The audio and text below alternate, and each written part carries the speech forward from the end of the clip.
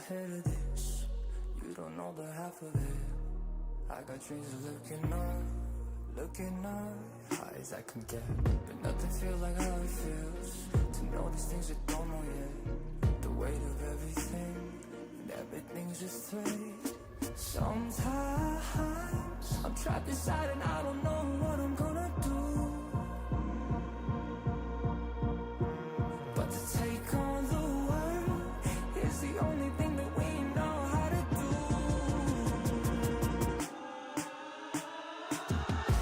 I've got dreams of finding out what all of this is for. It's you and me, and everywhere we go it leads to an open door.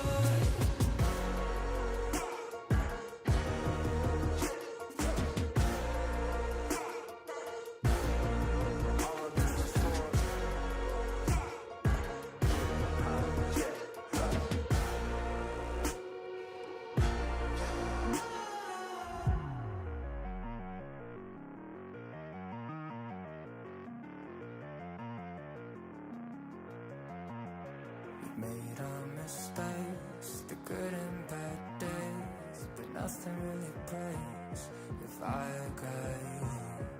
Look at the sky when you go outside, and oh, there is nothing to keep me back.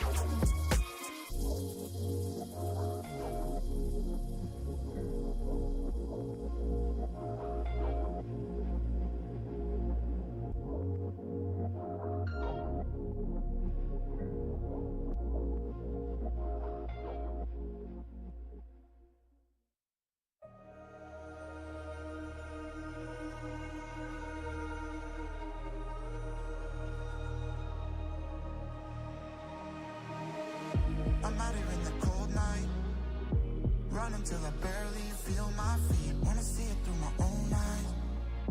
There's no going back, and I'm not afraid anymore. Cause I know I'm gonna be the last one standing. Yeah, I'm not afraid anymore. Yeah, I don't wanna wait anymore. I'm ready to fall, I'm ready to rise up. I will do what it takes, I'll run blind straight into the flames. Watch me burn, alone in the shadows. I'll carry you home on my back. If it's you or me, then I'll take the shot. Still they say I'm the villain. I scream and nobody listens. Still they say I'm the villain. Too bad you can't take me down. See that I'm surrounded by predators. It's critical, they got me in my element. It's dirty how you trying to keep it elegant. Keep my eyes open wide, but everyone around me is an enemy. See my life cross my eyes. To the head that you just seen in the heaven. Instead, tries to put the ball. The player should have known about that. Next time round, UCAM have the ult, but actually, it's Orders with 3. And this is through, and it might not be enough. Next, stepping into the limelight. The wall is up for just a moment. Household has to reposition. And the UCAM on hot form right now. And making bind their own this claims here. Caught by the alarm bot, finds a weak ball. Oh, finds a pretty healthy Famsi in Olizera. But it isn't turn all 3 up. Wait, Sado. Let's get stunned up. What is that from West Side? Yeah, Enterprise purging the A site from long end. Another round passes. I still don't know what Allure he's up to. Arrow with a double in front of the trade, and then will the rest of GX come? Haven't really given Enterprise a chance at all to make something happen. That's until Life steps up. 3 huge link. Spike still making its way up. Rubinho looking to play on the edge of heaven. Won't catch off the last tournament and play.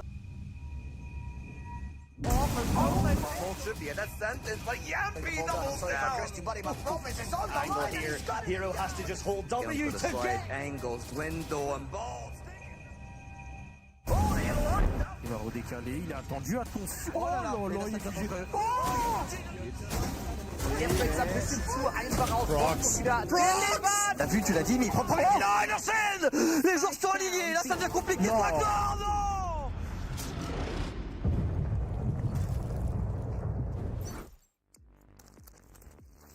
The time has finally come to crown our Alpha and Omega champions. The journey ends today. One last day, one final battle. I know, we're all sad and all, but before it is time to say goodbye, we've got a full day of action left, and we are going to make it unforgettable. Hello everyone and welcome to the final day of EMEA Clash. I am your host Kumquat, and today on the desk is Lothar. How are you? Yeah, I am. I'm happy and I'm good. We have actually incredibly exciting day because 2 grand finals. I don't think I've ever been on an event that had 2 grand finals at the same time. So this is something new. And if yesterday's matches are any indication of how we're gonna have today's matches gonna, panning out, then it's gonna be an exciting day because we had some really big bangers yesterday. Definitely had amazing matchups. I can only say good things about what we've seen, for example, from Enterprise. There had been absolutely amazing, mind-blowing performance from them. I expect just only great things today. Yep, that's true. I mean, yesterday we had seen Enterprise really have an amazing match where they crushed Giants in a, let's say, back-breaking comeback, right? That was one of those matches that I feel like people will make more about how Giants played than Enterprise, when the reality is actually the other way around. And I feel like it's something that we're gonna have to really hammer on today for the viewers to understand. If you didn't watch yesterday's match, it's actually worth rewatching to see what exactly happened, instead of just being like, oh, 13-1, 13-2, yeah, that match was probably not worth watching. It's exactly the opposite. I agree with you. Don't hesitate to look at it. Just quickly before it starts, though, because we are going on very soon. But before this, there is one last thing we have to do. This is another breaking news, but this is the last second clash that we will have on this broadcast. So let's see who our two finalists are. It is actually Navy and Vitality. Yesterday we were all wrong, Lothar, so maybe today, hopefully, we will have better sixth sense. Look, objectively, I think I was right. And you were on the same side as me, so I think objectively we were both right. But it's just the viewers who are wrong. It's just, you know, that's what I think. But we're going to be watching clips from both of those teams and then deciding, we're not going to decide, but we're going to tell our opinions about who has the better clip and what the viewers can do, Kongfat. Yes, to explain for people who are maybe new today, this is a special segment where we selected a clip from each team from one of their recent plays, and during each matchup, you guys in the chat were able to decide which play was the best. The winner advanced in this special second clash bracket that has nothing to do with Alpha and Omega bracket. And here we are now at the end of the tournament, and we have our two finalists, Navy and Vitality, as you see. And I think we can look at the clip from Vitality. Let's go. Which one is gonna be? Ah, this one. Okay. Yeah, this one is actually pretty sick. We've seen it yesterday as well. So this is the combination of the nice utility clearing up backside, the arrow combined with the flash baits and looking into that. But Yampi, against all odds, get an incredible 3k. How does he survive that Sova ultimate is beyond me. This flash, is pretty amazing. I must say, the chat was not completely wrong. There is some mastery there from Yampi. Yeah, but that clip was with the clip from Leuven, right? With the jet, was that it? Yes. Yeah, it was the 4K with the jet. Maybe today the opposition of that will not be as amazing, so we'll see. We'll see. The opposition is Navy, and we have the clip for you, so let's see if it's better than Vitality. Oh yes, I remember, it's the one from Avon. The biggest positive for me would be knowing what Is the that plan is. we've seen so many Heaven so far in the tournament. I'm actually not. Yeah, this is the one. Okay, so this is gonna be the reposition in CT. He's trying to avoid getting reconned. Again, the same combo with the flash. So the recon is one of those strongest, kind of plays that a team during an execute can do. And then it's gonna be met into a crossfire. The final is pretty good. This is a good, strong hold of Avon. Definitely some good plays from Navy, I'm not gonna lie. Now it's up to you in the chat to decide who is between Navy and Vitality is gonna win this second clash, because this is the final showdown that we have in this segment. So either Vitality or Navy will go home with eternal glory, because this is what you gain from the second clash. Hopefully something could happen. Vitality could actually win both the EMEA Clash normal bracket and the second clash bracket. Well, they have the chance. They are going in as actual favorites, I would say, into this matchup. So I think later on we're gonna be having the vote from the audience on who's gonna make the champ in that bracket. I think Vitality is gonna be much ahead, unless there's some really loyal fan base in the chat that is gonna vote for UCAM. Yes, you're trying to jinx it, I heard it. So yes, this is up to you in the chat to vote for either Vitality or Navy. We will look at the end of our first match, who won between these two teams, and see who is crowned the winner of the second clash.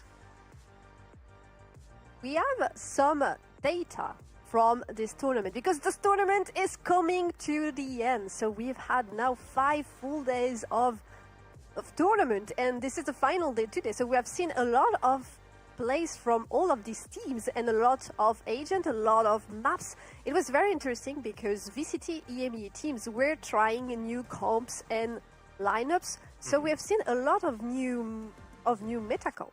Yeah, we have actually seen a lot of changes in the overall compositions that teams are bringing. Now, the reason for those changes, we don't exactly know, but the compositions are still having the same fundamentals that you will see here. And those are the 5 agents that you can recognize a pattern over here. All 5 of those are incredibly flexible in what they can represent for the entirety of the team. So, at the first place, we have Yoru, which settled after 2 years of being completely ignored by almost every single professional team as the most flexible duelist, but actually he is more of a role of a kinda like a lurking / initiating duelist that can be really flexible in whatever the team needs. That's why he is the most used duelist in our tournament. And then on the second base, we have a Viper, a supplemental controller, which works perfectly with any other controller in the game. So what doesn't matter if you play with Astra, Brimstone, or Omen. I will kind of ignore Harbor over here, but Viper works as a perfect supplement for the other 2. And Fade, in my opinion, in current meta game, is the best initiator, delivering the most amount of util with actual synergy, like with the Raze and the Yoru. And also Waylay, because the let's say the speed of the executions actually matches the Fade speed when it comes to the dogs. So you have like a lot of synergy there. And the 2 controllers in the back, well, obviously you need a controller, right? And Brimstone is currently underutilized because he's only being played on bind, and that's why he is not in the top 5 picked agents, essentially. In terms of maps, it was a bit more equal, I think, more balanced, because even Pearl split Abyss all 6 times, only Bind has been picked a little bit more. I think something that is interesting is the disparity between attack and defense rounds, actually. Well, for that, you kind of need context, because those, you have to remember, the sample size is pretty small when it comes to those maps. So, for example, when we're going to take a look at Peril or Split, those defense and attack discrepancies are going to be because we, for example, had a match that only had rounds on defense and then only 2 on attack. That was literally what happened yesterday. We had Enterprise crush Giants on Pearl with, if I remember correctly, only 2 rounds being played on attack for Enterprise, right? So that skews the attack and defense, so you have to take that into consideration. But overall, most of the maps and most of the teams are actually attacker-based. So it skews that stats as well towards any of the map that we have currently in the pool. This is actually, yes, what I find interesting, that mainly the composition are heavily leaning towards attack. So I would have expected different stats, but the way you explain it actually makes perfect sense. It is true that we have had several one-sided maps, and since the pool is not that big, then it can impact a lot the overall statistic, but still very interesting to see. Let's take a look now at the bracket to see what we have as amazing matchup coming today, sorry, not tomorrow. This is the last day.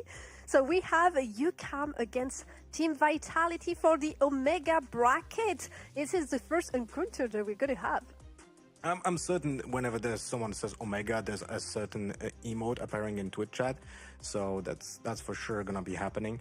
But Vitality versus UCAM, I feel like this is gonna be a story of an underdog. If UCAM is gonna be able to upset Vitality, that's gonna be a very big, let's say, storyline, but it will also fall exactly into the premise that this tournament is trying to set up, which is the Tier 1 versus Tier 2, right? So UCAM representing the VCL stage here, while Vitality coming from the VCT, and we're happy enough, lucky enough to actually witness 2 grand finals between the Tier 1 and the Tier 2. It's also very interesting because both Enterprise and UCAM had to beat 2 VCT EMEA team to access this final. So they have already shown that they are a very good team and very capable. So I think this is gonna be the final test, because this team definitely will be difficult to take down, especially Team Vitality that has a very very strong roster. I think there is a lot of potential there. So for UCAM, this is gonna be a hard step to take. But Enterprise, definitely they can do this. They already took down Giant X and Carmine Corp, which are 2 very good teams. Yeah, there's been a lot of chatter in the Reddit, Valorant competitive, and on Twitter and so on, when people were questioning why are those players coming in from the Enterprise not playing in VCT already. Some of them were already playing and now they are moved into Tier 2, right? But you can see that there was a reason why they were in the first place in the VCT circuit. Now they have a chance to prove themselves again, and I would say that this is going to be a very exciting match, and it's for FUT, it's a horrible position to be in. Like, they can be destroyed by a Tier 2 team, and that will hurt their reputation a little bit, but at the same time, it's also proving that the competition from Tier 2 is just essentially very good. So it's not an embarrassment to, like, for example, lose to a team coming from Tier 2, because they are just very, very good. On the side of Vitality, we have, as I said, a lot of very strong talent there. We obviously, most of these players, if you follow VCT EMEA, you already know them pretty damn well. For example, Dirk is an amazing player. Chronicle also been there for such a long time. On the other end, we have the young talent Sayonara, but that shows already a lot of great maturity. So we have almost everything. The recipe is there for Vitality. Now you just have to mix it well and make it work. Yeah, it is. People are calling Vitality a team of superstars for a reason, and most of that burden is on the shoulders of Chronicle and Durka, but then Yampi is not really far behind them.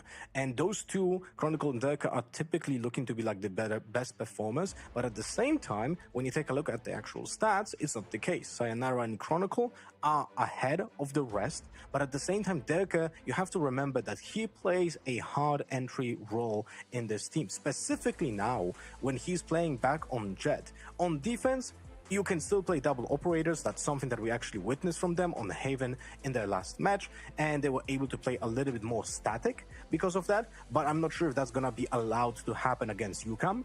But when it comes to the attack, you're going to see how much of a burden of like creating space will be on Durka. He's gonna be trying to create the space, trying to get the support from the teammates, and then if he gets killed, he did his job if he's getting traded. So his stats are gonna be a little bit lower than of his teammates. But at the same time, Vitality has so many star players that all of them can frag out. And also with the current compositions that the team represents, there have been a lot of changes. Like for example, on Haven, I have mentioned before, the Jet is being picked for Durka, and the Jet is being picked for Durka, and then the Chamber is being picked for Chronicle. There's a lot of setup towards the firepower potentially, and comfort picks as well, which I feel like is a great choice for any team, because right now what is more important is the fundamentals than the actual, like, you know, sweet and complicated strategy that can just go wrong when something just doesn't fall in place.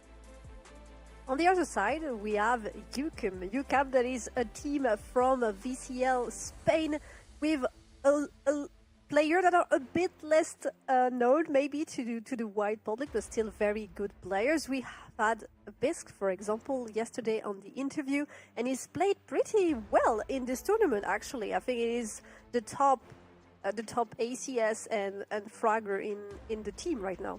Yeah, overall, it's understandable that UCAM is less known when it comes to the names, because this tournament here is gonna bring them the respect points for playing against Vitality. Hopefully they do well and they make their names here on the scene, so more people will know their names. And we have seen them struggle a little bit in the previous matches. The last match that I played yesterday was a bit of a stretch, ending up on, if I remember correctly, it was Haven 12-14 in overtime, and we have seen Ulf struggle against UCAM. That match was actually rescued by Neki in a very, let's say, glorious bastion on the A side, when he was able to run down 3 players from UCAM, but UCAM was still able to then overcome Ulf in the overtime. Now, there are some gaps that I feel like this team needs to fix for today's matchup against Vitality, because we have seen many problems with like over aggressiveness.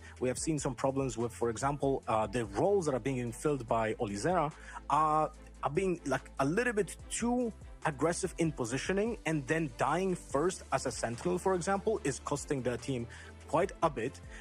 That's something that they definitely need to be more aware against a team like Vitality, which caliber is much bigger than the previous competition, because now those, let's say, overcommitments can be more punished by a team that has such a phenomenal firepower.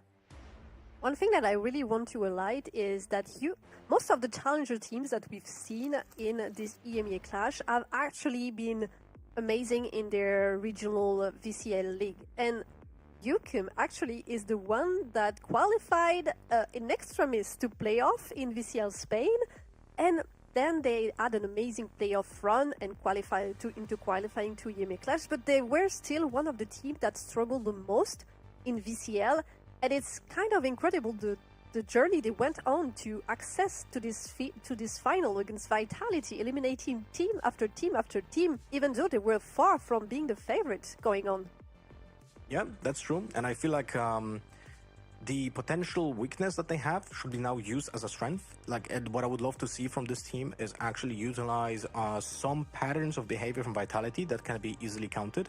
For example, I would love to see UCAM actually try to play into Abyss. I know that statistically speaking, for their team, Abyss is not a map that they like or they perform well, but when you take a look actually at the tapes from Vitality when they play with the new composition of Harbor, it's really kinda easy to counter Vitality because the playbook that Vitality has is very shallow. You can see, for example, Harbor on defense every single round stand in the same position at the beginning of the round, which will give you so many informations if you counter them correctly, because now you're gonna be able to punish that harbor whenever you have like a Sova ultimate, for example, or you know exactly the position of the enemies, which then conditions your own map control. You will always expect a harbor wall from mid, and now you know that how many people are actually crossing on average because there's a pattern of behavior that you have a tape for. And that's what I hope that UCAM is going to prepare for today. So I'm looking forward to the map veto very, very, very much.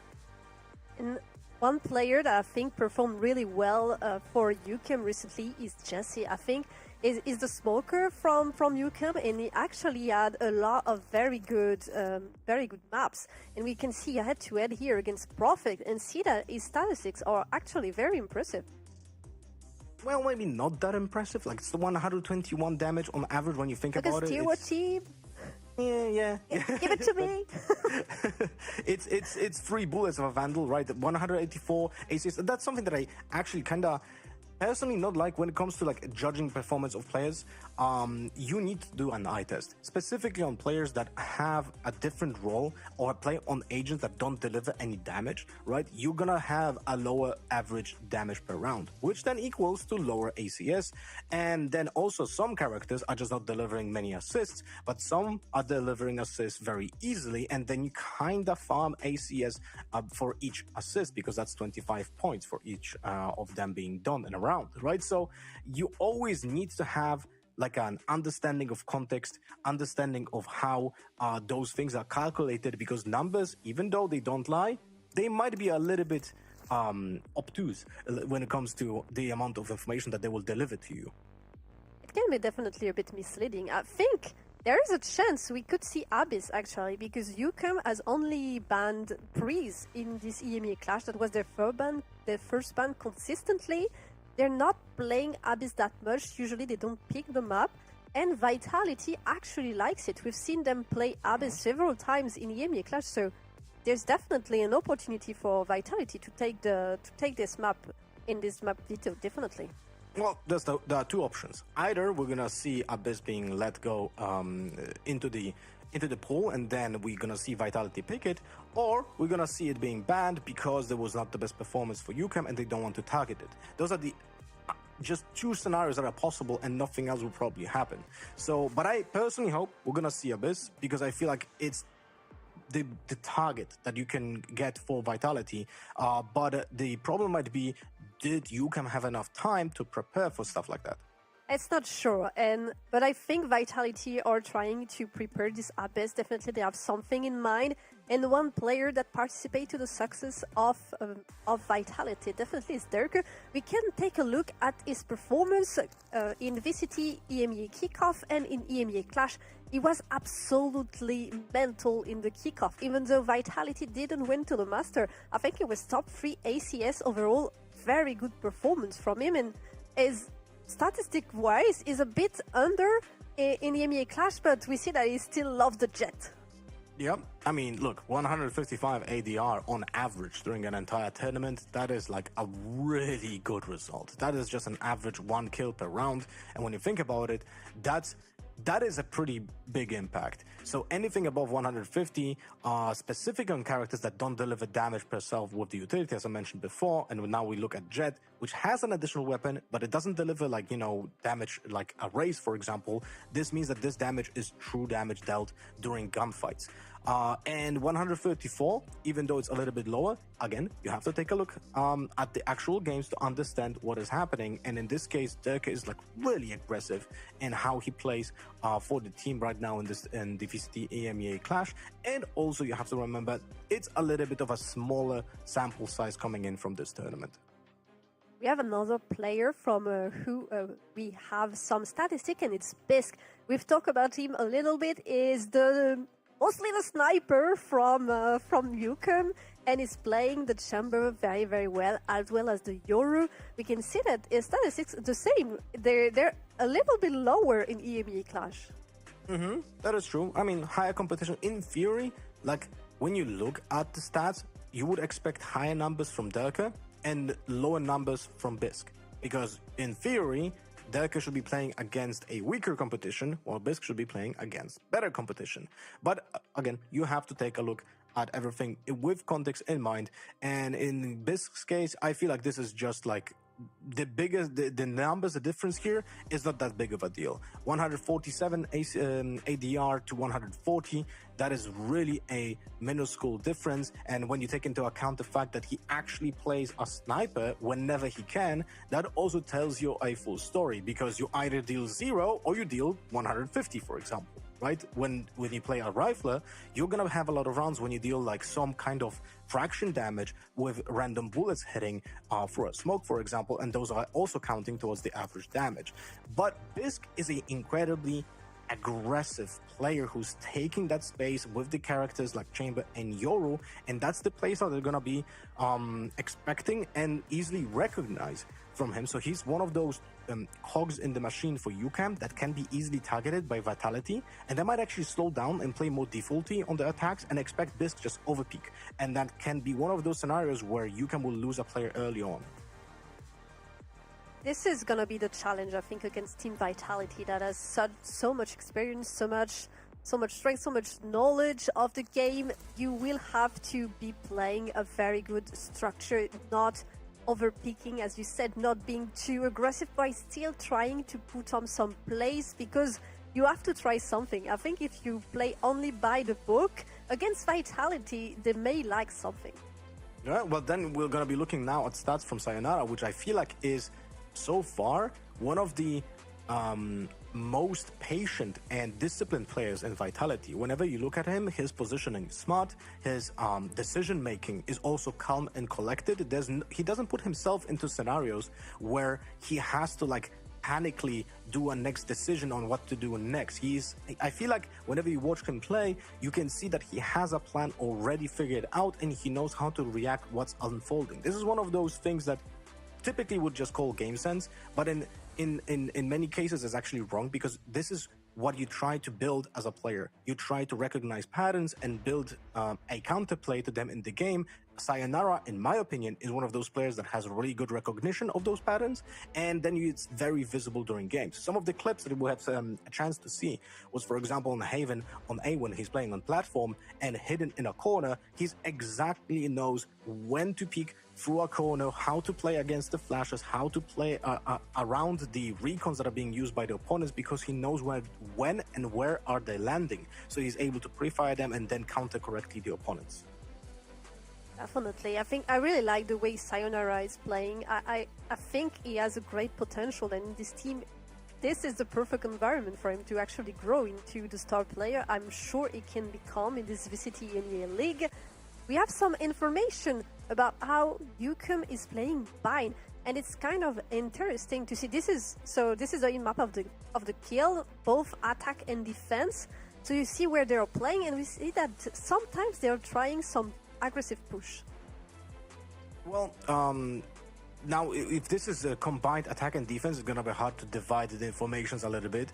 But you can always see where is the heat of the battle. Let's say like that, right? And those are gonna be the extremities. Whenever there's an orb on the map, you're gonna expect a little bit more of the heat map being red over there. So you see the extremities on showers, you can see the extremities on long, and then during the executes, this is why I have like this kind of term that I call spooka on bind. And you can see that underneath the window from hookah, when people just jump, they just all die.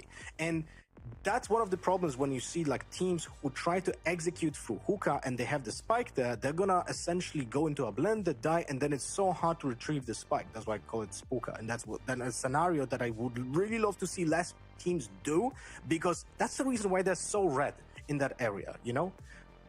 Yes, you can also see it like that. Like they actually, I think it's the kills. Yeah, so people are taking too much risk in this UCAM, and that's why there are too many kills. Okay, I get what you said now. And we have the map veto, so there will not be any Abyss, unfortunately.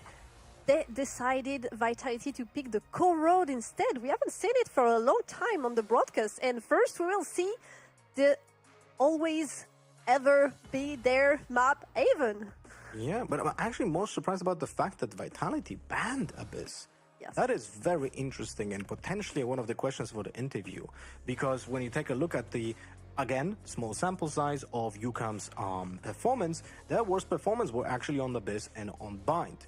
Now, first, we're not going to see Bind in the first two maps, but the first two maps that we're going to see Haven is there's a lot of data on UCAM, right? So Vitality can also like learn a lot about how the playstyle looks like for UCAM there, and they're gonna try to target that most likely.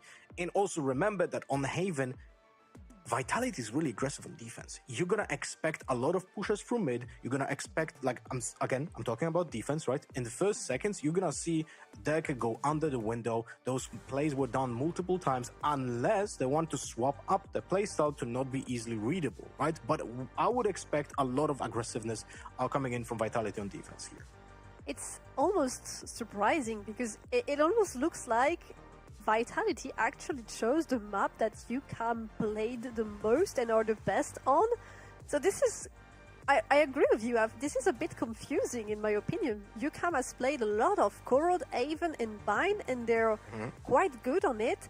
Maybe the Bind is not the best, but with the change in composition they've been doing in EMEA Clash, they're actually really rolling on this Bind. 3 victories in the 4 previous matches that they've done in EMEA Clash. So yes, this is very interesting from the side of Vitality, and I really wonder why they made this choice. And from Vitality, we don't see any changes in the lineup. It's all the same as we have seen in the previous match that they played on the Haven. When it comes to UCAM, Fade, Killjoy, let me just quickly check. Yeah, this is all the same that we have seen in the past as well. So, what you questioned, that, you know, UCAM is the best at 3 maps, at least accordingly to math, when it comes to performance, that's Pearl, Haven, and Corrode, and 2 of them are gonna be the first 2 maps, right? I feel like the reason for that, Vitality, is just picking the map that they have the most examples for on how to play against UCAM.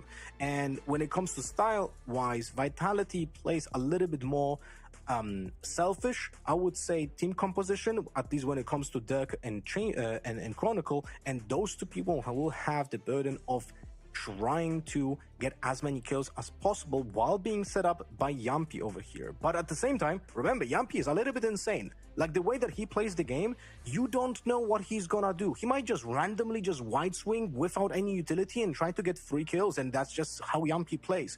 And also, remember, Yampi loves the Bandit. He's one of the few people that actually buys Bandit whenever he can, and that's one of the things that you have to have in the back of your mind, because he's gonna try to get into those close corners and have a better gun than a Sheriff in that case.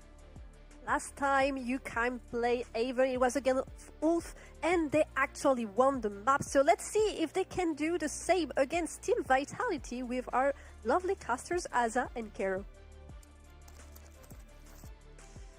Thank you, Desk. Yes, we are heading into a grand finals today. 2 sets of grand finals, and really the storylines write themselves. We're going to have 4 teams from Challengers in play-ins later this year, but before we get to that, we have 2 Challengers teams in each of our grand finals, Cairo. Starting off with this one, UCAM versus Vitality. Feels like this is maybe the slightly more weighted matchup of the 2. Yeah, you'd expect that to be the case with Vitality coming in with now the full 5 that we expected for the rest of 2026. I think this is going to be, as you said, one that we favour Vitality a lot in. But UCAM really surprised us yesterday. We expected ULF to have a really good tournament. So far, they've had some growing pains, it's fair to say, since the 5 kind of reunited for ULF. So will Vitality have those same growing pains that ULF had? That's what we're here to find out. I mean, not every game in this competition is going to be the same when we're talking Challengers versus VCT. We're not trying to sell you a David versus Goliath story for every single match, but I feel like this one somewhat fits the bill. We're talking about a top Ascension team in the form of UCAM and a top VCT EMEA roster in Vitality. A gap of about 10 teams in the rankings, I think it's fair to say, with Vitality hanging around the top cut. Surprised to see them in this competition, but as you say, with the lack of Sayonara now rectified, they are here and trying to make a statement. Kicking it off on Haven, we saw UCAM win this one yesterday. Their track record undefeated since November. This has been a staple piece for them, and on the defense, they start with a bit of aggression. Ready to fight, and with players so good at swinging out, it's actually Biscu finds Yampi's head. Chronicle trying to take mid control, but staying within the range of his TP, won't go any further. Yeah, just holding this one down as it stands. Finally, the Prowler does collect the information. Durka just treading on thin ice here towards C as the solo anchor. Profek moving over in support, but UCAM quickly scaling now. Yeah, now starting to really head towards Durka's position. He is low, so trying to play a little bit more stingy. Profek not, ghost in hand. Very good, very excellent for Vitality so far as they make the numbers work for them. Durka holding on to backside, Chronicle flooding in. Vitality will get the pistol round. Yeah, that is fantastic work from Durka, but I have to address the elephant in the room.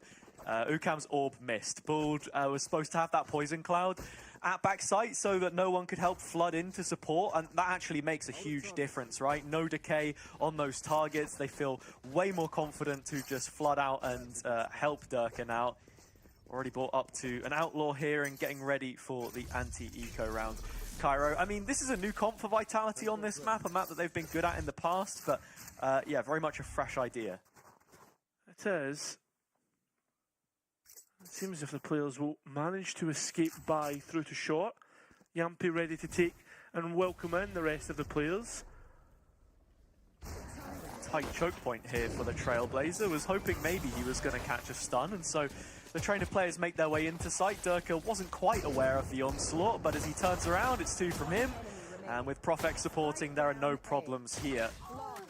Ozera the last one to go, and Durka in fact finding a couple with the classic. Just circling back to that point I was making, Cairo, you know, these systems take time to develop, but I think what we can see from Vitality so far in this event is they're playing with confidence and playing with comfort. Yeah, and that's what you want, right? This is a team who is starting to mesh together, and they already had some reps in the off-season, and no disrespect to Unfake, he was a brilliant substitution considering the circumstances, but there's a difference between Unfake and a talent who's been promised for years on end now, right? Like, he is the prodigal son, went away for a while and has finally come back. Vitality now ready to get things started for the 2026 season. Into the first gun round, already plenty of damage on Olizera here, but if Durka overlooks him, could be walking into trouble. No, instead it's damage put on Bald as well. UCAM not exactly healthy from this position, especially with Famsi dropping, but Durka does fall. Durka falls, but that's the outlaw. That's the least of the buys. Well, excluding Profek's Guardian, but I'd prefer a Guardian over an outlaw personally. So 3 rifles and an operator for Kron, and you can see the proactivity. What Vitality want to do.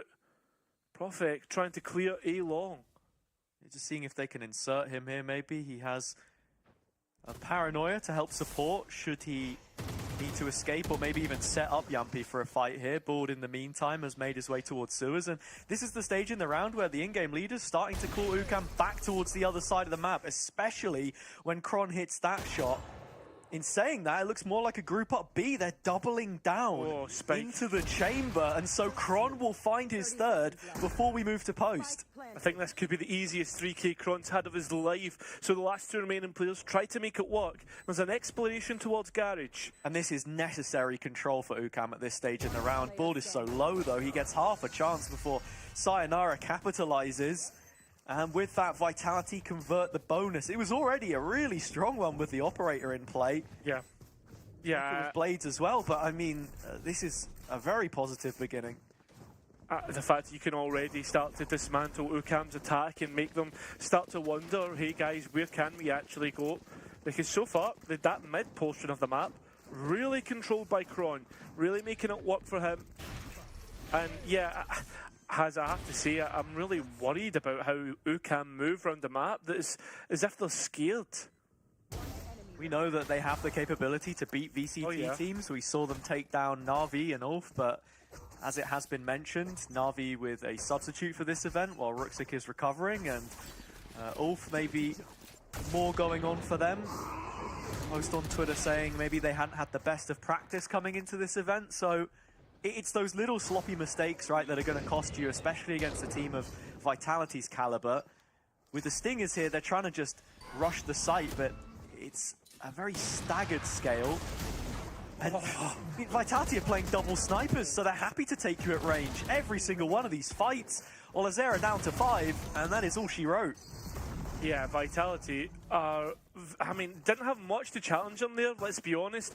Short range, that's what UCAM wants to get up and close and personal with, but Vitality thriving in that, and at long range as well. I think the big thing that I'm noticing from Vitality here, Hazza, and the biggest compliment to them that I think maybe the regular season of Kickoff maybe never really worked in their favour, is how good they are at playing off one another that I'm noticing. Yeah, and those are the systems that we're talking about, right? The synergy that takes time, and it's with this full 5 that you're expecting to see the peak of that, the fruits of their labor. Have to say, with the agent choices as well, we've rarely seen Jet played so far this year, honestly. The only one I can remember probably was 11 on Abyss with KC. But they found what works for them. They're playing confident. That's really important in this meta. UCAM on the other side, early timeout on a map which, as I said, they've been undefeated on so far this year. Spanning back into the last, something has to change. Yeah, something does. Something needs to be spoken about, discussed, and changed. Because as for this mid portion of the map, we discussed it. It's not really working well. In fact, they tried to go quick on that last one, and it seemed as if Vitality, you talked about systems and how to play off one another. Didn't seem as if there was much of a sweat brewing for Vitality. In terms of change here, you can see Kron maybe not towards the A side or B, now taking up towards C. And it's a double op now for Vitality, running it back with the scoped weapons again. UCAM bringing one of their own to the table with Bisq. He's incredibly proficient, and I think this just really helps their attack macro. They like to play slow, they like to play for those picks, and he's going to get one here onto Durka. That's unfortunate. Durka going searching, that's what you want your jewelers to do, but ends up at the bad side of that. So Yampi now stuck on A and calling for support through Sayonara. So both players here, the Viper utility to support, and a Sky Flash ready to pop. So Yampi might just solo this. In fact, Sayonara takes his own jewel, and it's the only player that wins one in this round so far for Vitality. UCAM in a position now to take this to post plant. Olazera is double nano, so they have some stopping power here as well. Yeah, but it's trying to get back in with that operator. And the fact that Prophet goes as well will probably call a save for Kron. See, probably. Off season, maybe he gives it a go. Ill-advised. Bisq deletes him. And I think this is something that we have to talk about in a little bit more detail, because UCAM, on a lot of these attack rounds, they live and die through Bisq and his op. Yeah, I mean, that's the big thing, and we spoke about it yesterday, about how mercurial a player Bisk can actually be. I think he was gifted a lot there, and they execute, I mean, 5 hit into 4. You'd expect the 5 to win, right, just because of a numbers advantage. But yeah, Bisk was really played around, and I think for Vitality, if they can try and shut him down, they'll find great success. It's a much more aggressive stance on A lobby this time from Vitality, and Profek just about hits the spray in the end. Looked like it might have got away from him, but Bald restoring order, and still Yampi all the while moving up, dropping the spike. Kron trying to play back through, but it's Bald again. Strikes thrice in the round, and with that, seeing if he can get away. The spike is tainted though. Again he falls. Bisk has closed the net in the meantime, and he does trade out Durka eventually. And finally, the round is given a little bit of time to breathe. Yeah, that's the Wonder Kid who's to try and clutch up here as the spike slowly makes its way towards A. Bisk burning the dimensional drift to clear all corners. And with Sayonara being so deep, he knows exactly he doesn't want to give away his position. Again, Olizera with both mollies. Bisk a full utility belt. But Sayonara has one of his own here. Maybe a chance to deny the spike, or at least create a bit of heat, some pressure on the shoulders of Olizera, and he will crumble underneath it. Sayonara has his first, but nothing getting past Bisk right now. Another incredibly impactful round to put UCAM up to their second. It's an interesting round as well, through that A lobby fight. Vitality feeling. It feels as if Profek was so far on his own. Look at the map here right now. Derka's just sitting in the smoke while the players on shot don't scale up to help. So I think that's a little bit of a disconnect, and it shows you that system can fail at times. I think it's interesting too, because Vitality not playing double duelist. Often the Omen player is the one coming from short to help Paranoia up. You've seen a lot of teams run that set piece. Kron's ult noted early towards grass here, as Vitality are starting to come up on hard times financially. UCAM getting back into this game. This is a huge round for them to potentially bring things to an even scoreline. Still have to face up against 4 rifles and what is essentially the op for the chamber. Still, UCAM scales slowly, wanting to play with the map. You can see Vitality slowly trying to suss things out, but not through proactivity, but finally it will be. Yampi getting a bit of information. Vitality grouping up with 3 players, soon to be a 4th on the A site. But as that Sky Flash hears nothing, now the penny drops and they start to realise that it's C under siege. It's Kron just trying to fire away shot after shot, but unfortunately none of them connecting, so he's lost, and so is Sayonara. Bisk making everything hit at this moment in time. He can do no wrong. Profek as well! A huge triple, and the spike collected. Olizera goes deep and manages to win out. So 1 versus 1 against Yampi. Tapping the spike, waiting for the peak. Yampi wins out, and that's all through Profek's heroics that Yampi can even get a chance to win it. A huge 1 versus 1 which Yampi's able to win, currently leading the way in terms of in-game leaders for ACS. We've always known him to be an incredibly capable fragger, and you'll see that with him still playing Yoru on a couple of maps, but that for later. Right now, the Yoru we got to talk about is Bisk. The guy's just hitting so many shots, and I think what that means for UCAM is just simplifying their macro, right? If you can get a pick, you can manipulate the map way more. I just worry that when he goes down, there's no second layer to how they're playing this. He's been left on his own for the time being now, trying to use the fake out for steps, but Kron's back to his old tricks through mid, and entry found. Yeah, he's happy to just sit on this deeper angle as well, force UCAM to commit utility to clear him out. TP's back on a deeper line, and Durka's there in support. Sayonara in the meantime finds the kill down the length of C long, and Famsy's left on 5 HP, so blink and you'll miss it. UCAM are going to come out of this round with not the best of money. They probably can't buy here, and Vitality moving on to a 6th. You'd expect that to be the case, yeah.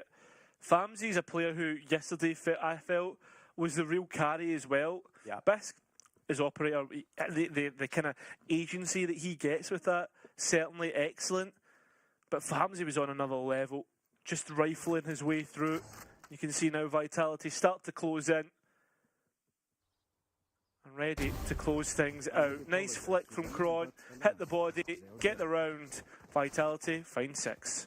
Yeah, as you say, Famzi flexing across multiple roles. He's playing initiator here, but we've also seen him on the Raze. It was 51 kills in that series, which went the distance yesterday. Yeah, and at half-time, if I'm not mistaken, he was 17-4. Yeah. Now 0-8 as we start to approach the latter stages of this half, the last 4 rounds. Just shows you how quickly things can change. Yeah, he has been struggling, but everyone on UCAM having talent. As an organisation based on a university in Spain, gotta say, they have graduated a lot of talents to VCT over the years.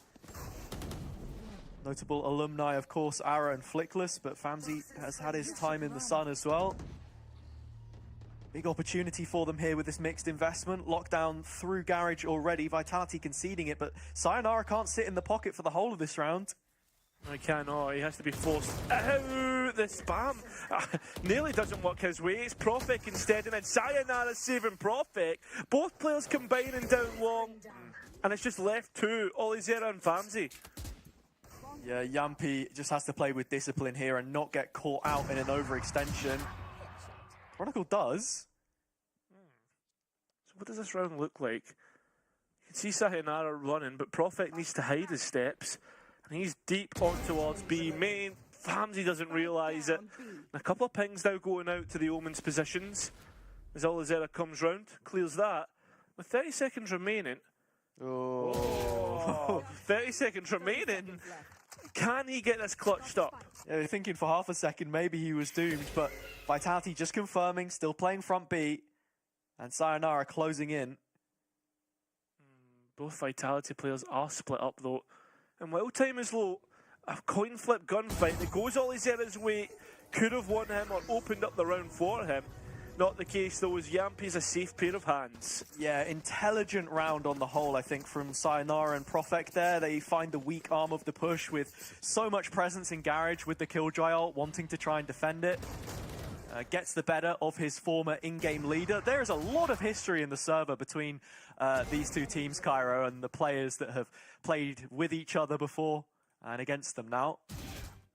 Yeah, there is. I think like the big ones, obviously the Polish connection, but we can come back to that in a second as we head back into the next round. And 4 Stingers and a Bucky in the mix. We saw UCAM make a couple of Buckies work on Bine, but Heaven's a different beast. Yeah, and with this pacey B play, Vitality are going to receive that warning nice and early. The play is telegraphed and they understand this is a full commitment with the pit.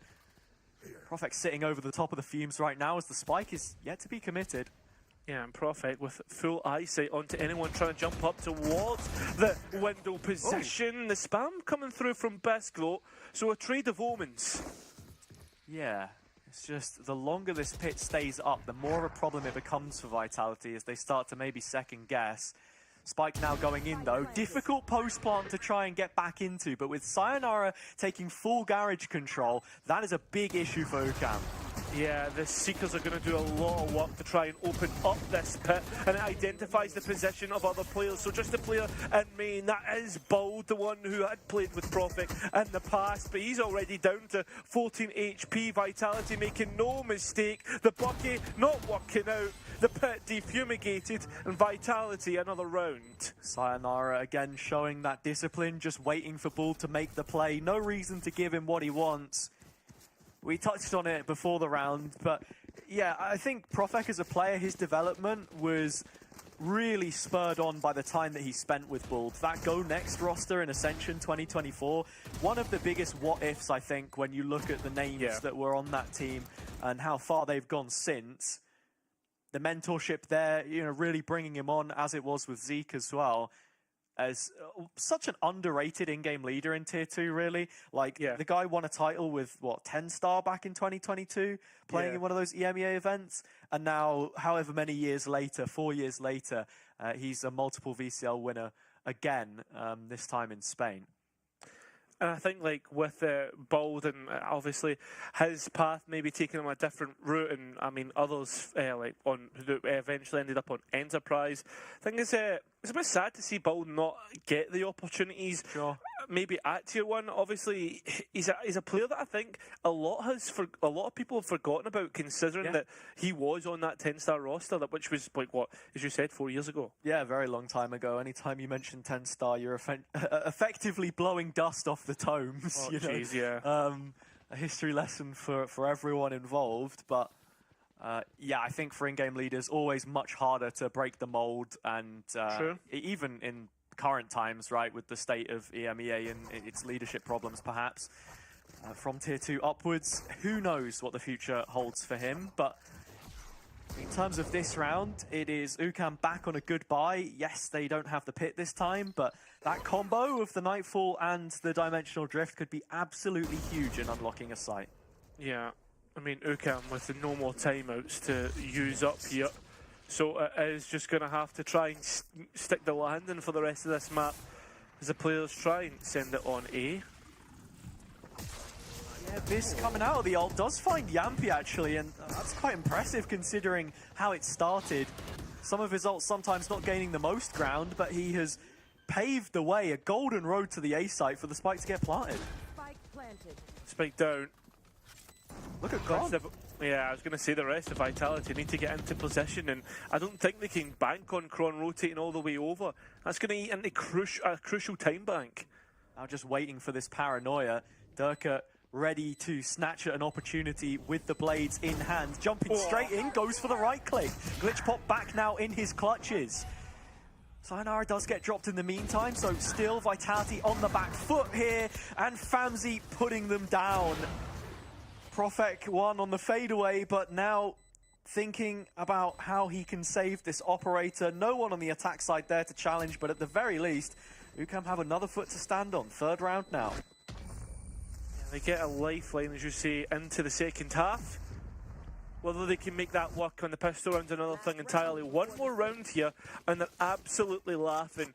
But this really is a kind of different course that we're taking here for UCAM, because typically they win 60% of rounds on their attack, and to kind of put that into numbers, Hazza, that would be round about the 8 mark.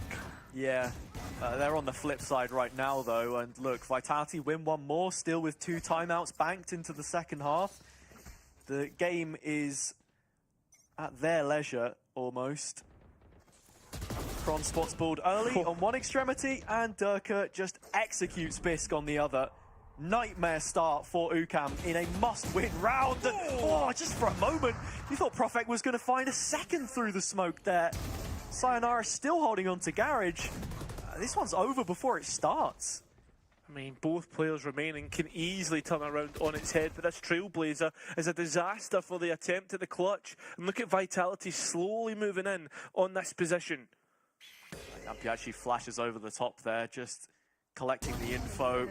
A group moving in from behind means that Famzy has to take a duel sooner rather than later, or there's no way to fight himself out of this corner. Eventually, he does get backed against the wall. Sayonara again with a multi-kill, and Vitality in full control for this first half. Yeah, they find themselves at a very comfortable 9-3, moving on to an attack side.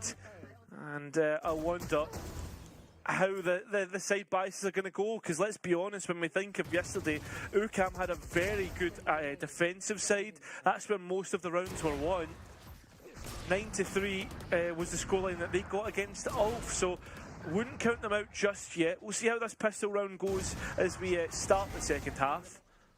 Yeah, Vitality currently boasting a 72% win percentage in pistols. UCAM below 50, so I mean the stats would say that they're not too far away from winning this one right now, but as you mentioned, we bring up side biases. You're now moving to the attack with the Jet, with the Chamber. Now, sure, the Jet plays itself the way you expect. You're dashing into sight, into your own smoke to try and create space a lot of the time. The Sky is there to set you up. But the Chamber is a very different game. And when we were speaking about macro earlier and maybe the attack kind of struggling at points for UCAM, I think Bald's best calling is on this half for sure. Yeah, I mean, again though, we've spoke about it before in terms of the fact that the defence side can be easier, and I think Bromas as well as a coach, he's very good at like creating these set plays and working together. So I think that's why the defence does become a lot easier for a team like UCAM. I mean, that was the story of the Dynasty team, which he coached with Famzy in Ascension, right? They were great at set pieces and great at retakes too. So let's just see. Yeah, this could very quickly be over, considering how the pistol round goes. Vitality have shown that they can fight back on a pistol round, even after using or losing the first blood. As we see now, the slow scale towards the C site is Bisk that's holding it down, though. And well, it's Bisk that's going to be relieved of his duties. Yeah, one thing about the chamber is, of course, you get the headhunter, and on pistol rounds, it can be a cheat code. Yampi still occupying garage, and actually Vitality do just quickly pump the brakes. Bald finds one, and Olazera reclears solo and profits from it. Sayonara still sat front B, and actually Vitality now trail by a player. Yeah, and it's a Prophet to go up against Jesse here, as Jesse just walks straight out into main, does grab a kill, and a bit of damage towards Sayonara. So the last two remaining players, 38 points of health between them, but kills being gifted. Yeah, but look how low they are, Kyra. I mean, it's two sheriffs that they're facing against. It's not going to take much. And, well, not if Famzy doesn't turn around. Oh, he's not done it. So the players now start to walk up, and Bald is walked away. He doesn't even realise the danger that he's in. Worried about C main as the orb goes up. But a reposition on Log should allow him to survive. The shots do come through in the end. A reposition of Cross here, but a little bit worrying in the end here. Very cagey round. Felt like Vitality had so many layers set up to that pistol. They had Garage with Yampi, they had Sayonara from B as well, and you're like, okay, it's just a matter of time now since they find that first kill. And then all of a sudden, UCAM respond. Backs to the wall is some of the best Valorant I think they play, honestly. Cairo, one of the reasons why we lauded their defender side is because of these reclears. It's just Olazera that time, but it makes a world of difference. Well, the UCAM have their platform in which to build through that pistol round win, and Vitality won't entertain any force.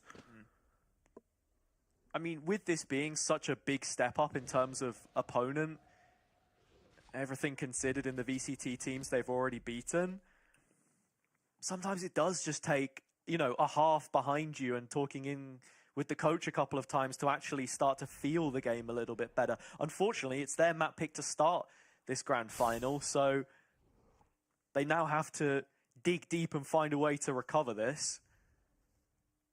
But look, if they can keep the anti-eco clean, Cairo, then who knows? You go into a bonus where they looked pretty good yesterday, if I'm not mistaken, right? It was UCAM that won like three, 4 bonuses. Yeah, I agree. Yeah. We're pretty good on pistol rounds overall. Big thing here is Vitality, when you look at the kind of comp as well, always compare the two right now, Hazza.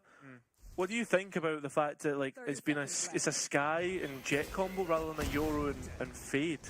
I mean, it's just way more, you know, OG Valorant strats for Vitality versus UCAM, which are in touch with the current meta and have ever so slightly, you know, adjusted it to suit their tastes. I think solo duelist Yoru is always really, really demanding on that player to have good utility usage, good coordination, but Bisk finds himself right at the center of the strategy of this team, and for good reason. I think as well, like considering the amount of time that UCAM's had to try and build their team up and get it all working in their favour, right? I think that's like the extra layer that Vitality will go for once the team is comfortable with a composition like that. Flawless run by UCAM, very well played, but now this is where the game really starts. Yeah, it is. 4 players on light shields for this bonus against Yampi's Outlaw. We've seen other in-game leaders in EMEA use this weapon off-roll, and that's one of them.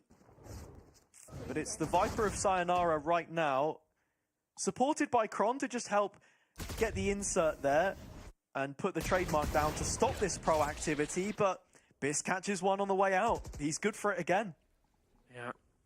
Two old enemies, and it's Bisk who comes out on top. Yeah, and with that death as well, the trademark in sewers is pointless. Go on, no effect whatsoever, and Bald has support through the Killjoy utility, should he need it. In fact, Olizera looks as if he's going to get into position. Not even a chance to fire back with Dirka and Prophet. That C-site open. Yeah, Vitality really going through the gears now, and UCAM need to find some kind of a pick early. Prophet is guarding this high line, though. Yeah, it's Dirka. Oh, walks into the smoke, but it does tee up Prophet, and that's the saving grace. So now we look at it, 3 versus 2. Prophet taking a lot of damage, and he'll back up to 100 because of Yampi. Yeah, and Sayonara then backfilling the garage space. He's now waiting in window before he even gets a chance to do anything. You see Jesse fall there, pushing out from CT, and Famzi is on borrowed time. He will walk to the corner of Sayonara's screen in just a moment, and with the correction there, it makes for 10. Double digits. UCAM now finding themselves in a difficult spot. They need to answer back here and now, or we're going to find this map slip away from them very quickly. Got to think as well with the buy in the position that they're in. They lose this, it's Vitality up to 11 and them on an equal round to defend 12. Yeah, you saw nice ideas from Vitality in this round regardless. I mean, trying to get the trademark there is great, especially when you know that a lot of UCAM's game plan does rely on re-clearing this space, especially behind the Viper wall. Global presence on the trip as well makes it stay online the whole duration of the round. And again, you can see Kron's gone for another one. This one, deep long instead, towards the attack side. Bald's got to be careful here. He's been caught sleeping on a couple of angles in these last few rounds, and he's very lucky to survive that. Vitality now headed for C. Yeah, and the lineups, a little bit of delay to come through. Double molly stack, and very easy for Dirka to collect. Kron on elsewhere, able to get one of his own. Olizera and Jesse holding things down in this moment in time, all from logs, but not unless Sayonara gets in. Spike is in Olizera's hands, but with 7 bullets left, a reload would give away his position, and Vitality are well aware. So it is that nightmare scenario we spoke about, Hazard. UCAM have to defend 12 with little to no money. Yeah, in modern day Valorant, you have to be so key with how you use your utility and what the timings look like. Vitality got it perfect here. Paranoia to set up Dirka on the entry when UCAM had so much stall that they could afford to get 3 bodies to hold back sight. It's expertly done, and now they're put onto a bad buy here to try and stoke the last few embers of this map. They've gambled on A, and Vitality are heading C again. Just well read. Trying to hold things down. You thought Bold had it right with the fact that he put the molly down first, but has it. Vitality are just on another level right now. And that's sort of what we feared, anticipated coming into this one, that there is a real difference between a Vitality team which, are pushing for those top spots in the region. They want to go to Masters. They want to be there at Champs. And a UCAM side which maybe doesn't even have collectively the most experience at an Ascension level. Sayonara has been waiting so long to take the spotlight for himself, and on this round, a couple more from him puts them up to 12. Yeah. Flawless round from Vitality just shows you the level. Yampi on 2 points of health. That shows you the gap between the flawless and not. But it just shows you the prowess of this, what seems to be finally the super team that we expected. A couple of shaky rounds here and there, but overall, Vitality have looked absolutely excellent. And that's the old trope, right? Super team. But are they going to play like this every game against every opponent? That's what we're waiting to find out, honestly. And it's rounds like this that, or sort of, maps like this that maybe get you a little bit excited. But again, you just got to put that asterisk on it. This is a mid-season event at best. From 3rd place in Blender to at least 2nd here. Jesse has an idea of Sayonara's position, but as he pings it out, Also needs to be careful of Kron's scaling as he escapes all the way out towards A. Sayonara still wins the fight even though he was known about. And Bisk's operator announces itself. There's also scaling towards C long for UCAM, so this is very nicely done by the defence. Yeah, they are spread quite thin though, and I think Vitality have very quickly highlighted that there is a gap in the middle of the map. Pit goes up. Bit of patience as it floods out onto the site and fully blooms just to make sure that nothing's going wrong. But I mean, look at Bald, he has not stopped walking. He's right behind them now. Yeah, he is, but if he goes towards window, he's going to be known about because there's a trap there. Oh, sorry, it's not the trap. It's actually the TP. So Yampi gets caught out. Fancy wins the duel against Kron. And that spike is now lost. Vitality with 30 seconds left are still standing still. And Sayonara has a decision to make. He wants to keep the pit up so they have the B control, but might just need to leave it to help Profek here get the spike back. Looks like the timer's going to be all right for him in the end. But yeah, Profek now joining him in the fumes to finish what they started. Yeah, unfortunately the spam also goes Bald's way. And that reveal, excellent. I mean, after all the compliments that we gave, I think this is the first time in a long time we can really see that's a caster's curse, because Vitality has makers of their own demise. Yeah, it was, you know, a round which took a while to get going, and actually we are going to see a timeout here. First opportunity for Pal and Scott to talk things over. Interesting narrative point, I suppose. They came under fire after kickoff by a few people who sort of misunderstood the comments that Kron was making at the time, talking about difficulties that there'd been with preparation. But both Chronicle and Pal, of course, have been very candid from the Spike Drop podcast, that their performances in Stage 1 is where people are really going to have to start to judge them, you know. Again, these things take time. And it's rounds like that maybe where you see that, yeah, there are still a couple of missing pieces here and there. Yeah, I think so. Do you know what? Like, that's the thing, the frustrating thing for a team like Vitality is they essentially lose a full split with Sayonara to get things kicked off. Maybe the LA4, yeah, sure, they start to understand the system, but Sayonara has to watch from the sidelines and kind of lose out on a month or 2 months worth of prac. I think it'll be interesting if we get to the decider and see Vitality's bind again, because I would say that's one of the maps where, you know, they struggled in VCT but did great in off-season when they had the 5, and just Sayonara playing on the Sky instead of Unfake, how much of a difference is it going to make? Just have to wait and see. As it stands, the ball is in their court, 12 rounds to 6, and only 6 opportunities for UCAM to force an extension of play here, as they were able to do against Ulf. 14-12 in the end on Haven, but that was the last map in a long series, and it's taken them a while to grow into this. Bald trying to hide within the corner, hoping that Olizera will be there to support, but okay. That's already. Yampi and Derka, the Finns combine, and Chronicle as well. So I think this is very much looking like it'll be in Vitality's favour. A turn of luck, that's for sure. 3 kills through the wall. Some of them with players spotted, some not so much, but that just comes from understanding the map. And now Vitality fully closed in on this CT piece. And yeah, Derka already looking to finish things off. Bisk trying to deny Vitality their opportunity at winning their map, at winning UCAM's pick, but it will not happen. Vitality win 13-6. And not only is it UCAM's map, but it is their home ground and then some. As I said multiple times throughout the cast, they haven't lost it since November.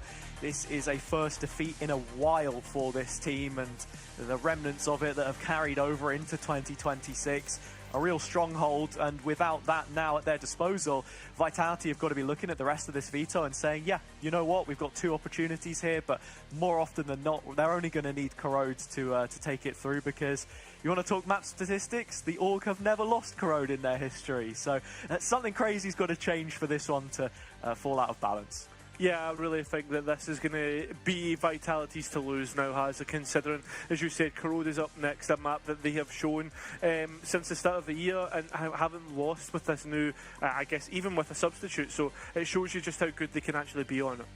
yeah, Vitality doing what we expect in this first map, but who knows? We have seen stranger things. Maybe it will change. We are going to head over to the analysts for now, though, to get their take on what we've just seen.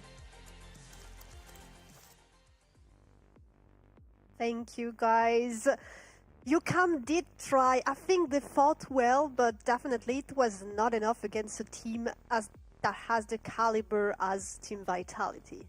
Well, I feel like it kind of went exactly like predicted. Of what we were talking about before the map, it exactly happened. Like, Bisq was trying to get those first bloods, was awfully peaking, and sometimes he was getting lucky, sometimes not so much. And that was like a feast of famine in many, many rounds, where it was decided by the fact if Bisq got that opener or not, and if they could scale because of that kill. You know, and it's like, in those rounds, when you see the problems that the team has, you have to start questioning, okay, so what's the plan? What is the B plan? And we didn't see that many like opportunities of actually having a very quick B plan if something didn't go their way. The rotations were slow. There was no like confident space taking if it wasn't if they didn't have like a numbers advantage. And I feel like the biggest problem for Vitality here on defense was the actual Viper wall, not even a player, but just the Viper wall going up and down was trying to like keep the Vitality players still on A without really like having any real danger behind that wall, because it just denies so many informations. But whenever there was a player just peeking the Vitality players, when it was on the defense half for them, they were just killing them, all of them, all the time. And the defensive half was really decided by those just straight up aim duels, and you can also see how the game slowed down the moment that Bisq was with the operator. That was the round where essentially Bisq didn't really enter, apart from this round where he get an unimaginable 3k as an entry operator on Yoru, and then they still lost that round because Prophet just had a nasty 3k and we had Yampi being unable to be in a clutch. So I feel like this entire map was decided on like a preparedness level. It was just Vitality playing in the comfort zone. They were playing correctly when it comes to spacing. They were playing nicely on their fundamentals. You can see how they craft the mid-range calling during the rounds by enabling each other. They were always controlling space. There were not many gaps even though it's a free-side map, there were not many gaps for Vitality when they were playing defense. And then on attack, it was a little bit more shaky, but at the same time, you could see the patience and the confidence in the Vitality players. I think I agree with you. I think one of the things that I actually saw and pointed out in this game is that UCAM did have a plan most of the time on attack, and they were actually quite successful in planting the spike. They did it a few times, but sometimes they did not manage to actually hold the retake. So this was one problem that they had, in my opinion. I could see that Vitality really took time to actually ponder and decide on the best strategy to retake the side, and it was actually quite successful on their side. And I agree with you on the other thing that you said, is that you can't try to take too many duels that they could not win, because against Team Vitality, I think they were one step behind, and we've seen them peaking and losing too many times that I would have liked to see in this game. And I think maybe they should have played a little bit more as a team, because against Team Vitality you cannot overtry doing defaulting against Vitality will not gonna work that much when Vitality is also playing with two characters that are just have so much freedom to peek into you as a defender. And we have seen that again from from Derke on Jet and from Chronicle on the Chamber.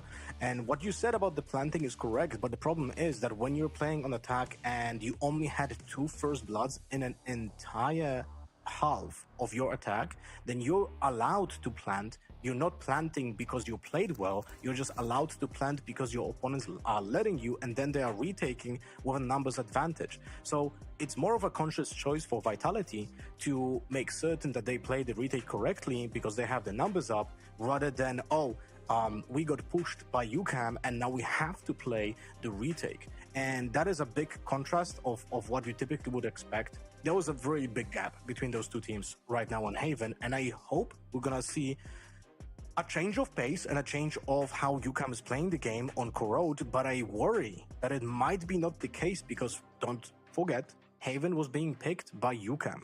Corrode is the choice from Vitality. And not only that, I don't know how many experiences UCAM had against compositions that have, a Phoenix on Corrode. It's not a common choice. It's one of the basic characters in Valorant, and it's one of the most, let's say, easy to start playing the game with, but at the same time, one of the most powerful if actually mastered, because in my opinion, the ultimate from Phoenix that we're gonna see on Corrode is just absolutely insane. Every 6 orb, you essentially are gaining another teammate. And when that teammate is Durka, well, he's gonna wreck your face, And when we're gonna be looking at the next map with Corrode, there's gonna be some patterns that maybe UCAM can look into. Like, for example, on attack, Chronicle on the chamber is always gonna play mid.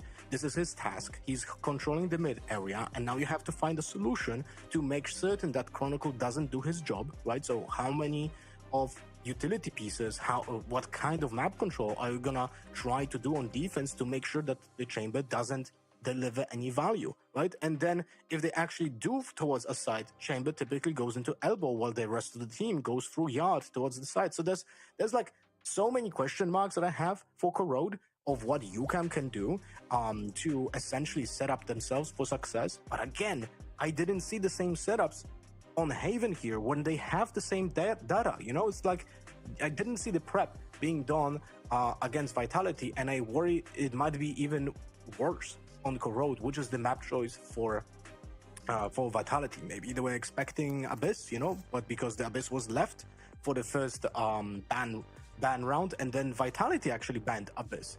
So there's so many questions actually, because the map Veto was so interesting for me that I'm not certain what to think about the next map yet. I think that maybe we could be surprised on what we see on Corrode from the side of Vitality, because they actually haven't played it yet in EMEA Clash.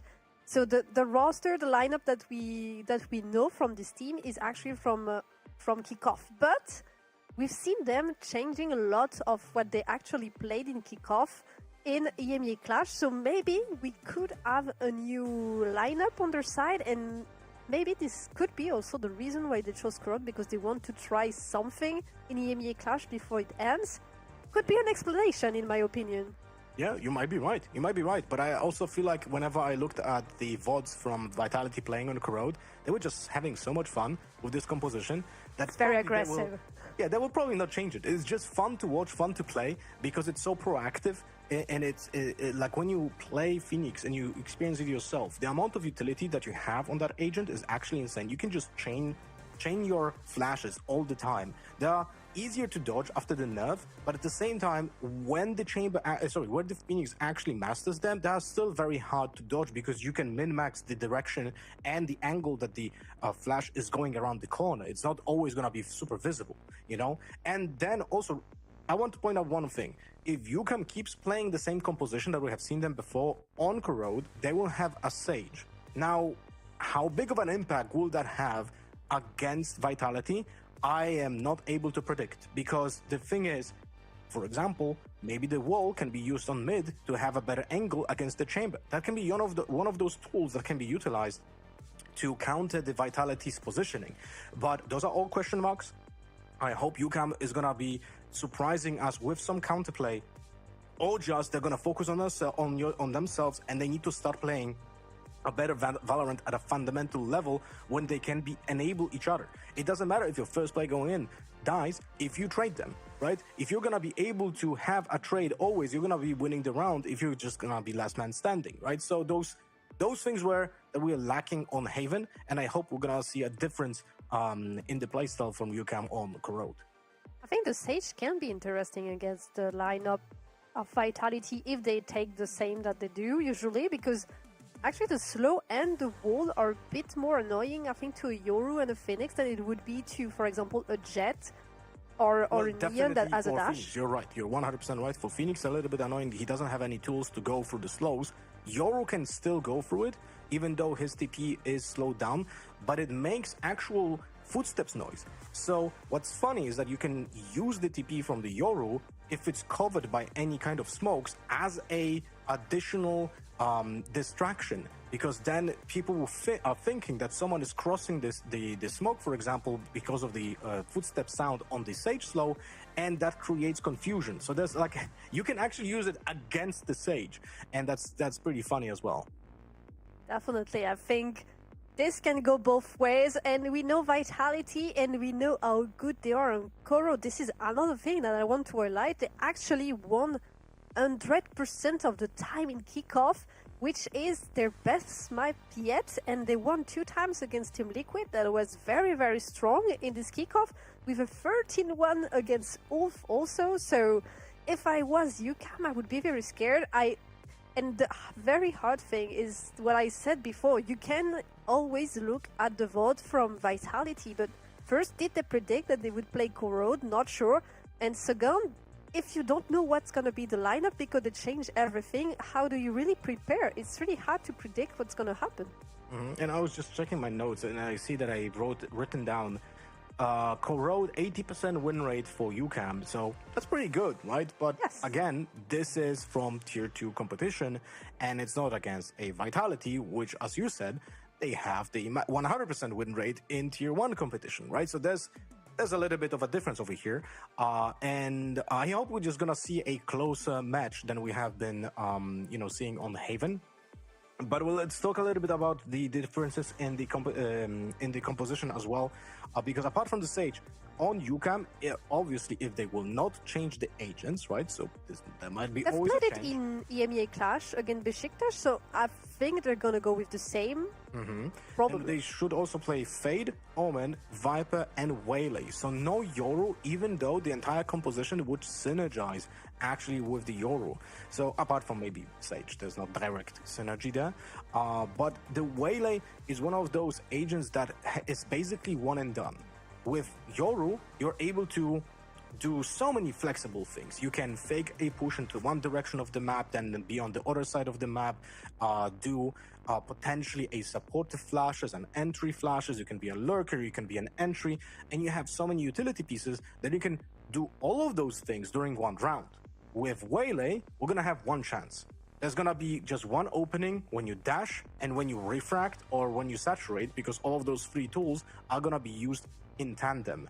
And if you use that and then you fail, and now you have to go through the defenses again without any more utility, that's gonna be a very tough thing to do. And remember, they play a Sage. That Sage, doesn't really help with entering sight. Like, okay, I can use the wall maybe in front of us if we're gonna want to block some bullets, or I can, for example, put a wall behind the smoke while attacking on like a B main entrance, for example, so I can look over the smoke and maybe get a cheeky kill. But overall, that's gonna be a tough and tall task. So I do have questions about efficiency when it comes to the composition on attack, because there's not that many tools that are gonna be actually that useful. There are no true flashes over here. There's only blind, and that's on Omen and on the Fade, and the Fade one we all know it's not really reliable, right? And then you look at Vitality, and they have, even though they play a Chamber that doesn't have any utility, you have so much util. On Yoru and on Phoenix, you have to worry about any kind of execute. You're standing on site, you're anchoring, and you're gonna be just hit in the eye so hard you have to visit an oculist. You know, it's like you need new glasses because you're gonna be going blind. There's a flash from Phoenix, because that's the first one that is like the shorter range, right? Then you have a flash from Yoru that can be over the wall or just being pushed in the backside, and now you're being blinded twice in a row, like chain blinded by those characters. So anchoring the site is gonna be very tough and a tall task for anyone apart from Sage, because Sage can use those tools to physically make the push a little bit slower. But again, it's like, just on paper, I would say that the team that is playing the Phoenix Yoru is going to have a higher chance of success on this map than this Sage and Waylay composition. I'm actually very curious to see what the Sage does against this Vitality composition. We've talked about it a lot in this pre-match, but now it is time to see what it actually does with our caster, Aza and Kero. Yes, moving on to Vitality's map pick now, where they already have a one-map lead in the series, is a scary thing for UCAM in the Omega final. We might just be one map away from crowning the first of our two champions here, Cairo. And with the comments about the composition behind us, yeah, I can't help but agree. I feel like what Vitality are running isn't the most common. We've seen a few teams run it. I think of Paper X, for example, as a good in Pacific. Maybe KC as a bad, and Vitality, look, we're still trying to posture where exactly they are. But yeah, this is a great opportunity for them now to seal this series 2-0 and keep it clean. Yeah, I think with the record that they have so far on Corrode, even with a substitute, we're expecting them to come out and show us the goods here. That's the thing that we expect for UCAM. Has Corrode obviously not had the most practice when it comes to what they've actually like kind of had in terms of quality. I think that's it, like the quality of opponent. But with playing it 5 times, won at 4, you can't knock them.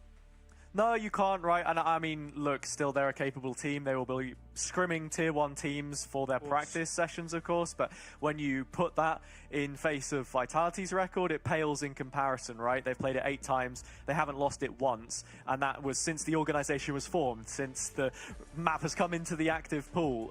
So yeah, I think honestly the odds are very much against them here, but we will just have to see how it is that they end up faring. It's a slight delay before we get into the game, but hopefully that will be resolved, Cairo. And yeah, I gotta say, look, can you see a world where UCAM turn this around? And if so, then what do they have to do right? I think if we were going to see UCAM turn this around, there had to be signs of life on Haven, and that's for me just why it's so Vitality favoured. I mean, yesterday we saw it, right? They were always combating what Ulf wanted to do. There was always some signs of resistance, but here, even when they were on equal rounds, for the most part, I just did not see it. I don't know, what do you think? Yeah, I think maybe we have to see a bit of a drop-off in terms of the level from Vitality in general anyway, and whether that comes from UCAM forcing their hand or not remains to be seen. But I have to say, this is a team where when you look at the results that they had in kickoff, especially when those individuals were not performing, then they did really struggle to keep themselves in it. And yeah, maybe that's just a case of things taking time to actually build up connections, build those partnerships, and keep things going, because you know, some of it has been carried over from former teams. You can talk about the time that Kron and Durka spent on Fnatic as a prime example, perhaps, but I think at the same time, it's been a few years since they actually played with each other, and Kron was talking so much about how he says Durka's a different player now, you know, he's matured. Yeah, you have the players from BBL, coming onto this Vitality team, and the coaching staff as well, but that is also a very different system with a very different style of play, so not everything's completely transferable. Look, we'll just have to see. Yeah, we will, and I think like that's the other aspect that we have to consider, is that many things can change as we head into game. So as we do that, Hazard, we now get to have a look at what both are putting forward. Obviously, the Whaley and the Sage, big questions there, and with how that works with a double controller, because usually you expect the Whaley to be combined with some fast-hitting utility, like a Sova, maybe the Breach or the KO. I'd say actually the Teho was a pretty good one for this one in the past, right? I remember G2 were running Sage on this map for a little bit in the run-up to Champs and during Champs, I believe it was, but something that they eventually pivoted away from. UCAM starting on the defense though, and yeah, as I say, with the double controller, with the Sage, it's about simplifying the map, cutting down the angles, and already Bald taking that first orb towards the res. Remains to be seen how impactful that could become, but for now, Vitality splitting B through middle. Yeah, and unfortunately splitting B through towards Olizera, who's already collected his first kill, but I don't think he'll be able to get much more considering the damage headed his way. UCAM are on the hunt to get back towards B, but in the meantime they've lost so many. Yeah, mid control is huge for this retake though. All Bald has to do is stave off this aggression. Vitality taking elbow control back for themselves. Yeah, that extra real estate will be huge for this attack and the post plant. As you said, now all the pressure gets put on Bald. He identifies that Vitality want to take this space, and he's like a princess in a tower, unfortunately thrown out the window as Vitality look to stop any defuse coming through. An advantage in numbers, and Jesse actually pulls things back. They grab well to delay, but UCAM still have control of Spike, control of the round. Up to Profek now, and that Spike is being diffused, mate. You need to swing. Don't show at the right time, though. And with time ticking away, Farmsy needs to win, and just has enough time. Barely. It is down to an eighth of a second, but UCAM have got the pistol. I think the key moment for me in that round is Buld playing disciplined enough in Heaven to not go ahead and take one of those fights, inviting the pressure, and all of a sudden, Vitality's post-plant feels a little weaker. They didn't have any presence towards main. They were 3 players in towards that area. Profex re-wrap a little late. And after the first kill, I genuinely thought he might have had it, but no. Well worked from Famzy in the end. And so another pistol round for UCAM here. It's their second in this series, this one coming a little bit earlier than the last. Now, with that pistol round win, we've seen it before where UCAM can really start to scale things up. Unfortunately, Yampy maybe a bit too aggressive there, as the rest of the players now try to follow things up. Apparently it will dissuade them from doing that. Yampy probably hoping that the Astra stun had actually hit. This is an agent that we know Profec can play. He sort of picked it up last year a little bit more because I think before, you know, he was an Omen guy. He was a chamber player back in 2022. So look, he's been on a real development path, and a flawless second round for UCAM puts them in a brilliant position now to go ahead and win another one of those bonuses. Yeah, I think with the bonus round, I think that's a question to be had actually. Maybe if I drop back to that, it's like, are the bonus rounds successful because of how easy the eco rounds are for them, right? How well they kind of move through an anti-eco, or just how unchallenged they are? Yeah, it definitely feels like a component of it. Now back on this map for the first time since winning in OT against Besiktas. Hoping for an upset here against Vitality. Call it what it would be. Presence fell on A early, and Durka walking all the way up into elbow, using that blaze wall, and still on the other side of the map, Buld trying to fight this. His old teammate, but Kron goes detected, sorry. Dolizera identifying the luck coming through. There is 4 bodies to this side of the map. And as Lothar was saying on the desk at the start, Vitality trying to spread them thin, right? You can see Durka's in the corner here. He's ready for this. Is he? That's the question as the players swing through. Terka very quick on the trigger to get rid of Jesse. Now has to try and get rid of the fade of Famzy. UCAM right now winning all the duels. The simple mistakes allow Vitality to lose out. We've seen the Vitality have convincing results in the first map and let things slip in the second before. That was against GX. Still able to win that out, but a very convincing bonus round from UCAM on what can be a very defensive-sided map. Yeah, look, they have been very good at these. And as I said, they were able to win a couple the other day as well against Ulf. There's a huge component in them being able to overturn the deficit and win that across 3 maps.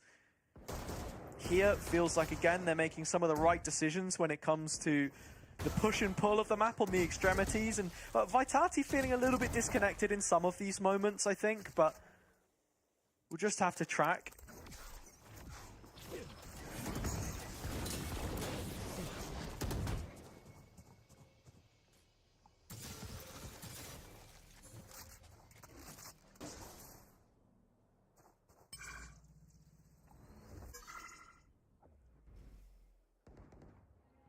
Yeah, it gives them the opportunity actually now to start building their empire a little bit more. It's taken a while for Durka to get close to the run it back. He hasn't taken the orb in A main for the fear that UCAM would be testing him, and it's Chronicle the linchpin right now, which holds all of this together. He is stopping any players from pushing up middle, as Lothar said. Has the TP. And look, we're still on pistols here for Vitality, but UCAM have got to be careful.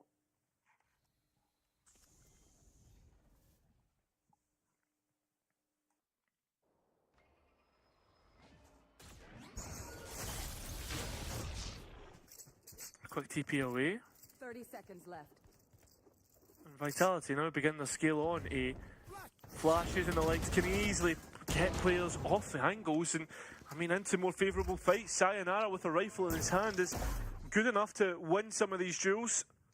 Numbers here though, Cairo, and barely any time to get the plant in, so Sayonara is just going to watch this one slip away from him. Let's pick up Famzi. I mean, Kron needed to win that fight if there was half a chance, and Bisq, with a scope weapon in his hands, is just untouchable right now. Yeah, I mean, you look at this composition that UCAM are running, and I mean, Haza, for me, I would say it's pretty much defender-sided, right? At least 3, maybe 4 out of those 5 agents. So I'm wondering, how does that look like on the attack? So at this moment in time, the way the trend is going is what I would kind of expect if both teams were on an even playing field. Yeah, UCAM should be batting for 8-9 rounds here, if possible.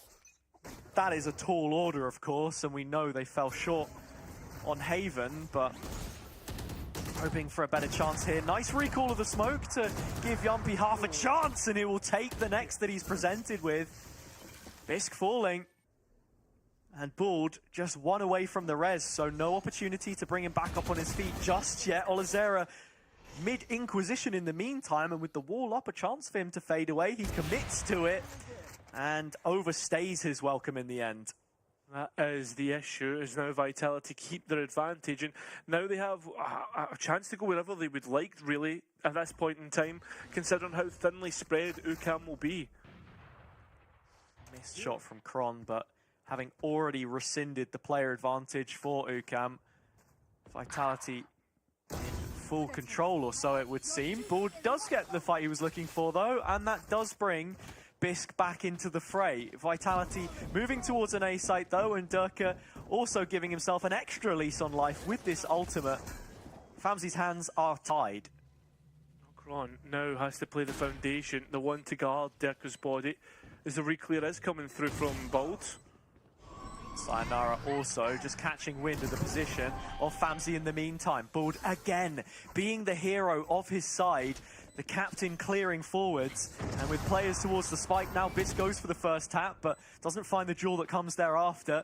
Sayonara looking sharp at this stage in the round, and between him and Durka, they fall to deeper positions. Tap of the spike will bait out the ulti though, Haza.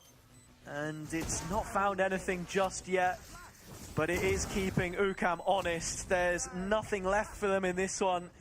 Durka pulls 3 out of the hat, and Vitality break the ice. Yeah, the first crack into UCAM's challenges that they've been pushing forward, right? As Vitality get through it. And it comes through a lot of individual engagements, 1 versus 1s.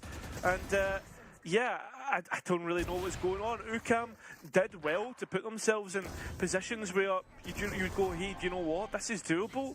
But a lot of the time they were allowing Vitality to have one-on-ones. It definitely feels like Vitality have been winning that mid-duel at the moment. The crux of the map, so important for the defenders. Shaving 10 seconds off the rotation or so every time. And I have to say, that B side of the map does look weak in the last few seconds of the round each time. And Bisq just leaves a little bit too much of himself exposed there. Profek with a huge opening kill, especially the fact that he had the ult. Yeah, with Bisq off the board, he's the one who really is the danger man on the defence. You don't want to cross an angle, you want to be able to try and define if there's going to be an operator out. Toxins going up. And Vitality will be a team who knows that there's opt money available, and that Bisq will be very quickly opting to find a scoped weapon. Said it many times before, but a lot of UCAM's game plan does rely on him doing that. Now this is cheeky from Bull, but yeah, you can't kid a kidder. Chronicle has seen that one before. I like it though.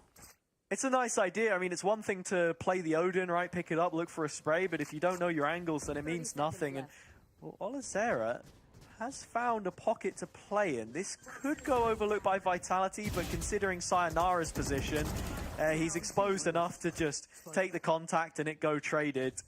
Yeah, and Vitality have so much time that they're donating ultimate orbs to Durka to get the run it back online. 15 seconds, so much time. I mean, I know what you mean, right? They have breathing room in the site, but it's the confidence to just commit to that, which is admirable. Looks like Famsy's trying to save the op here, and I think he'll be successful in doing so. Yeah, fairly. Look at Profek, though. Yeah, not only just Profek, Yampi is also searching. So Famzy under pressure right now. Jesse probably in the safest of spots, but this will be a crunch. Yeah, and he's dead. There's no way that he turns around to look for Profek at this stage. Saw it coming from a mile away, and, well, Vitality understand the reason why they have to hunt.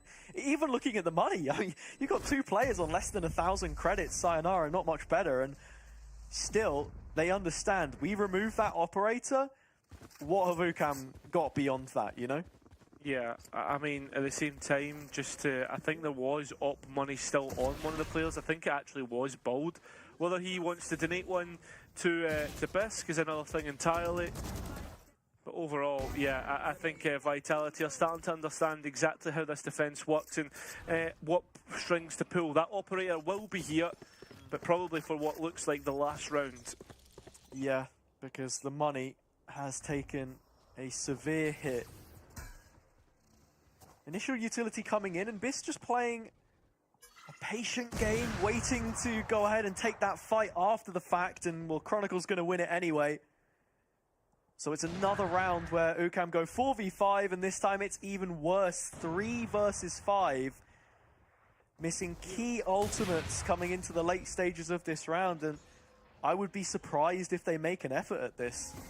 Yeah, I mean, you might be good with the operator, Bisk, but you are also playing against what is the best player that you could arguably have ever seen in Valorant, right? Different level, different game. Milcron's not been the biggest op player. He's certainly shown he's got the quality. Man. I mean, that's the second time. It's the 3rd time in total. I don't know.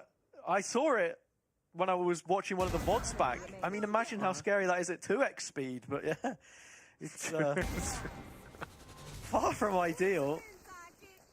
Bit of a surprise for UCAM after those first 4 rounds, though, Cairo. Vitality right back in this. They keep it flawless, and I think that's the money gone.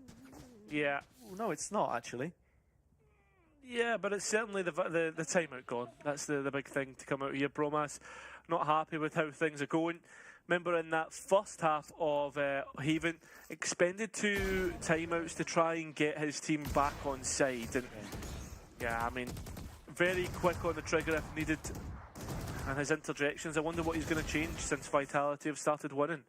Yeah, and on the Vitality side, can perhaps even draw a comparison to GX yesterday. I was perhaps a little bit harsh with their lack of timeouts, but I think as a VCT roster, you come into this event knowing what it is that you want to work on, right? You treat it as official practice, and quite clearly, I think both Pal and Scott pretty happy with what they've seen so far and just allowed things to ride out themselves. Yeah, and I think that's... Just adding on to that Bromas point really quickly, I think probably need to see a change up in terms of what it is that they're doing right now in regards to mid control. We saw that boost from Bald on the previous, but actually Vitality not really doing too much with it. Yeah, they're not. And I think as well, the other aspect to it is how much UCAM want to peak the mains, and you can see the value that Kron's getting from that. B main was where the siege wall was continuously going down. Trying to stop players get from there, and Vitality looking to do what they can with that. Looks like there might just be a slight pause before we get back in, but yeah, Bisk, such an important part to play in this one, and as we were saying, how Profek is against his former teammate in Bald, well, Bisk is playing against Sayonara, someone who he will vividly remember from his time on KPI.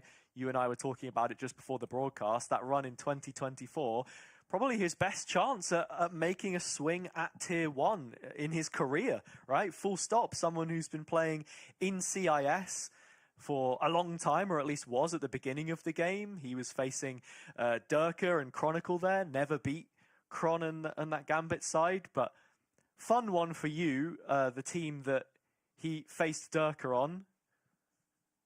The lineup for it. Any ideas? Who was on that team? CIS team. Old one. Crow Crowd.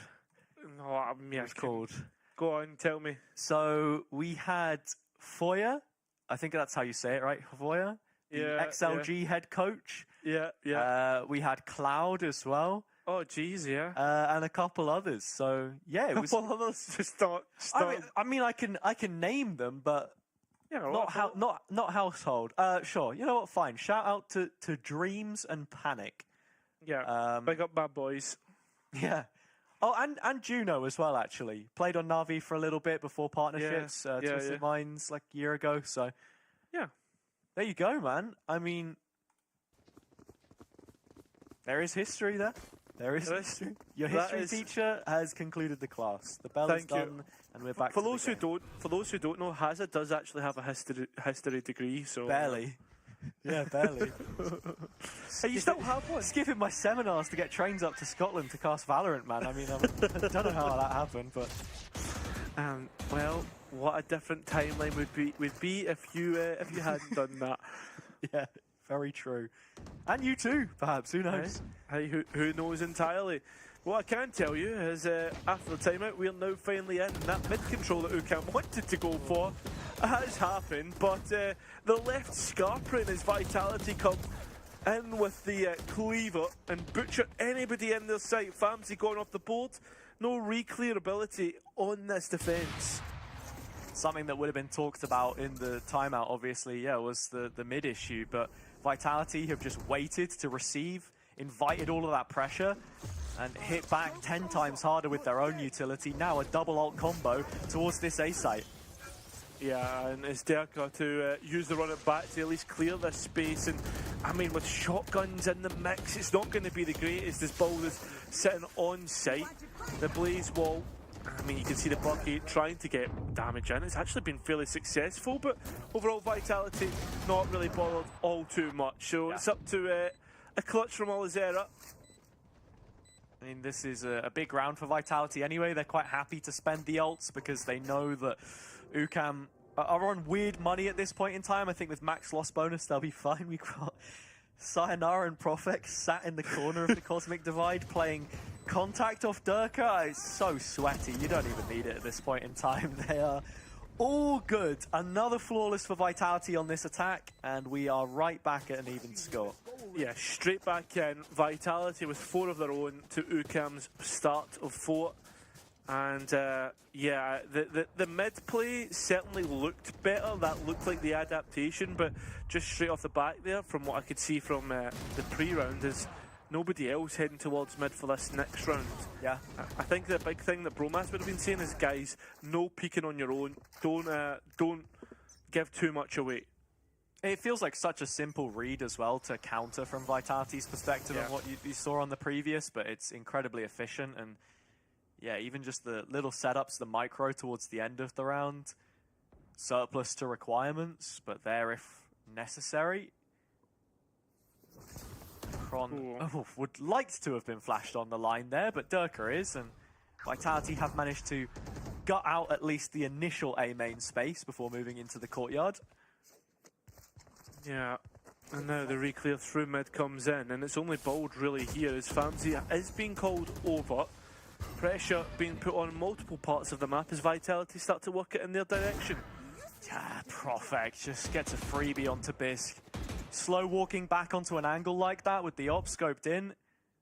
So hard to hit the shot in time and not do yourself a disservice. It's more than one occasion now where he has been punished for this. We're not seeing the same kind of impact. Vitality moving towards B though, and it's into the anchors that they're heading with a surplus of utility.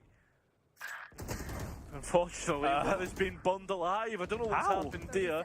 As Famsi's trying to support this mid-play, but that spike is on the floor, and time isn't Vitality's friend at the moment, and that may have just cost them the round, as UCAM comes straight in with a haymaker. This could be a disaster, in fact it is.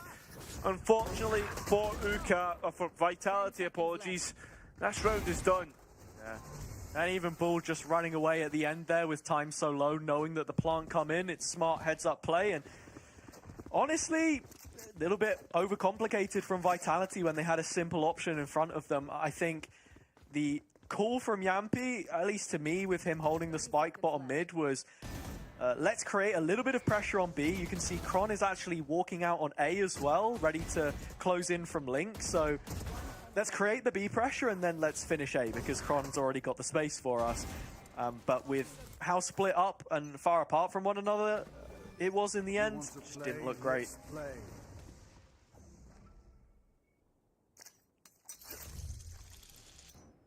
Operator versus operator.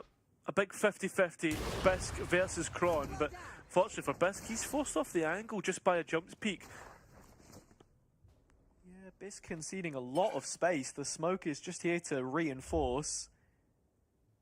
Yumpy has snuck all the way out on B though, and Olazera keeping half an eye on it from the angle is good for information, but already look how far he can afford to go. He's fake cloned it. Yumpy's gonna die to the molly after the fact. Olazera maybe should have been concerned when he saw that there was a clone in his molly, or so he thought. Oh, mate. I mean, he put the clone out as well, so I think there were 2 Yorus, like, sat in the corner. Am I crazy? Like, no, because he put the Euro outside to give steps on site, and then pretended to be a clone. I mean, usually it was Durka in the past, made a name for himself doing that, but hey, if it works, it works. 4 versus 3. Finally, we see this retake attempt from UCAM, but it just falls flat. Bisk trying to hightail out of there, but Kron has it covered, and we are again at an even standing. Cairo, got to check back in on what we were saying about scorelines here. UCAM needed, 7, 8, 9 rounds. They are going to be lucky to get 7 at this point. Yeah, I think 7 is an ultimate win for this defence. And yeah, this is mental. This is mental. Yeah, 7's going to be the ultimate win here for the defence. And when you look at the buy, it gives you little to no hope. That's the worst part about it. And you have an execute ultimate on Vitality. They have everything they need. We've seen a few times in the past where Sage has looked decent on attack side, but that was part of these double sentinel compositions most of the time. And here, the wall up doesn't net much value, but in saying that, Famzy finding another kill. Stinger here could have been an issue, but Sayonara, the 17-year-old, sets them up for success. 1 week away to the day from being eligible for VCT. And he has unlocked the A site for Vitality. Yeah, and when you look at this post-plant utility that it's got, Vitality should have no issues getting this over the line. So a bit of an empty threat here, especially against Kron on this Outlaw, and there you have it. As I was saying, a 4th and final off-season event for Sayonara with a VCT roster. Spent 2 on Fnatic, and this his 2nd for Vitality before making that full debut next stage. Highest rated player across the board this event. Highest KD, almost 2 at this stage. And I gotta say, just probably the most anticipated talent I think we've had in a very, very long time. Yeah, and I mean, considering that like we were comparing someone like Causey to Sayonara in the way that he entered this scene, Kron's just going to sit on the angle and Bisk wallbangs it. Kron obviously not anticipating that, and well played from Bisk. Yeah, but what can UCAM do from this position now? They're very heavy on the flank, and as soon as Vitality realise that the B site is at their disposition, then it's a huge opportunity for them to reach a post plant. I think you've got to be considering the ults that the defenders have though right now. UCAM happy to play for a retake with what they've got. You are divided. Cosmic Divide goes in from the attack, and it's only a little pocket in which you can actually plant the spike. Derka identified through the Omen ultimate, but Olazera catches Derka off guard. So as the train of Vitality players try and clear out the site, the spike will go down. Yeah, they need a leg to stand on right now, Vitality. They don't have one. Sayonara looks main and drops. That might just be it. Could be. Looks like it is. Prophet has been pretty sharp with his rifle. Can he show us the goods once more? First couple of kills were good. Unfortunately, could not get the last 3. So Vitality and UCAM will finish the half at 6-6. Bull getting himself an extra plant on the scoreboard, which will show up at the end of the game by walling Bisk away. Opportunity for UCAM to build a little bit of confidence, perhaps. couple of rounds out of the 4 play towards the end, and with the timeout used, they've put themselves in a decent position, but I think really you just, again, have to commend the comeback from Vitality in this game so far. And the fact that after winning the first 4 rounds, we do end the half at 6-all. UCAM moving on to a side which, you know, on paper wouldn't have them down as it being preferential, but remains to be seen how much they can get out of this solo waylay, which can be so demanding. Yeah. I think, like, for me, I understand that Sage can support in long-range utility, right, and with those slow orbs, but I really do struggle to see how this works in terms of a fast-paced execute that you normally associate a waylay with. Yeah, I mean, you look at the team composition that they're playing here, no flashes. Yeah, the best setup really that you have is Visk being the player that just dives straight in, refracts, and then you use that information for the rest of the team to take the fight. You're an entry, but you're not the entry fragger, I suppose. It's a very different role. Quite a fun first half. Very enjoyed this moment here of Yampi. A little unlucky with the molly timing, I guess, but sometimes that's just how it goes. 6-all, Cairo. We'll have to see if UCAM have what it takes to flip this one into a third map. Yeah, that's one for the ranked book, to be honest. Nice little, I guess, line of sight that you can use against other people. Maybe an Odin. UCAM start things off on the east side of the map. And there'll be little to no issue here as they dive straight in. Yeah, Bisk committing to this head first. Round the corner with the shorty, misses the first shot, and that's what stops Profect from falling. Ward off towards Link. UCAM with their backs to the wall again. Have their own toxic screen here to potentially get a plant in front of, but there is no second layer, no option to get out, and so Vitality start to close in, and when they do, it's a death sentence. Ooh. Couple back, 2-on-2. Now Sayonara has to just wait for Chronicle to arrive. Yeah, it needs to play careful, wait for the chamber to get into position. And you look at this, has 6 Headhunter bullets. Sayonara also with a shock, and maybe he's got a lineup here to try and bounce it onto default. Kron in the meantime just getting ever closer, and with the first shoulder spotted, starts to pull the trigger. Oh, no. Famsi finds it instead though. That is excellent work from the Finn. Just Sayonara remaining. Alzera trying to bait the contact, but he goes down and there is no trade. Shock dart drop to the feet of Famsi's. Even lower now, just 53 points of health, but still Sayonara needs one headshot or a couple in the body if he's gonna win this. 3 bullets left to play with, just the one, and he opts for the reload.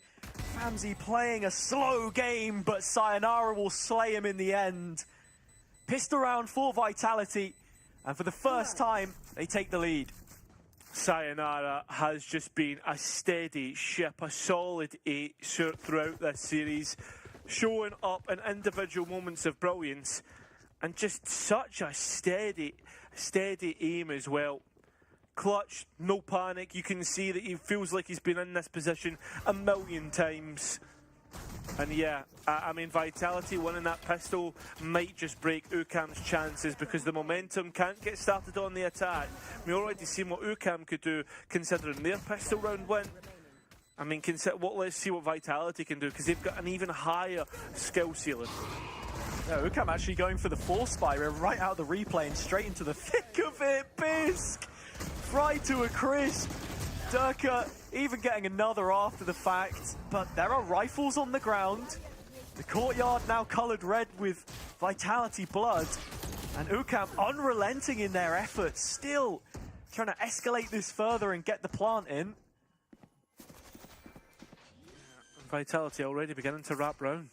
Full wrap round, all 3 players present on the roll call, and it has caught UCAM completely blindsided. Flash in for good luck, but it matters not.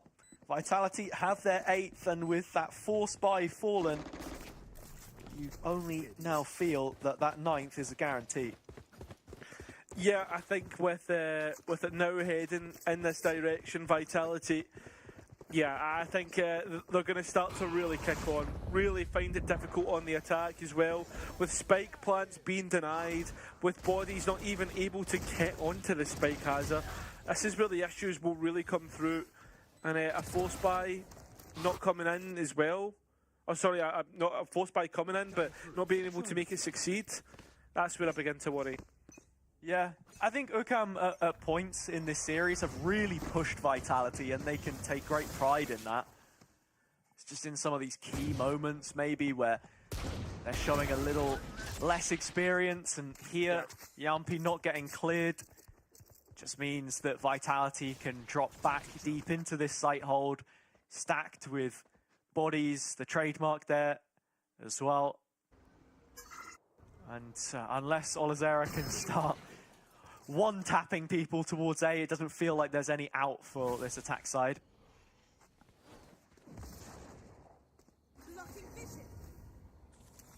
Prophet? Yeah, just going to use his own smoke against him. UCAM maybe a little bit desperate here, considering they are on the eco. Just if all three, though, do want to start to head back towards B, but it is back towards Chronicle. Yeah, it's not going to get any easier, the task of winning the duels here. I'm not sure where the TP is placed, and well, maybe we'll never know. It is inside the site itself, and that's actually perfect to find Jesse. Was wondering for a moment maybe if he was playing with the elevation, but no. Chronicle by the book, and Sayonara. You can talk about being the sword and shield of the team. It's the bow and arrow here, which he was looking to win the round with, but I'll tell you for free, that is not Katniss Everdeen, and so it is just the pistol in the end.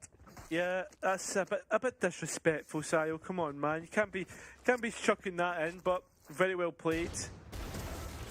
And yeah, Vitality, just again, looking to build momentum, build themselves up. And where does UCAM really go with this attack, guys? I feel as if, for me, the problems will start with the composition. Yeah, I think so, right? Like, it is definitely a very different meta read than what we've seen from other teams, even that are playing solo Waylay on this map. Lacks some of that extra driving force behind it, I think, on these executions. They want to try and play slow, but if BIS can't get that op up, it just feels like such a win condition for them, honestly. I do struggle to see them finding enough rounds here to keep this competitive, especially against Kron's Chamber when he's winning those fights. Lothar was saying it on the desk as well. When you've got two agents that can play with an op, get on an angle and leave. Another one of them, obviously, Yampi here. It's a real issue. This is an issue as well. Not clearing Prophet with a judge. And unfortunately, he will actually get cleared. Jesse with a nice shot himself. Nearly gets caught out. You look at Kron towards A main, just holding this down. He's given so much information to Vitality, but losing mid puts this round into trepidation. A great individual round from Jesse. Vitality are hamstrung. Looking towards Yampi now to be the one that bails them out. No TP, he's committed to this position. Yeah, but he's now known. And I don't know if he managed to dodge. No, he didn't as the teletrail comes through. Yampi trying to use his own clone to success. Oh, that's a big double. And with the spike down, this puts this into Kron's favour. Ball doesn't have very much time to reposition here. Does have a wall and a res. Oh, but unfortunately gives it away. And Kron just waits for Jesse's body to be shootable. It will be Vitality to hit double digits, and Yampi with an absolute screamer of a spray down. Yeah, that's brilliant stuff from Yampi. Just the other week, actually, had an opportunity to catch up with Bacon, formerly with Liquid's VCT roster, now the head coach of their academy. And I was asking him, seeing Yampi still playing the Yoru, like, you know, what's up with that? Why is Sayonara not playing it? We know Sayonara's a great Yoru player and Yampi can play Scan. And he just said, you know, let him play what he is confident on. Let him play what he wants and you will get the best out of him because he is incredibly talented. And it shows in, you know, little moments like that, right? 100%. I mean, the thing with Yampy is, once upon a time, he was the duelist player on Team Liquid. That's a long time ago since we're getting the history books out. But it shows he was the chamber player as well. Yeah, exactly. He knows exactly. Been through a wide variety of agents, and for a while denied actually being an IGL. Finally accepted that the role on BBL. And I have to say, Cairo, I think out of all of the players that have moved to being an in-game leader, maybe with the exception of Nats, he's right up there. Yeah. In terms of quality. For me, I still do think Nats probably just about takes it, at least. Yeah. Based on results so far, but just the calling is definitely there, and looking at it now, double digits, huge opportunity for Vitality to close this out. Cosmic Divide, obviously, as well as the Dimensional Drift. A retake should be no problem whatsoever for a side like Vitality at this moment in time. And Bold takes Sayonara very early on, which makes this a difficult one. Not sure if Durka was quite anticipating a player to be up close there, and actually, while UCAM are going to dump the util into Link, both hindered and with a Prowler in his face, Durka is unperturbed. He is still looking at forcing the issue here, knowing the rest of his team have gutted out B main. Yeah, that's a very nicely played by Vitality and Yampy. So with that kill got, and B main now in Vitality's control, this Dimensional Drift is absolutely huge in terms of the impact. I mean, Yampy has seen every single player. He can call this to his own suits. Yeah, Profek also gets rid of Jesse, so the numbers dwindling now for UCAM. Durka trying to spam back through the smokes. Got to find Olazera up close, though, and the former Apex man will drop him. Yeah. Kron is at the next line here, but he can't force a fight. He can, and time is ticking away. Does end up winning that duel, and the follow-up as well. So with that, it comes down to the 1 versus 1. Bisq still in this, and with time on his side, so no problems at all to bring that one over the line. UCAM back within 3 now, and with it being their first round in the half, you've got to wonder, can they replicate it? Yeah, it's a huge clutch. Wonder if they could. It would be massive if that's the case. For UCAM, the problem isn't the post plant. The problem is getting onto site, making sure to get themselves through this. And I'm wondering for Vitality, that early kill that went on towards Sayonara, is that what upset the round? Because they had no ability to go and find information. Oh, wall over the top, but Kron knows it. Again, on a boost. It's come at the cost of Durka, though. So, no run it back in this round, but when you look at the control they currently have, it all rests on Profek. That's big info at the same time. And still having that stun, being able to delay. He's now calling for Yampy to come and support. Lay up a second star here for a stun on the way back in. Uses it pretty early, Profek, but has done his job and then some. This dropping as this double shift now falls to the shoulders of the Astra player. Yampy bailing backwards as the spike looks to go in with the support of a pit towards Link. Now, you're looking at Vitality and the fact that there is just Kron left in Link. Sayonara's spam is good, though. Stray bullet catches Famsi and UCAM on the back foot here. 2 versus 4 situation. Olazera stepping up, but only 30 points of health. Kron going to struggle to get back in through this pit with the weapons that he has, but the rest of the team are there to follow it up. The supporting cast all in position. Olazera just wrapping around here, using his own orb to get in behind Kron now, but finally they realize, and Vitality are back to winning ways. Sixth sense from Kron. Just the knowledge and the ability to switch round and check. Vitality re-extending the lead back to 4 and looking to head down the narrow straight of this grand final. Just 2 rounds away from being the winners of this bracket. I have to say it's a good time as any to bring back that conversation about UCAM, talking of scrim results, because it was Bisq that said yesterday on the post-match interview that for Bind, a map which maybe historically they hadn't looked the best on. They were winning all the scrims, right? The pracs were looking nice. It's in the officials where they struggled to execute. I feel like Corrode might just be another example of that, where you're playing another caliber of opponent, and we're just not seeing it here in the grand final. Certainly not. Looks as if UCAM set their sights once again towards the B site, but Prophet already has netted himself a kill.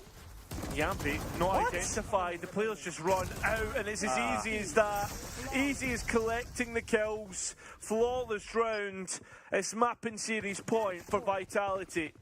Yeah, it's tournament point in the Omega bracket. Very soon they could see themselves as champions of this one. And it's nothing less than you expect from this organization. That last round, it has to be frustrating for UCAM, though. I know they're on an eco, but when you put the wall up there, one of the few angles you have to clear is close, and again, it goes overlooked. These little mistakes coming back to cost them, but valuable experience nonetheless. One final execution, perhaps, towards the A site, and it's with pace. Yeah, hindered is Derka because of the ultimate, but Amoli has protected him for a moment. The rest of the pack not coming to help us. No crunch. And Derka being able to buy one back brings the numbers even. Run it back online. And here it comes through. The bodies of UCAM trying to run and Scarpa. As there's nowhere to hide from a player like Derka.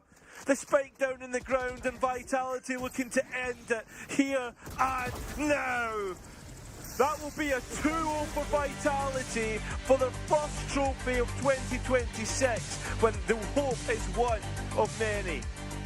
Yeah, they will, and whether they get a trophy or not, I'm not too sure, but they are your Omega champions here on this side of the bracket. Would be nice to see if they went on to win whoever it is that will be crowned as the Kings of Alpha later on, but I have to say, in this matchup between VCT and Challengers, it did feel like at times in the game there was only going to be one winner. Most important for Vitality, they keep it clean. I don't think, we saw one timeout from the coaches throughout the entirety of this series. It was very comfortable. Yeah, and that one timeout was on the 12th round of Haven, where they were just timing out to just be like, hey guys, look, let's just fix things up and finish this one out in comfortable fashion. That's exactly the case. That's exactly how the series felt. As you said, it's exactly what it was. It was a VCT team versus a VCL team, and hopefully we will see UCAM back for that split too. Unfortunately, they are going to have to, we end things here with them coming out in second of the Omega bracket. But overall, I think they had some very good performances. Yeah, and I think that's what we've got to talk about here as well. Sure, Vitality winning is going to be a highlight, but UCAM played a fantastic game throughout the entirety of this tournament. When you look at the rest of a stacked field, I was kind of surprised that this was the one name that stood out to make a deep run. So, yeah, credit where it is due to them, of course, and I'm sure there'll be plenty more praise to hand out on the analyst desk as well. We're going to throw it back to Kim and Lothar to talk you through what we've just seen. In the end, nobody was able to make Vitality stumble. They were just the kings of this EMEA Clash, claiming the crown for Omega bracket. What a run from Vitality, not even a map down. Yeah, and if you look at the Corrode performance, they were feeling comfortable. They were just like, running around, having fun. You can literally see it in the movement that they had. Yampi definitely was left off the leash. Like, I know this guy when he started playing in VCT like years ago, and he was the one that was always unpredictable. And I have seen him now exactly playing the same way that he played like 5 years ago, So this is like a trademark playstyle that you can expect from this team, and it worked really well. And unfortunately, because I hate being right about that stuff, everything that I said in the pre-show about Corrode from UCAM came into fruition. Like their composition was just not set up for success, specifically against a aggressive, comfortable team like Vitality here. And those gaps in the composition will be exposed if you're playing against a better caliber opponent. But not to be a downer so much, I would say that we still had a pretty good showing from UCAM overall, because they managed to be in the upper bracket, in the grand final of the Omega bracket, and showed themselves from a good side. The previous matches were nice. There were some problems here and there, but they seemed to be let's say, fixed during the previous matches, and they were definitely playing better overall than the other teams that they've met. So that's nice to see. I hope to see UCAM upgrade the playbook, upgrade the quality of play in the future. We have seen some nice plays from them and good understanding of macro as well in some of the matches. It's just quite unfortunate that you just meet a team that is just a little bit above, like that's the next level, you know? And Vitality showed us why they are in the VCT and why they're just running so confident in games like this. I think the devil is in the details for UCAM. They definitely are playing very well. We've seen a lot of great things from the team, but especially against Vitality, I think it definitely highlighted what was missing a bit in this team to actually step up to the next level.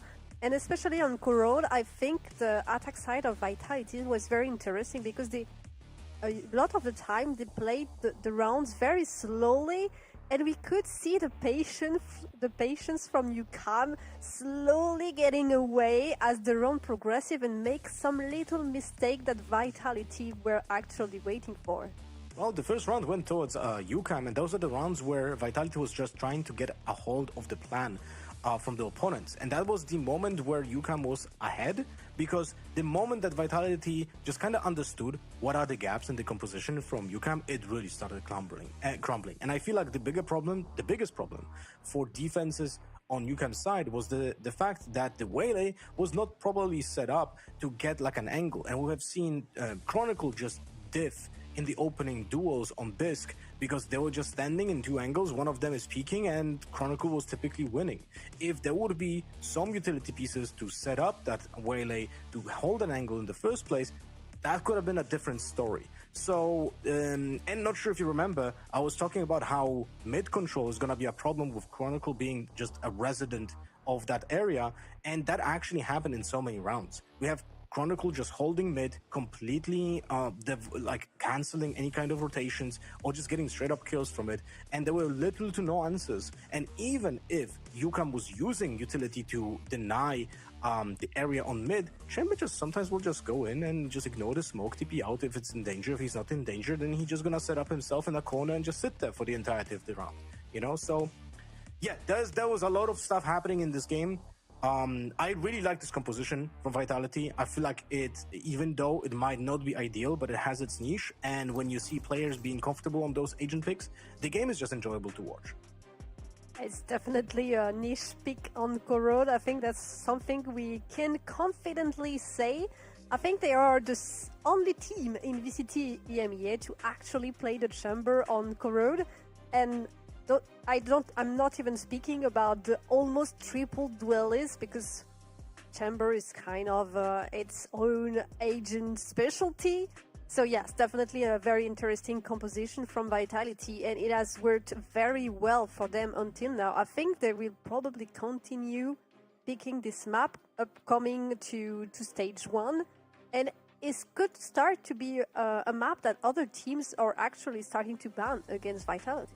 Yeah, might be the case. We also had a decent showing from Sayonara, even though when he's not like showing up in the stats, he had a very decent impact on setting up his teammates, and his utility was pivotal in the way that the round were ending. So, but now let's talk a little bit of, oh Jesus, okay. Yeah, that's a big of a difference, you know, like we see here quite a difference in performance, 322 ACS to 183. Thank God we don't see an average damage done per round, because that would be a stark contrast between those two players. You know, actually, Sayonara is the highest rated player in all of EMEA Clash, and up until now. I think we'll see maybe at the end of the second final. Yeah. Yes, we'll see. But he's played very, very well. I think he is really fitting in with Vitality. And we had Dirk on the mic a few days ago, and he was actually saying that Sayonara is a very strong player and fitting very well with the team, and that is very confident about what's up and coming for stage 1. Mm-hmm. I also wanted to mention one round when Profek actually impressed me a lot. That was the first pistol round. Was it first pistol round? They were on attack, yeah, so that was the first pistol round. And Profek was left in a 1v2 clutch when the Omen was diffusing in a smoke, and Fade was guarding the Omen in the smoke. And I was certain that Profek, because they started defusing like 3 seconds before, was gonna just push into the smoke and try to get lucky, but he actually waited it out. What it showed to me that Profek knew exactly when the smoke is gonna go down from the Omen, because he knew has enough time to kill the diffuser after the smoke dissipates before he's gonna lose the round to the diffuse. So the game sense there was really on point. It was impressive to be able to just have the duration of the smoke exactly in your mind, because not always you see it popping up. So that was really on point play. If someone would like to rewind that for themselves and learn from it, I feel like that's one of the rounds that can teach you something about the game and how to approach some rounds in a non-conventional way. I thought that at the end also there was a very, very strong synergy between Vitality. Definitely, I think this team is going to do great thing. And for this, we have an interview with Yumpy right now.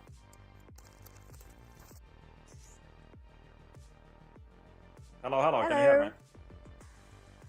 Yes, we can. Perfectly. Hello. Thank you so much for being here, Yumpy. Congrats on being the Omega champions in this EMEA Clash. My first question for you will be about the maps you actually picked today. So you actually banned Abyss, and we really thought that you would take it because UCAM doesn't have a strong Abyss, and you've been playing it already. So what was the thinking in taking Haven, Bind, and Corrode that UCAM actually are playing a lot? Yeah, I think Haven is actually a good map for us. We actually thought that they would pick Bind because we haven't been showing Bind, I think, I don't know when. So, and their Bind, I think, been looking strong. And yeah, it kind of surprised us that they picked Haven. And when we banned Abyss, I think the thought was just that we wanted to play Bind just to see in like what level it is. Because of course we can practice Bind and stuff, but in terms of officials, it's of course always a little bit different.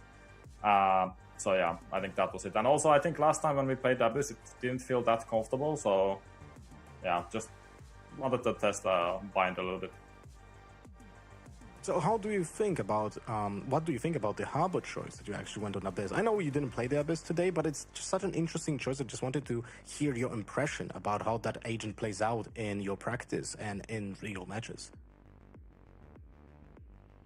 Yeah, I think it's been looking strong. I think currently the meta is just to play double duelist, right? And I think Harbor is a very good counter because people, or not maybe necessarily a counter, but because people only mostly play one initiator, right? And I think with Harbor it's very easy to create a lot of question marks. And also that map is not that big, so sometimes you can just singly execute with Harbor. And actually the kit is very good. Like the ult is very strong on that map. You can literally just retake or even execute with the whole ultimate on one side. And the way the map works, it's actually very easy to do that.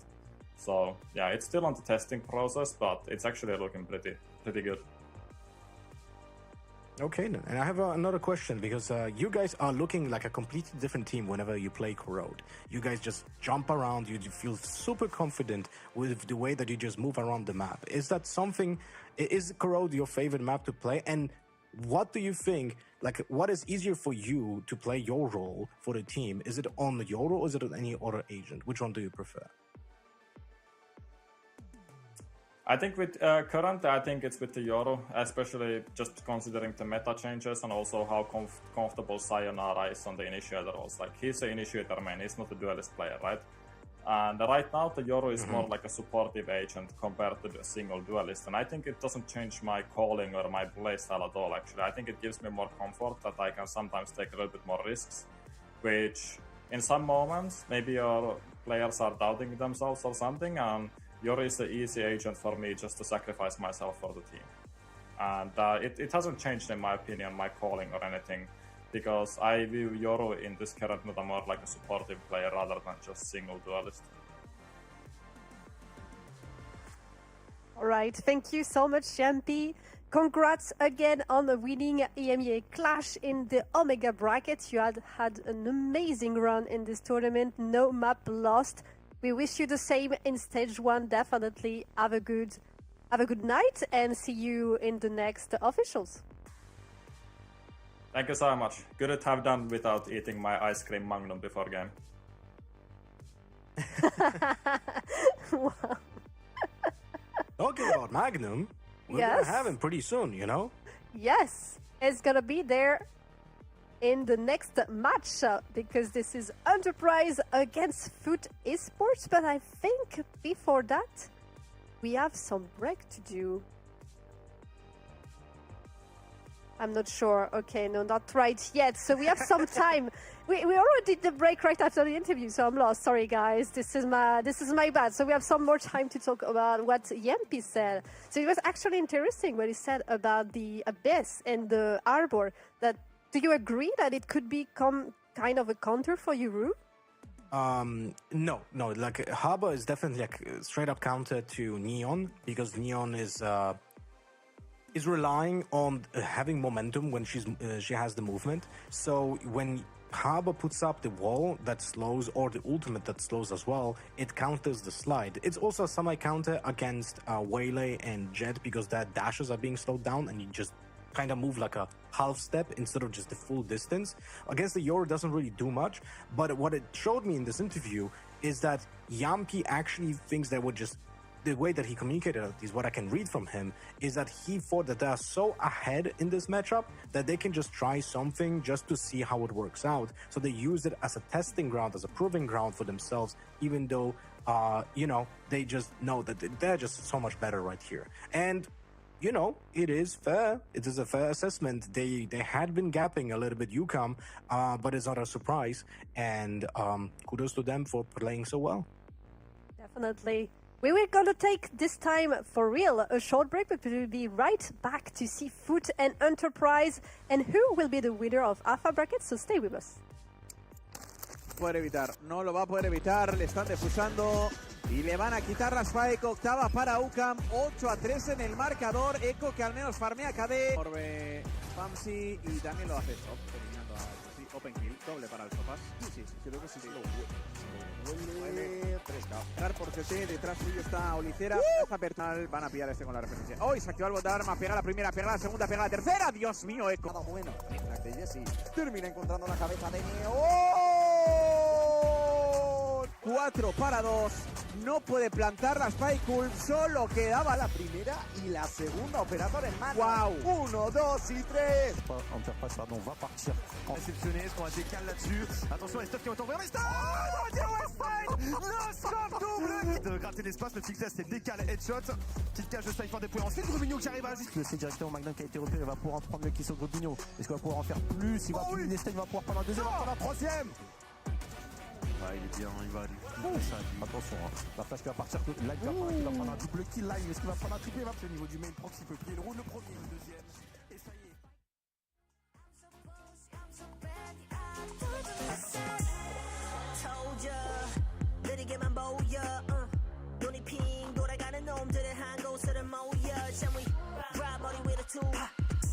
그래서 이거 누가 대신에 money dance on a private jet 여긴 닿을 수 없는 거 올려 나와버스 하늘 위로 떨어지는 나는 looking like demons 자식 나고 기는 것들은 전부 천했지 왜처럼 증 오들은 날 믿거든 그나 좁아져도 너네 시선은 어느새 풀려 숨 죽여 Hey you, better you turn when I pull up 계속 me down 나 끝이 없는 ride 멈출 수가 없잖아 소리로만 소림없이 주사 위로 여전히 예상 못한 곳으로 향하지 like 3, 2, go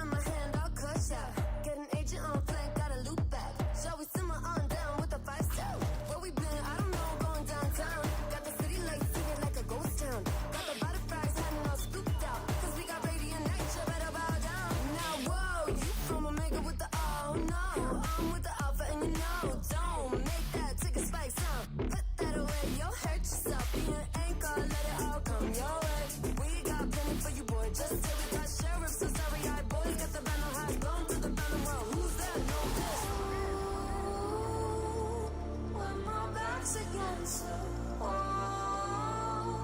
All the mirrors will be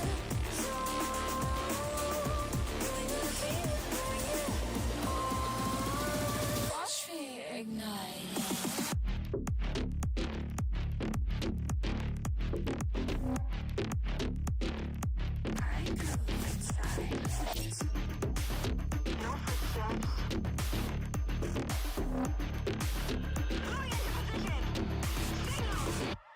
I'ma take you all down like dominoes. I'ma take you out with another spike drop. Overheated, but I love to lock and load. I hear the echo, I hear the echo. Bang bang on a bad team with the versatile. Back to the top all day.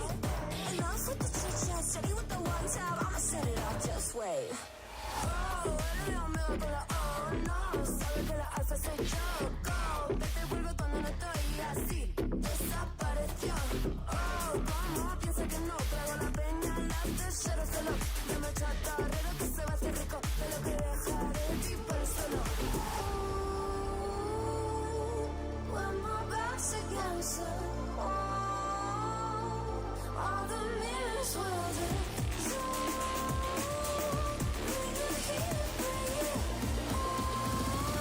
watch me ignite.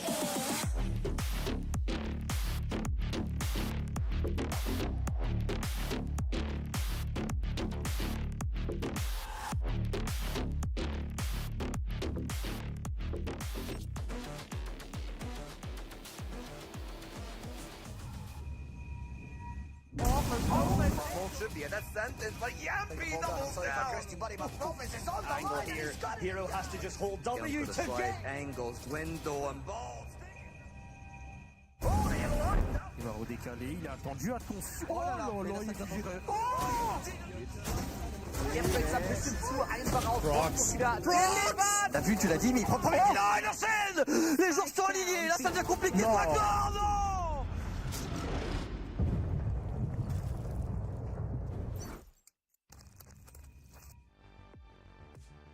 We have crowned our Omega champions, and it is now time to decide who will be the Alpha one. We have FUT, we have Enterprise. Who will be the winner from this new showdown?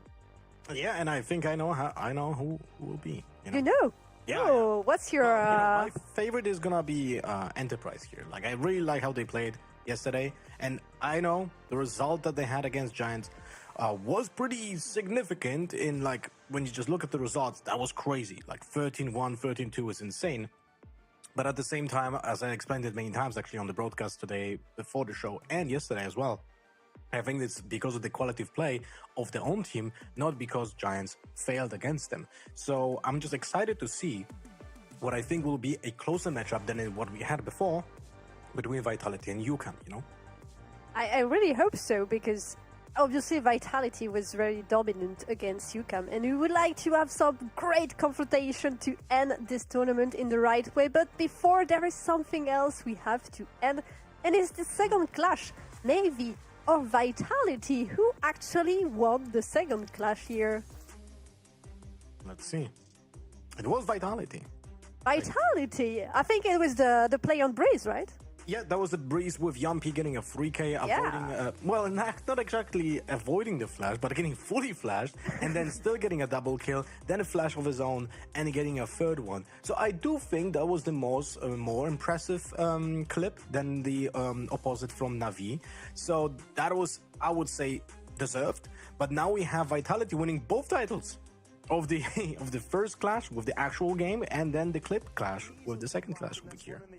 They crushed this tournament. Let's look at it quickly to remember what was done from this team, because we've seen this play against UCAM, but now let's see them on Breeze. Yeah, good nasty shots from Yampi. Oh, yes.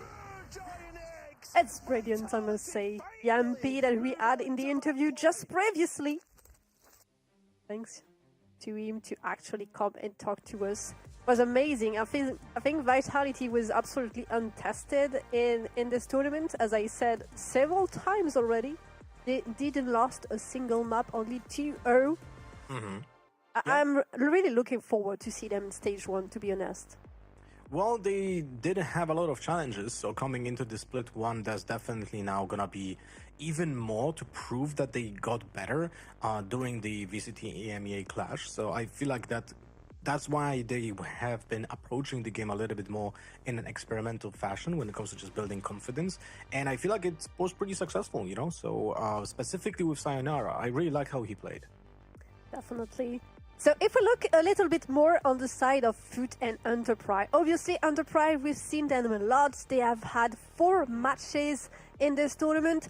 FUT, they also had 3, so not like Vitality. They played a bit more because they actually lost once against... no, they didn't lose any match. Sorry, my bad, I'm saying stupid stuff. But they just weren't seeded. They were in the last 2 seeds from VCT EMEA, so they had 1 more matchup against Job Life. But until then, since then, it was only victory on the side. Yeah, and I feel like they also didn't really get tested that much, even though when the score was like 2-1 against Carmine Corp, when you actually did an eye test, it didn't look that close. So it's not like it's gonna be a freebie for them against Enterprise. And I'm very excited to see the map veto because, again, we're gonna have some certainly interesting choices. Enterprise is swapping around a lot of the agents between each other, even though they have a player who plays Yoro on this particular map, and he plays a role that someone else played on the previous map.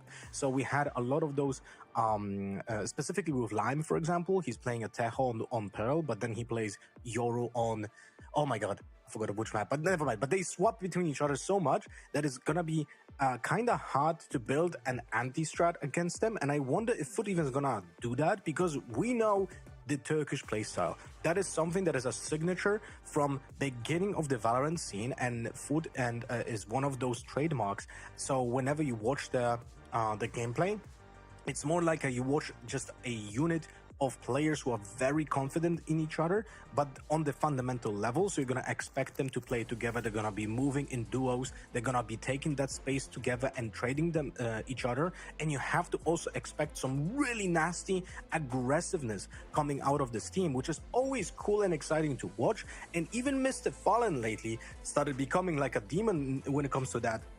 On Haven, we have seen him do like double TPs that are very aggressive and getting backstabs. Very cool stuff to watch. And overall, we also have seen Krax, who's changing from, I mean, for quite some time, so it's not like nothing new.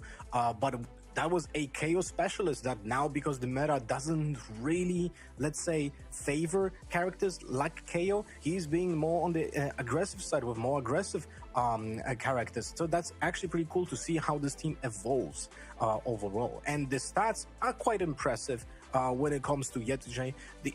Dude, it's insane. 166 damage average. That is like incredible number. I completely agree. That's one thing I actually noticed also, is that Yetujay really picked it up in this EMEA Clash. He struggled a little bit in the kickoff. I think he was not up to the level we know this player, because he's a really, really good player, but the kickoff was kind of hard, I think, for the whole team, because it didn't really work with Baha, so I think they really struggled. But here, with the return of Kurax, the fact that Yetujay is definitely stepping up again, there is something there for FUT, and I'm really happy to see Yetujay playing back to the level we know. Yeah, and I wonder if we're going to be actually seeing this map that we have in front of us right now on in the highlights, Pearl, because they do have some similarities between those two teams, and I always wonder how different teams are using the same agents. So in this case, they're going to be Tejo. But now let's talk a little bit about Enterprise. This is my black horse. This is my team of choice when it comes to this this match. So I'm a little bit biased because I feel like they're really a team to have a closer look at and get to know their names, because we have proven players like Magnum, who is establishing his position as a really, really confident and consistent player in the team. Then we have Iluri, who is IGLing for the team, and he, you know, there were maps where I questioned the IGLing because there were a lot of gaps and the decision making was not fast, so it was visible on the mini map when the team was struggling with like moving around. But then we have seen the team play with Swagzo before, and now swapping to Kozi, who is a 16-year-old player, and he is coming in to play on multiple different characters. So far we have seen him on Yoru and Neon, and Kozi I explained this yesterday, has a very specific Euro playstyle that I hope we're actually going to be able to witness today, specifically on Pell, when he's playing on extremities of the map, but he's not like an aggressive entry player. He's more like a slot-in duelist that takes the first space, like the first phase of like taking long B on Pell on attack, but then he establishes that position, stays there silent, and gets in-forward rotations, gets a backstab and TPs to the rest of the team. Overall, the team plays really well on a fundamental level. You're gonna see them being really tightly knit when it comes to spacing between each other, and they are still very aggressive when they are needing it to be aggressive. So it's a really scary team actually to play against, because if they do put the effort when it comes to putting those fundamentals like really into like a tight distance between each other, you're gonna have a really hard time against them. And yesterday, when I have seen Giants X play against them, they failed at the first moment of like danger when it comes to fighting that team. Like for example, in PLB, we have seen Initiator die from Giants to an Operator, which would never be happening, so that not enough util was being used against them. So that's one of those tasks that FUT has to be very aware of, and using the util to get the players off the defensive angles first and foremost before going forward, like, you know, mindlessly pushing just. I'm also kind of curious as to what is going to be the map pick there, but maybe let's talk a little bit more about the player. Before, you talked a little bit about Magnum and the fact that he's one of the players with the most experience on this Enterprise roster. I think it's definitely a cornerstone, and it's quite interesting to see also that he's not the IGL, even though he has previously IGL in other teams, but this is actually Hillary that has this role in this team. Yeah, but I can tell you from my own experience when playing in teams, like when you have multiple people who had the experience of being an IGL and they did it well, you have an additional player who is able to give you important information during the round that you know you can use. And when Magnum is the lurker of the team on attack, he's going to deliver really incredible, valuable information that the Illuri then can use for his own calling. Or maybe we'll have the opportunity to ask them, is Magnum also like secondary caller during some rounds? Is he making some decisions during the rounds? Because it's not always said that the one person is only making the decisions, you know? And when you're as experienced as Magnum, sometimes you need to take your own decisions, specifically when you're the lurker, because you know what's your timing, and that's the moment that you have to go forward, you have to take a kill, or you get that space on the map, and it's all up to you to make that decision without relying on IGL making that decision for you. And actually, very possible, because I know that when Magnum was switching team at the end of 2025, he said explicitly that he was looking for IGL or second IGL roles.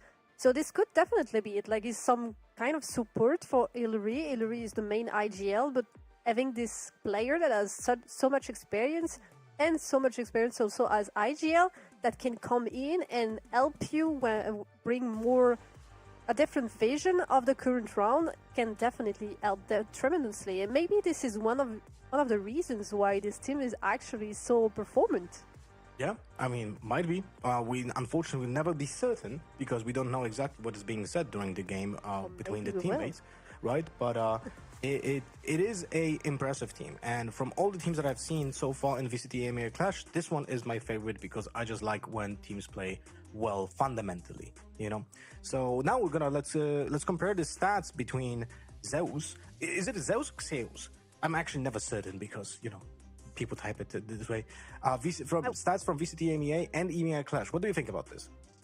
I think it's interesting, different from what we've seen from the other players, because he has actually better numbers on EMEA Clash. I think one thing that is very, very interesting is that he's not playing the Waylay right now in EMEA Clash, because they brought back Kurax, which fills this role. So this definitely changes the position of Zeus in the roster, in my opinion.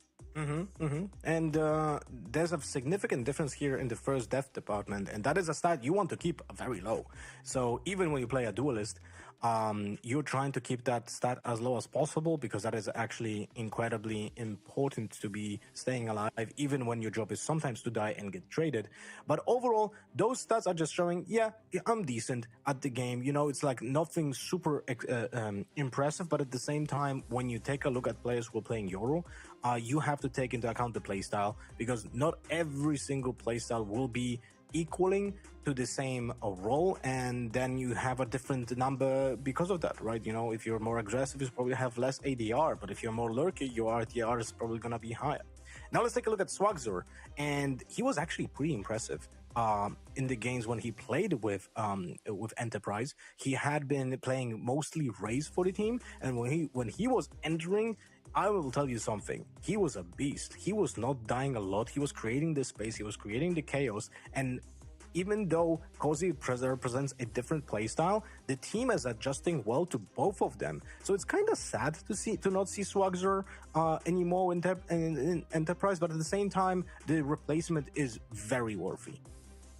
I think they can definitely find some footing with Cozy, but I agree with you. I think Swagzer was amazing. I really hope he finds a team, a home to bring him to new levels, because he's playing very, very well. He's shown very great things in Enterprise, both in VCL and EMEA Clash. We've definitely seen him very, very, very impacted, having so much impact in the games, and it brought a lot, I think, to Enterprise. But now it's time for Cozy to actually take the space and try to fill these shoes that are not easy to fill, because he was so impactful. And we see the map Veto from Enterprise and FUT. So Enterprise decided to pick Split, and they bind Ivan, but only second.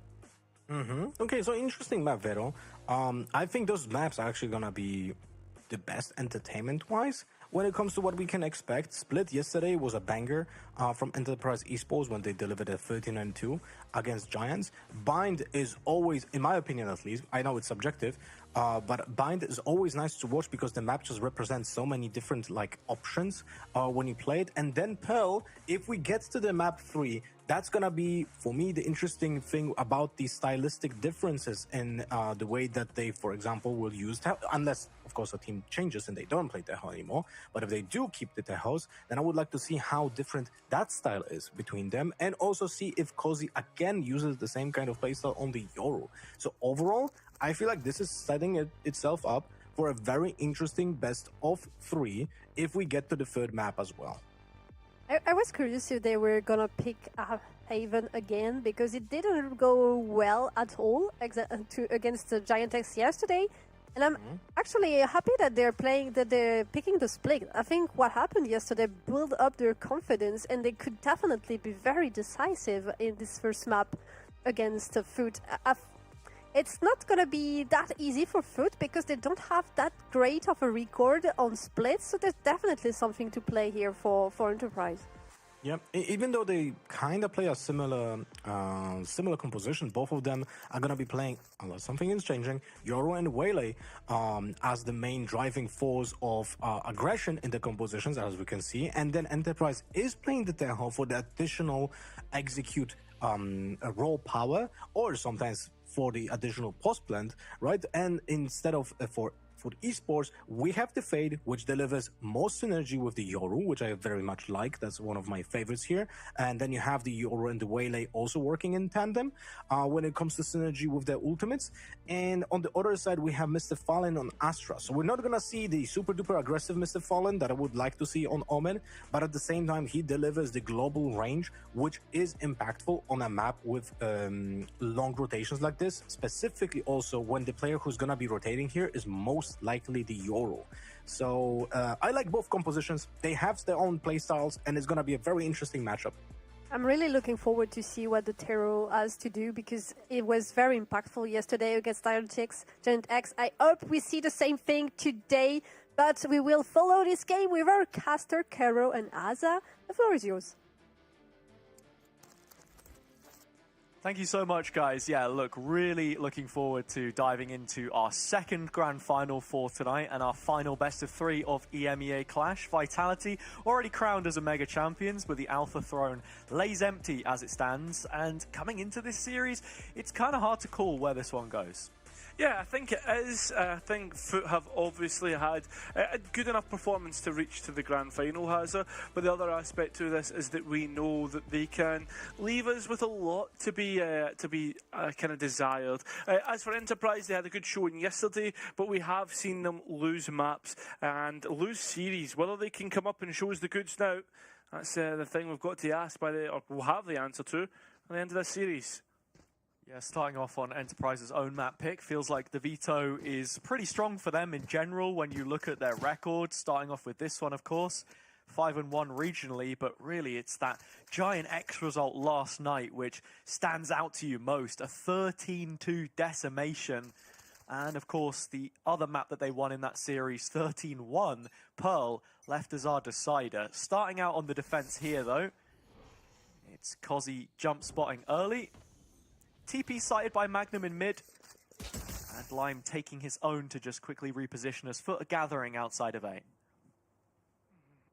Kozzy dancing with the idea of perhaps going to take on some of these FUT players, but as you've heard at length, we obviously know that FUT have the capabilities to punish at a moment's notice, and already Kozzy is the first one in the kill feed for this best of 3. And at this moment, FUT are actually struggling to get out on A, looking to go elsewhere, and they go up ramp. Yeah, Enterprise have got numbers here already, and now Magnum's starting to flank in as well. So as they start to approach this heaven possession, Prox is classic. Not working the way he would have hoped. Lime's ghost was, but Magnum now in position to punish.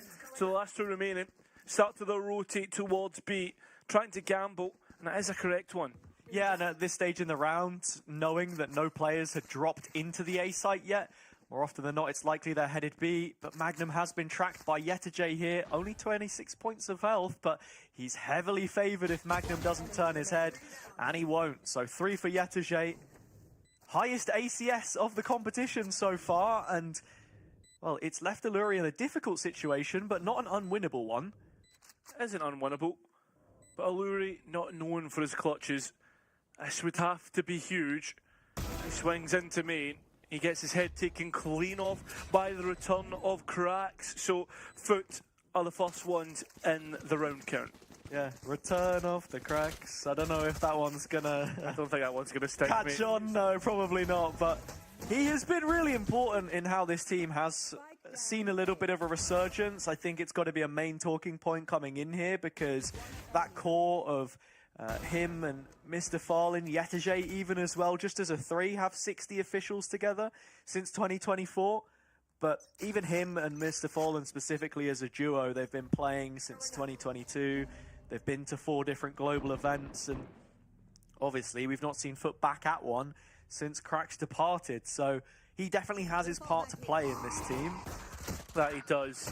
He's been a mainstay for the longest time. This mid-fight is going exactly the way you'd expect it to. FUT have absolutely had every opportunity and won, so double up.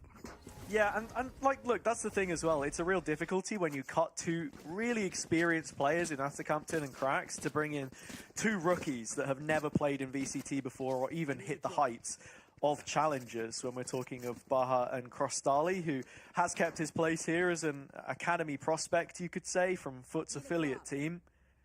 Really coming on in his performances, as now they're set up for a potential bonus round win. Looking at it here, they've got 3 rifles to work with. Cracks is just on a pistol, and I think that tells you a lot about the selfless role that he plays here as the Waylay. I mean, second in, right? Or I'm not even second in. First in. He's the bait on the end of the string, right? Exactly. I think I'm thinking of him as a second duelist, right? But first entry, and I guess that just sums up Cracks. It's the perfect role for him, since that flashes aren't the best in terms of the initiators. Yetajay want to try and find a way to create pressure, and has done so successfully. But it should be easy enough to clear in this position. Yeah, reaction to being fought early in mid from Enterprise is to take themselves some garage control towards B. That's going to look really nice. if FUT actually want to commit to this. And while the spike is heading in this direction, looks like they are just going to pump the brakes for a second and start to redevelop, re-explore an A push, still with control in main. Still need to be careful if they do this, because you can see Magnum is just looking down. And it's incredibly passive main control as well. They're all the way sewers right now. Cozzy coming in to support, and the utility there has just held them at arm's length. Cozzy, though, straight back out to main, winning his fight, but there is a second player who has been notified. As they try to get onto it, Magnum gets a double of his own, and Yetiji trying to chase down the remaining players. Alluri from sight should have what it takes, but it's not the case. 12 seconds left. Yetiji needs to get the spike down, and he'll go for a safe plan. Yeah, has a little bit of time to do this, but not too much. Double flash should have him killed. And it is exactly the case. Enterprise answer straight back. Brilliant little combination there to confirm from Enterprise, a team which really impressed me with their micro in the previous series that we saw them play in when they won last night against GX. Lost the first map, but grew into things as their opponents only picked up 3 rounds across the following 2. And a lot of that came down to just in these little situations, playing off one another, whether it's the util, been great at, double player stacking a lot of the time as well.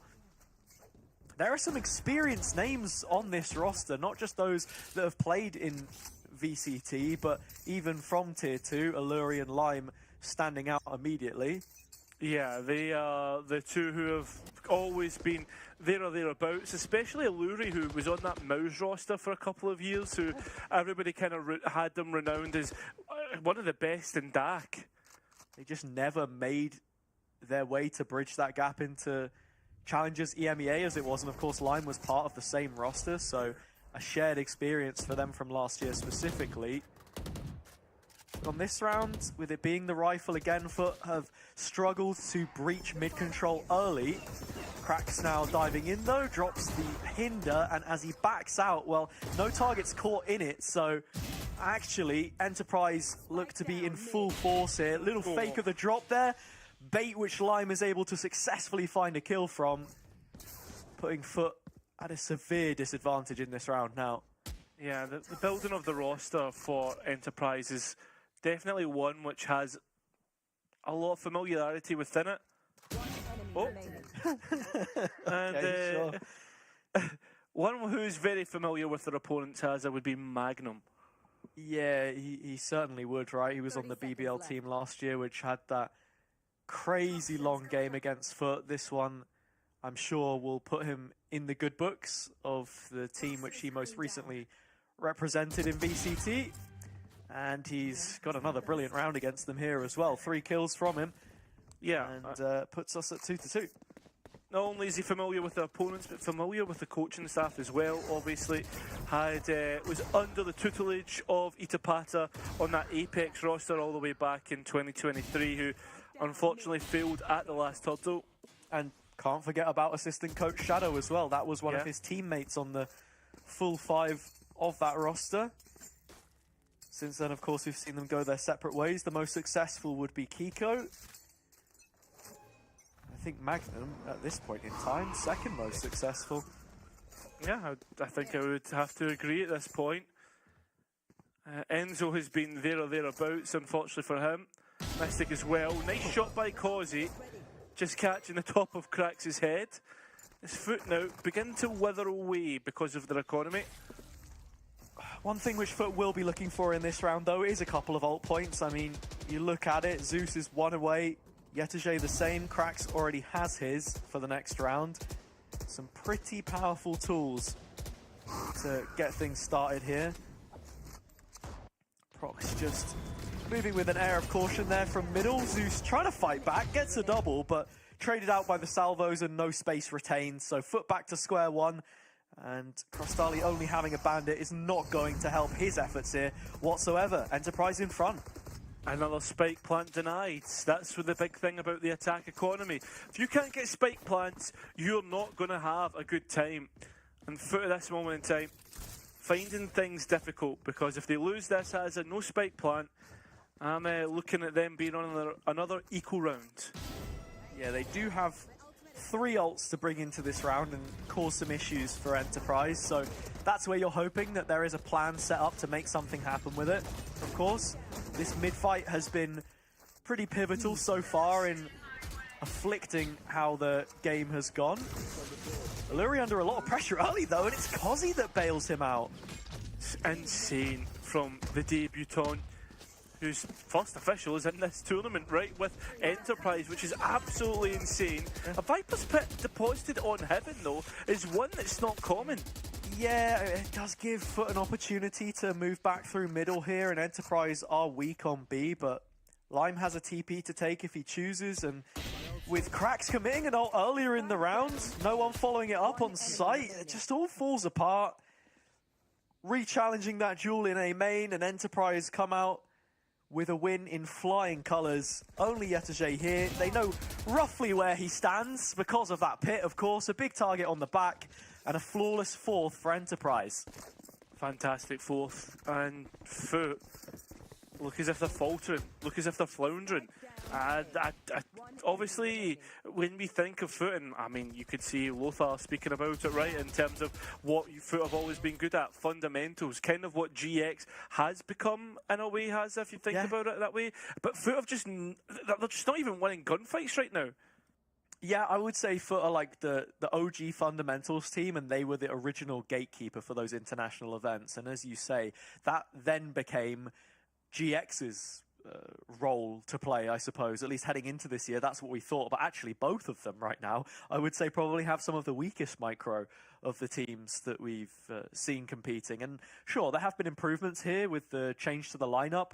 The point I was getting to earlier about having the rookies in the team versus, you know, a veteran like Cracks is that sometimes it is just a more vocal player. I know Baha was definitely a vibes guy, but offering something different than the emotional leader that you would be looking for, I think, and just, you know, trying to hype people up, I suppose. So back on the pistols here, it's a fairly early timeout, but I think there's plenty of cause for concern and a clause to go for this one here when you consider the fact that that was 3 ultimates and nothing gained.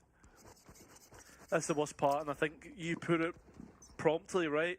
No spike plant, 3 ultimates used, no success in whatever margin.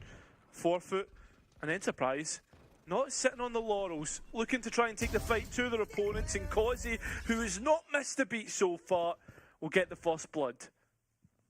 Finger on the pulse, Enterprise straight up the guts, 3-player walk down in middle, and FUT are left to try and find an answer for this with their remaining 4 players. Magnum's timing on these orbs as the Viper have been great. He's looking to reposition here towards Mail. Has to be careful he doesn't get caught, as he's not far away from being killed by one of these Sheriff bullets. Okay, going for an information play. I like it. Maybe a little unsettling, but let's look at Kozzy, because he's under fire right now. Could be, very soon. Backed into the corner in ramp, but has a dash to get out and a hinder if he needs it. Oh, but he doesn't realises too late. Trying to play with utility, and FUT on Sheriffs have managed to cut open at the A side. 2 quick kills picked up, now heading into post. Krostali has the Nightfall to try and counter any aggression. Maybe they could play a high line behind this Cosmic Divide if they want, but Mr. Fallen's just taking fights instead. Down to their final 2 members here, Enterprise, and both of them retaking from screens. How do you get out here, Mr. Fallon? Patson on the rifle because he's low in health. Plenty of bodies to try and get in. This paranoia only gives you a moment. As it is not everybody, it gets even worse. Prox trying to force the issue, finally caught out. But where's Magnum? Taking his time. Can't quite find onto Cracks. Oh, he certainly can now. Now this gets a lot more doable. 1 versus 2. 1 player on a Sheriff, the other on a Phantom. Spike still not tapped. Magnum going all the way for the long wrap. And it will end up being a thrifty round. Yeah, for just a moment it felt like maybe there was a chance there. Magnum's aim, incredibly crispy, feels like he's hitting new heights in terms of individual performance, carrying that confidence from the back end of last year with BBL.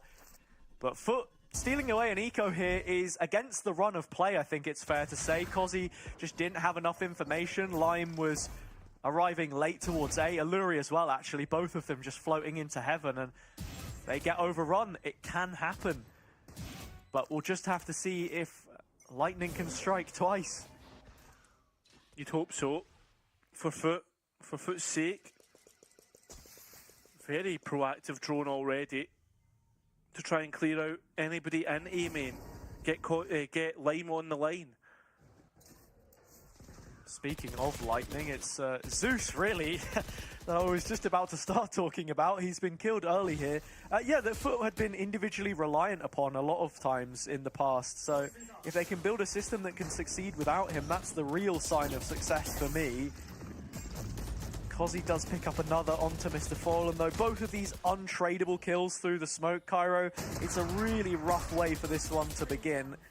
Yetege dropped to 31. The closer he gets to Lime, the more likely the shorty was to kill him, but instead it's this mid-duel again, which Enterprise profit from. And so Yetege is just min-maxing the situation to the best of his abilities. Yeah, trying to chuck away a rifle, but I don't know if he realises Enterprise have all the rifles anyway, because there's full dead in mid, so... Yeah, it was the op that he was trying to get rid of, you know. Well, apologies. So... Do you know what, mate? See, sometimes... Thank you, observers. Great. Cheers. Putting you on blast, it's all good. Do you know what? Easy mistake to make. Thank you, mate. I'm glad that you're here to support Look, me. I've had plenty of blunders this weekend, man. It's, I don't know. Weekend? Bro, casting from home, mate, every day's a weekend. I talk about video games for a living, let's be so honest. Like... Yeah, that's fair enough. I'll let you away with that one. Hey, anyway, Enterprise straight back into the round count. 5-3, restore the lead. And again, I don't know, when it comes to this, FUT are just not impressing me with how they're trying to move around the map. I feel as if it's very stagnant, feel as if they're kind of trying to ply away at mid, but just taking duels that they're not setting up for success. Yeah, it does feel like at the moment we are seeing an Enterprise which are very in tune with their game, thought their preparation was excellent coming into the last match that they had against GX as well, how they're able to force out a lot of awkward reactions. For again, playing this game of trying to overwhelm Magnum on their half-buy, their eco, with 3 sheriffs, but he will give them enough respect, but not so much that it's going to be an issue. And even the positioning there is just a perfect counter to Cracks. He's gone for that same rollout a couple of times, and in this situation, Magnum was one step ahead. It's fantastic. And again, experience, right? It's not as if you're diving into some unexperienced tier 2 player. This is some of the best, and even I think Magnum was unlucky not to find himself in our roster this year. Moving in towards Prox though, he is under pressure. Crystalli though takes out the debutant Kozi, and he's out. Prox has to hold on to this one a little bit longer. Unfortunately, he will get dropped right thereafter. Lime already committing to the dimensional drift, would maybe have been calling for a spam on the body because Magnum was right there with him. Lime does end up finding Mr. Fallen, and now Crystalli is in hot water. Armageddon coming in, forcing him to drop back as the spike still hasn't been planted. 20 seconds flashes, good enough to catch Zeus at the very least. Lime gets another, Alluri on top of that, and it's only Crystalli left. All of a sudden, the round's fallen through FUT's fingertips, and Enterprise extend their lead. Surely we're due a timeout. What is the past couple rounds been? FUT have got to the point where, like, it feels like they're reading off the strat book, right? But when it comes to, like, the last portion of the round, there's nothing written. They're like, right, okay, guys, go and do your own thing. And that's where they completely lose their heads. Great shot by Crystalli. Great way to entry in through heaven. But what is going on? Yeah, it's still there is a bit of that disconnect that we were talking about. And coming into the next rifle round, a chance for FUT to rectify things. But if they lose this, then Enterprise already on course for an 8-round half on their defender's side, when FUT would have been hoping they could put up similar numbers with this composition. So, very tough spot to be in. Doesn't look as if it's getting any easier. You can see there's a trap play set up for B main, but swapping Lime in means that the players are looking to go elsewhere. Hold from the site. B Heaven allowed to FUT. Still this fixation on mid control, but it's allowed for Enterprise to take all of the information and space that they need on the extremities. Prox is just in behind this smoke, and if he takes the timing, there are 3 FUT players looking the opposite way. Walking through stairs, actually. They might just catch Kozzy on the ult timing here, and they do. Zeus the head of the spear, and that's the opening kill. Prox not too far behind, he falls. Let's see if they make the same mistakes though. Lime is in main, and Magnum re-clearing through mid. Has been clued in on the tendencies of FUT up until this point, but to dig out Yetije would really force him to tap into a few deeper angles than he's willing to right now. Magnum's still slow to walk up in the tower, but Lime has finally caught the attention of this attack side, and all of a sudden they might just be looking the wrong way. Not the case. Magnum finds that he can't do any more from that position, and Lime and Alluri know better on this occasion. FUT make amends for the last few rounds.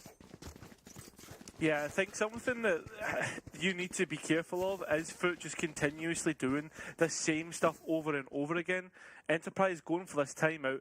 The point I'm getting to is this is something that Mini spoke at deep lengths at during kickoff. Like, spoke about how FUT always do the same things. They've got a kind of formation that most people call the FUT formation, and they do it every single time. For here, it would probably be the 1-3-1 that we typically see on split.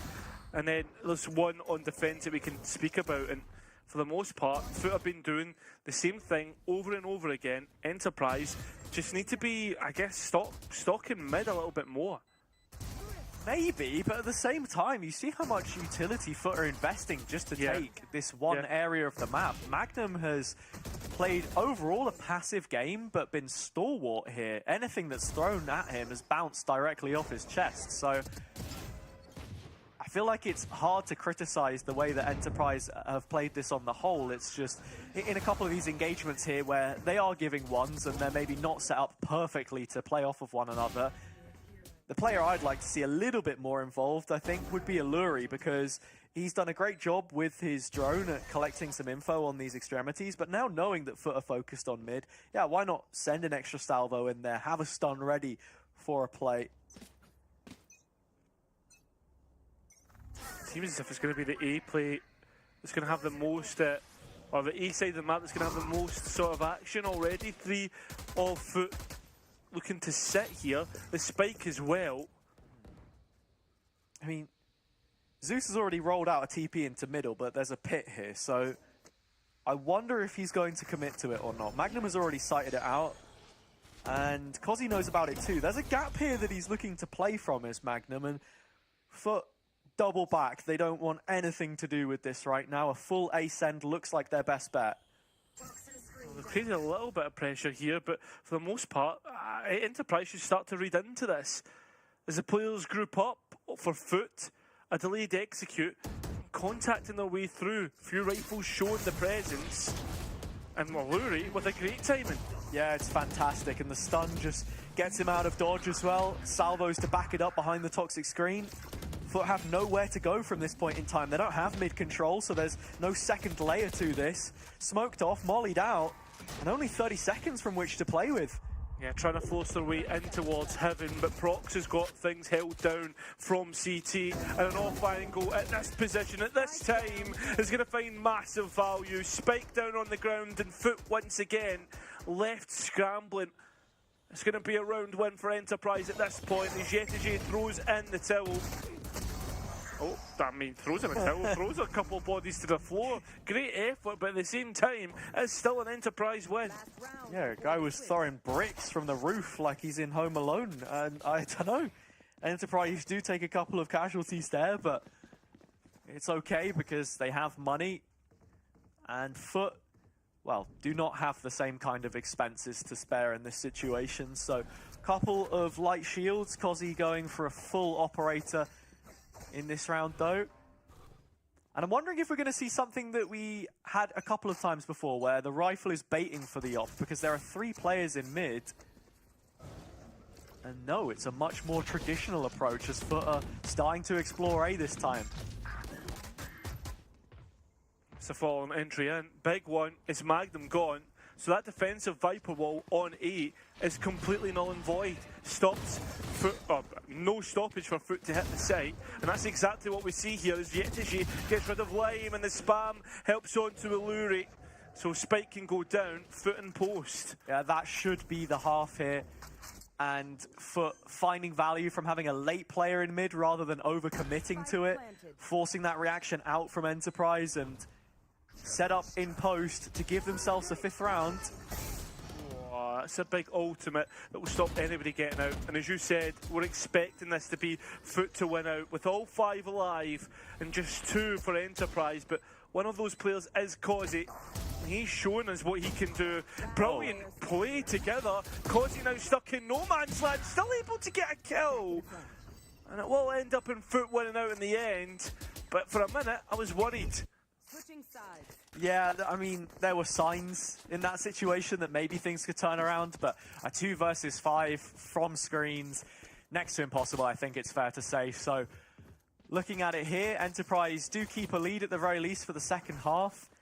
And I have to say, I've been impressed with this side so far. I think out of all of the Challengers teams that we've seen play, they look like the most likely candidates to go on a run later this year. Some pretty smart scouting in how this team has been put together. Yeah. Causey, a brand new talent on the scene, but showing what he can do.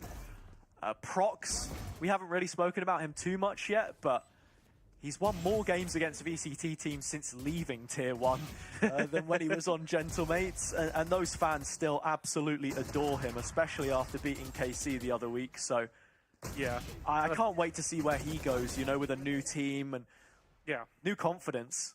That's it. I think with Prox as well, like a player who is essentially was representing DAC, a region who doesn't have a lot of representation, and I know that a lot of their community really gets behind him, and he's in touch with them as well, turning up to DAC finals and whatnot. Well thought of within the scene, and I really hope that he does kick on, because from what I saw in the kind of champions queue that we saw being ran by some of the pro players and some of the coaches, that genuinely he is a very vocal player and one that can frag out, just needs that opportunity to do so. Yeah, no, he's a real talent. And look, I think when you consider all of the players that were on that Gentlemates roster last year, there were more factors at play than just the skills of the players in the server. But that's what we look to now. Second half on the cards, and another pistol here for Enterprise, which is a very direct ace-end. Causey just laying up the rest as Prox will put it in the basket, and the spike into the ground. Yetiji just playing early from the position that he was playing. And, well, this double wrap from behind could find value. Magnum is watching. Yeah, he's holding for one of these players, but he can only kill a single target in the end. Zeus has been duly noted, though, and still one away from the TP. Doesn't have any way to close the gap onto site too quickly. It's an open plant here for Enterprise, and their strength in composition comes from the tools that they have in post-plant, as it tends to do on the maps that they play. Alluri with just a stun, no salvo here, but Crystali sweating bullets, forcing out a fight, but not able to get the one that he was looking for. Alluri adding the finishing touches. The captain sends them forward. The captain. 8-5, man. Yeah. I mean, that's the thing. Enterprise now start to look a little bit more confident. And I mean, they're another team that really, that at least once, from what I remember the other day, were able to win a bonus round and really push their opponents. Once they get their attack side going, that's a team that can really punish you. Absolutely. I think the questions about the in-game leading on this team, at least for me, did come from their attack side. So I'm interested to see how Alluri sets them up in the rounds that we've got to come, because FUT aren't out of this just yet. They'll be hoping that there's an eco for them here, but absolutely no upfront to try and incentivize it being some sort of a catalyst for them. Cracks forced away. It seems as if there was a mid-play brewing, but in the end, nothing comes of it. I mean, at the very least, it's a good chance for them to pawn off some of the FUT bundles, right? The classic, the new classic. I don't know why it's blue and pink, but I like it. I like the jersey more than the classic, I'll say that. Oh, really? The jersey's very clean, yeah. But it's just a white jersey. I mean, it is, but it's classic, you know? It's not that bad. I think it'd be nice if... No, I'm not letting you away with this. That is the most basic take I've ever heard. It's just a white jersey. Yeah, but it's class, isn't it? But it's like, it's, you know, the a- Adidas, like, it's clean, man. I think too many esports teams try and make, like, fancy jerseys. Nah, man. Do you know what? You ask Hazza what's his favourite packet of crisps, and it's probably ready salted, bro. Like, what is going on? Okay, bloody. Sure thing. Bet you get Iron Brew in your meal deal. That's just horrendous. Come on, it is better than actually. that. It's a massive stereotype. But I had nothing. I didn't have two legs to stand on. Yeah, mate, you need more ammunition than that. No, I really do, but I feel that it's not broadcast appropriate, so we'll move on with it. No bother. No bother at all, man. And much like our jokes, I mean, there is little to be said of this FUT round, if you couldn't already tell. And that sets us up nicely for the next one, Cairo, because I think looking at Enterprise here, got some decent rifles for the bonus, I think. In terms of this round, it was mid-control again. Want to see what FUT can do, really, to hold on to that space, because not only have they got the Viper, they've got the Astra here as well, and it's just extra stall that you don't get when you're playing Omen, and Enterprise seem to do a pretty good job with their timings on that. Yeah, I think, like, in a way, and I don't want to call it exactly the same because it's not, but, like, there's kind of a comparison to be made with the old double duelist that Ascend used to run, if you remember correctly, with the way that, like, it was, like, what, Sage, Cypher, Omen, plus the Jet and Raze. And if you look at the way that, like, FUT have got, this is just, like, a much more advanced version of that. Like, the fact that you've got, like, the Astra and the Viper that can really stall out. Yeah, the only problem is when there isn't a star to steal that limelight for them right now, it just doesn't feel like the setup is maybe there. Krax does his part, stops Slime from following up what looked like a pretty good hinder set in play by Kozzy, and Prox actually a few steps ahead of the curve in this situation. Looking to lay down the law on a couple of these targets, but it's Crostali instead to take them. 1v1 Magnum, and he corrects just in the nick of time. Fallen down as our FUT, 10-5, it's twice the rounds for the attack. Yeah, a bonus round win for Enterprise just pushes this gap longer and longer. Not only that, Magnum absolutely buzzing. A huge performance from him against an opponent who he got the better of for the full of 2025 and hoping for 2026 as well. Magnum, part of the BBL squad which sent FUT into the Dark Ages. And while there's not necessarily any bad blood between them, he is happy to face these guys in the server. Just pistols now for the defense, and it just feels like it goes from bad buy to bad buy if you're FUT. Can't say there's been too many times where I've seen a rifle and they've had ults and I've felt confident in them converting. Big shot from Zeus, rescues a rifle back. So now this retake where bodies are being attracted to the B site, this gets much more worrying. And it's this sort of one-dimensional macro I was talking about where Enterprise is just re-hitting the same space that could be worrying, because look how many FUT players are here. Lime's able to find at least one of them, and in the end he does get a couple. Coupled with the fact that Alluri also has a double means that Zeus has to do it all now, but he has been the highlight. He has, and he's also got a TP back. He always will be, as long as he's in this team. 30 seconds left. The numbers that he put up regionally meant that he was one of the last big talents that FUT had priority on bringing into their roster for 2025. But here, it looks like Enterprise will now have actually spotted where that TP is. But the reposition in main, the full rewrap, 10 seconds left. put Zeus in a dangerous spot to deny. Alluri goes for the safe option. Still, Zeus is wrapping around this pillar, and Enterprise are none the wiser as to where he is. Now the 1v1. Lime on the other side, and with the positional advantage here, he has to correct to find Zeus, but it's no problem in the end. He goes one better and gives Enterprise their 11th. Brings them one away from map point. And as we see the players stop, I was expecting that to be a timeout for FUT because things need to be sorted here, Hazard. Enterprise managing to fight back there. Even when FUT had everything that they needed, right? When you think about it, they had the bodies on the line, they had Zeus on a rifle, and it feels as if it's a hit and a miss. Completely fluffed the lines. Little margin for error now. It's exactly what I was talking about. This is one of the rounds where they have the tools, where they can maybe set up a retake through Zeus, through Crostali, but it's Yetege there without for now. That was probably, okay, that is one of the longest waits that I think I've seen between a molly killing someone and them actually dying in the first place, but fair play to him. FUT are now in front, by the way. Mr. Fallen with another kill in the mid portion, and actually Enterprise looking for an opening now.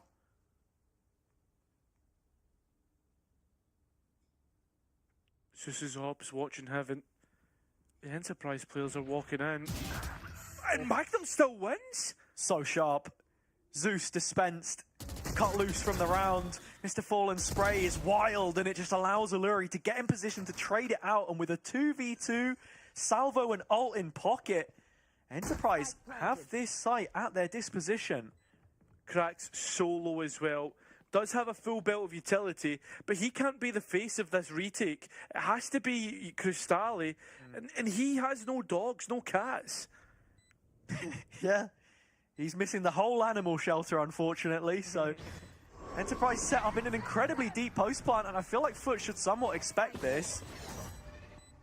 Playing for that ult in particular from Alluri.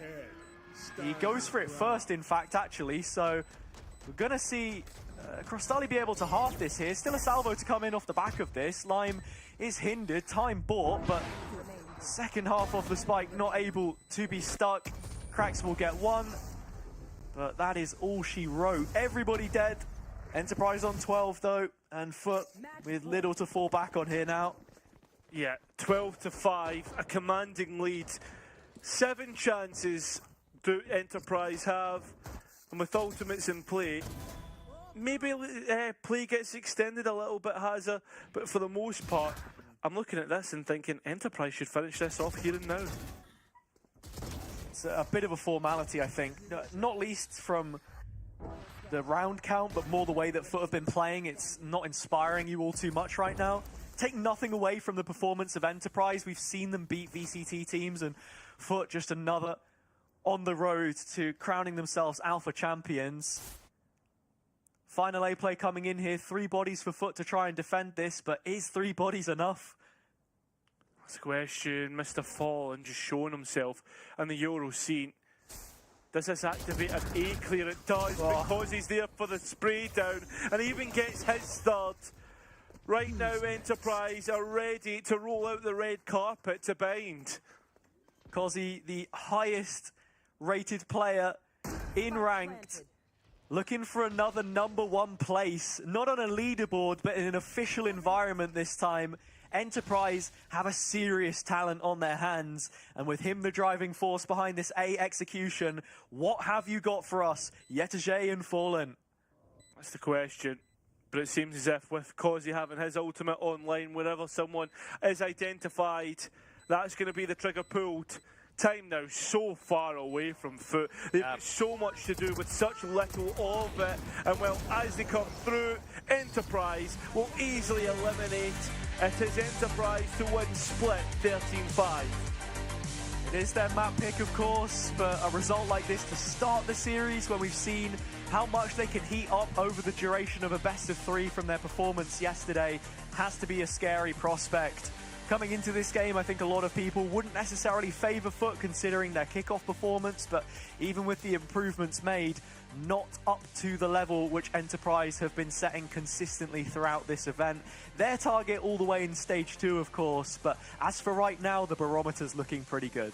the barometer has. I'm wondering now, what does this bind look like? Because while we look towards FUT and what they've done so far, yet to lose this map, I mean, it's not the worst results for Enterprise, and I think this will still be a good showing.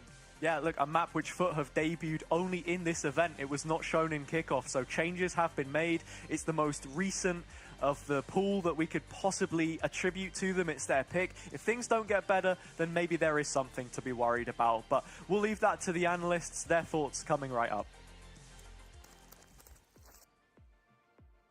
Enterprise kicks things off in the best possible way in this Alpha final against FUT. Actually proved that it was not just coincidence that they won against Giantix yesterday. This split is definitely mastered by this team. Yeah, and it was very visible why their team was actually winning. The amount of trades being done by Enterprise was actually on point. The only rounds that they were losing was because they wanted to lose. And I mean that they overpeaked. They kind of like let someone alone. There was a gap on the map. Those are the rounds where FUT was actually allowed to win around against Enterprise. And otherwise, Enterprise always looked in control. And even though FUT has decent fundamentals, on attack, they were really struggling to have good spacing between each other and to get those trades going. So overall, there were some impressive rounds from both teams, but in most cases, Enterprise was going on top because they were able to just have a man advantage. And also, I would have to say that FUT kind of struggled with proper planning when it comes to their ultimates. I feel like there was no real initiation when it comes to the tools that they had at their disposal, and I think that's one of the issues.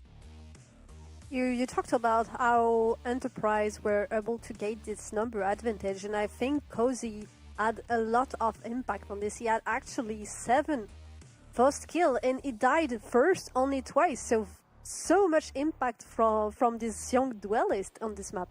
Yeah, and you can see like whenever we like seeing him on the map moving around to get that first blood, you see how he's being guarded by the next player. You can see how they move as a unit, and then it's incredibly important because those kills that they get are being done also by baiting. But what I mean by that, there were rounds where, for example, Cozy gets a kill, jumps down to vents, baits by movement, or like was that Magnum? I actually can't remember, but it was done with a duo of players, and they bait FUT into peeking into a corner, which in theory gave information about the player's position, but there's a second player who is guarding the other teammate, and they get additional kill after that. It was really well done. I really like how they set up their positions, the crossfires. It was just nice and pleasant to watch. You know, that's my favorite type of Valorant, when I know that I can expect like good tactical skill, and it's not just heroics that are winning the rounds.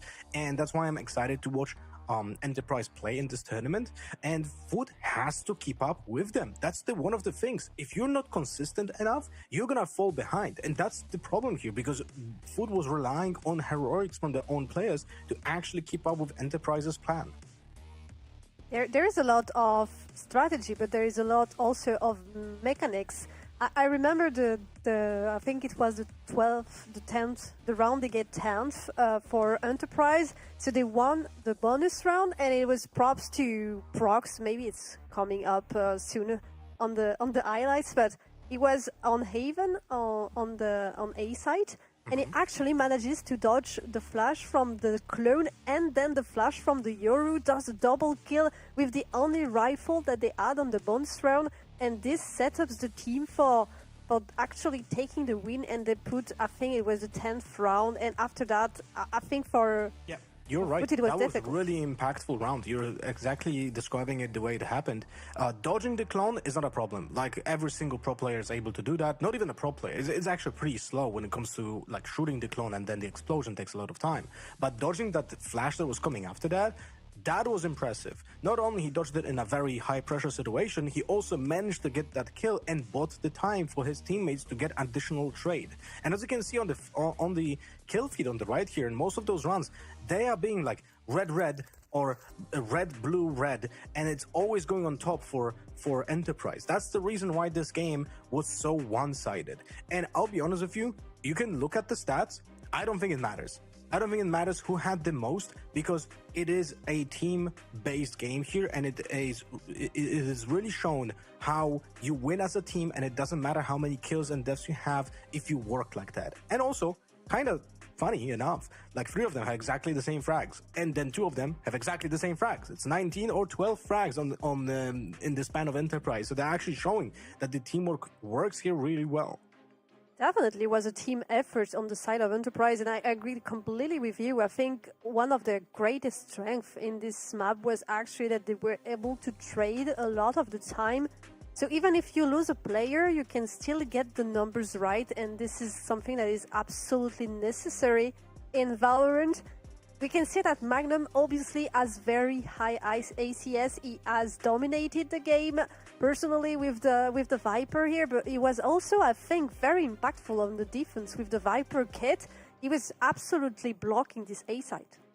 Overall, the composition that they are running, it's like a addition of Tejo adds you quite literally explosiveness, but also like the figurative explosiveness, because when you're taking an angle, you can react really fast with your stun, and now stun with the new patch added a additional damage, 35 at the center and 25 damage on the outer rim of it, and it suddenly becomes really hard to push through a choke point. So combining that with Magnum's DK from the wall, which was, by the way, very heavily nerfed, and now it's only 10 at the first crossing, and potential double damage from Snakebite, even such a stun is a incredibly lethal piece of utility, but your spacing is gonna get punished if you have proper spacing, because then you cannot trade your teammate because you're getting stunned.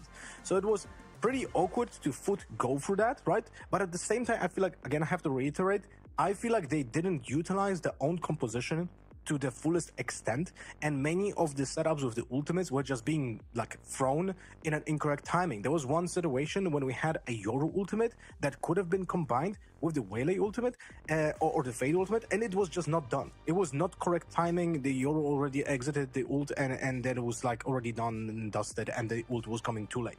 You know, so those small details are gonna hunt you, because they should have guaranteed you a kill, and they were not.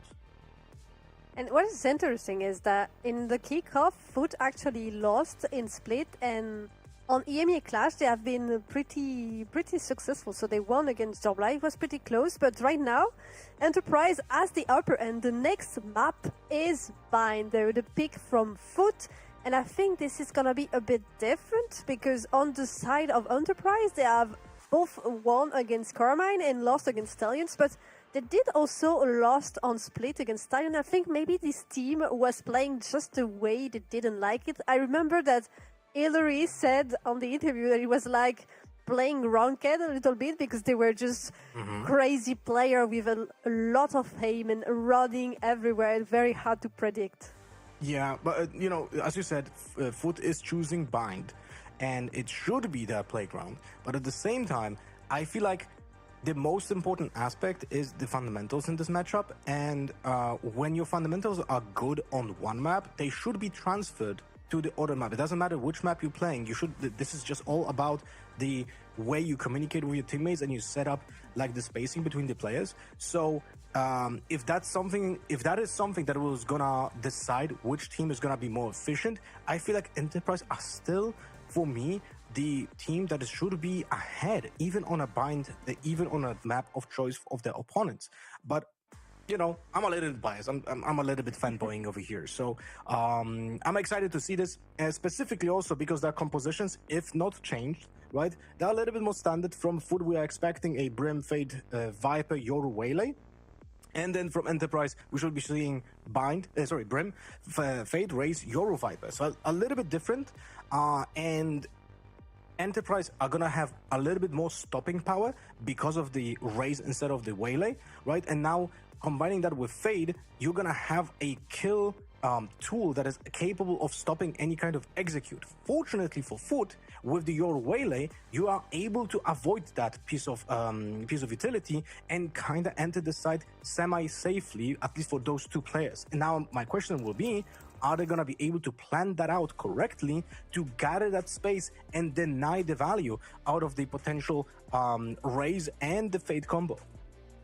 At least there are no surprises there from both of the teams. It's what we were expecting on both sides. And it's interesting because you said that the composition from FUT helps them actually under the site with this Waylay and Yoru, and they have had a pretty successful attack side. So this totally makes sense.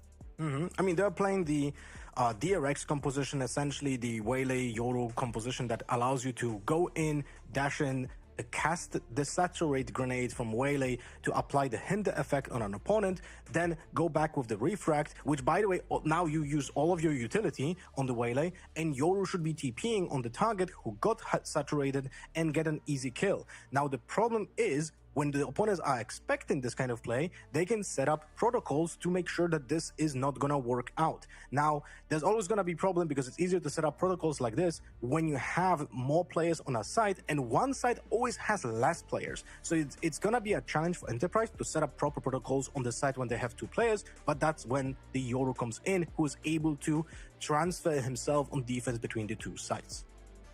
It is time to join our caster for what might be the last map of EMEA Clash. Let's see how this turns out with Kero and Asa.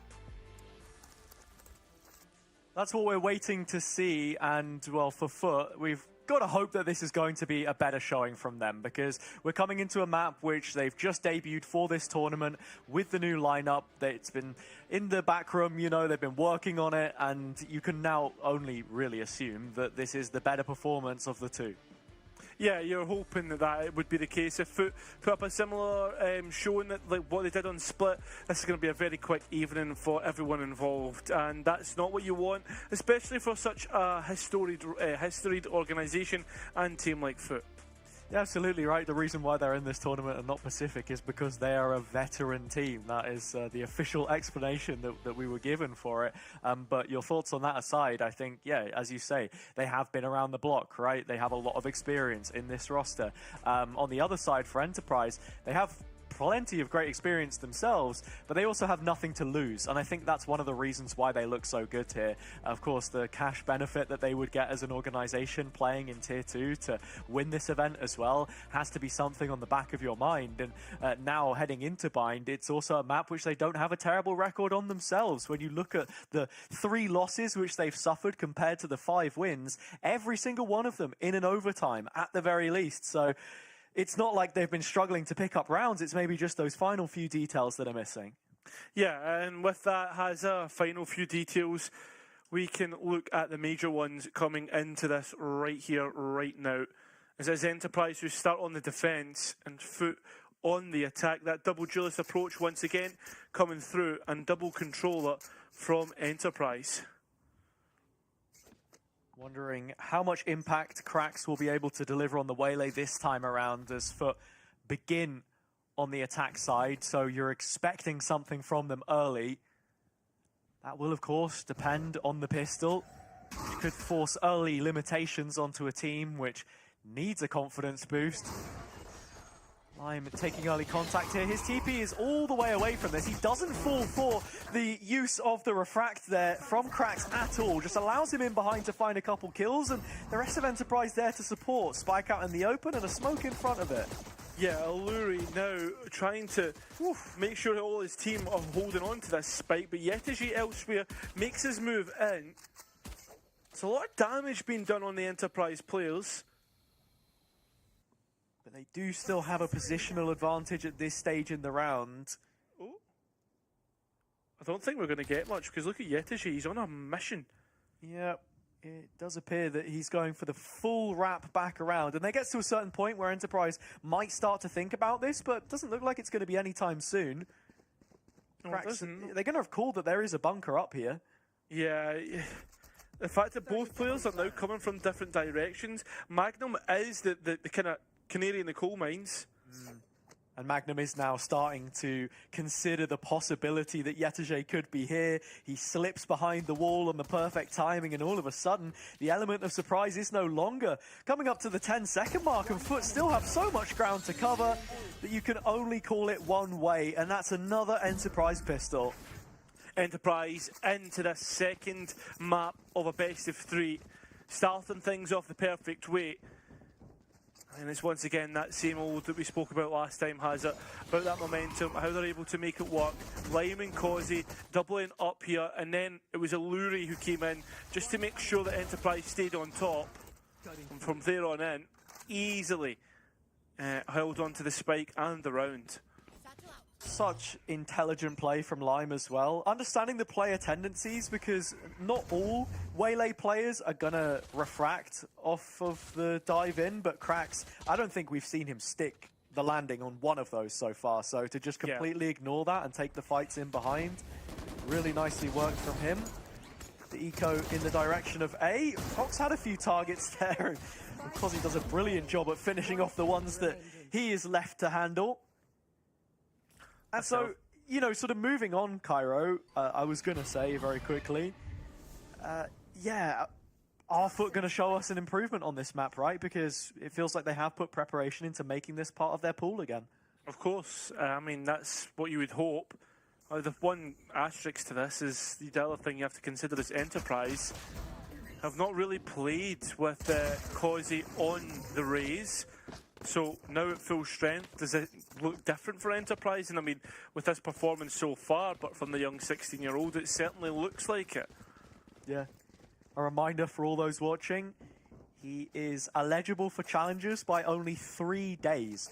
They had Swagzor subbing in the meantime, a brilliant player in his own right, but you can see the kind of talent that he possesses in some of these moments, but it's not like he's making any rash decisions either to try and buff out the numbers where other players would potentially fall foul to the same kind of mistakes.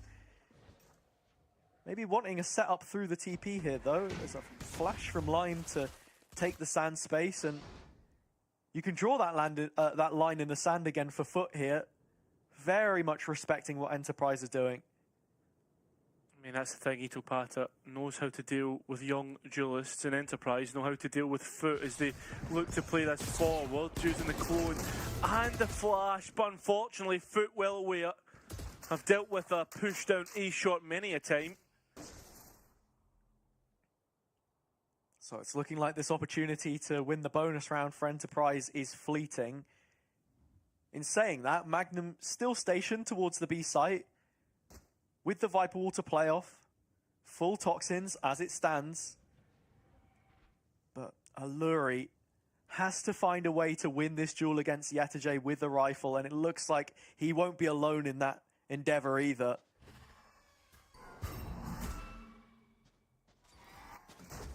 Oh, he's no chance. Had to take the TP to get out. So B open, and FUT with next to no issues here.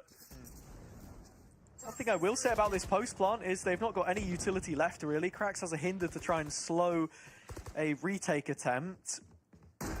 And Alluri's still banking a full utility belt. I've seen him do this a couple of times where he's really liberal with what he's investing. Not relying on it for the mid-round too much, and so Enterprise will throw everything they have at this to see how much damage they can do to FUT. Not much in terms of gap close, but definitely there's bodies here, I guess. But in terms of firepower, there's no Vandals, no Phantoms. It's a Bulldog and a Guardian if you want to rely on those rifles. And Cristalli straight away destroys the CT push, leaving Magnum stuck in towards elbow. Flawless round overall from FUT. Won every single one of the engagements flung their way. And it's so important that they did too, because the richest player was Cristalli with 900 credits, everyone else falling beneath that.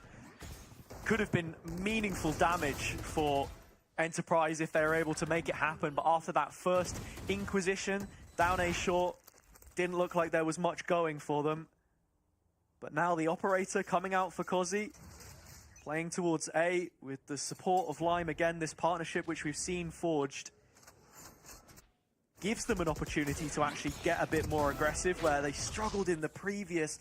Lime is by himself in showers though, and even the smoke is not enough support. You can see already Enterprise looking to retreat and retract from the positions they were taking, and there's plenty of bodies here to make you feel a little uncomfortable. Alluri doesn't realise it, but he's made the right decision. Yeah, this is a fantastic defender-sided call, especially if FUT commit to this now.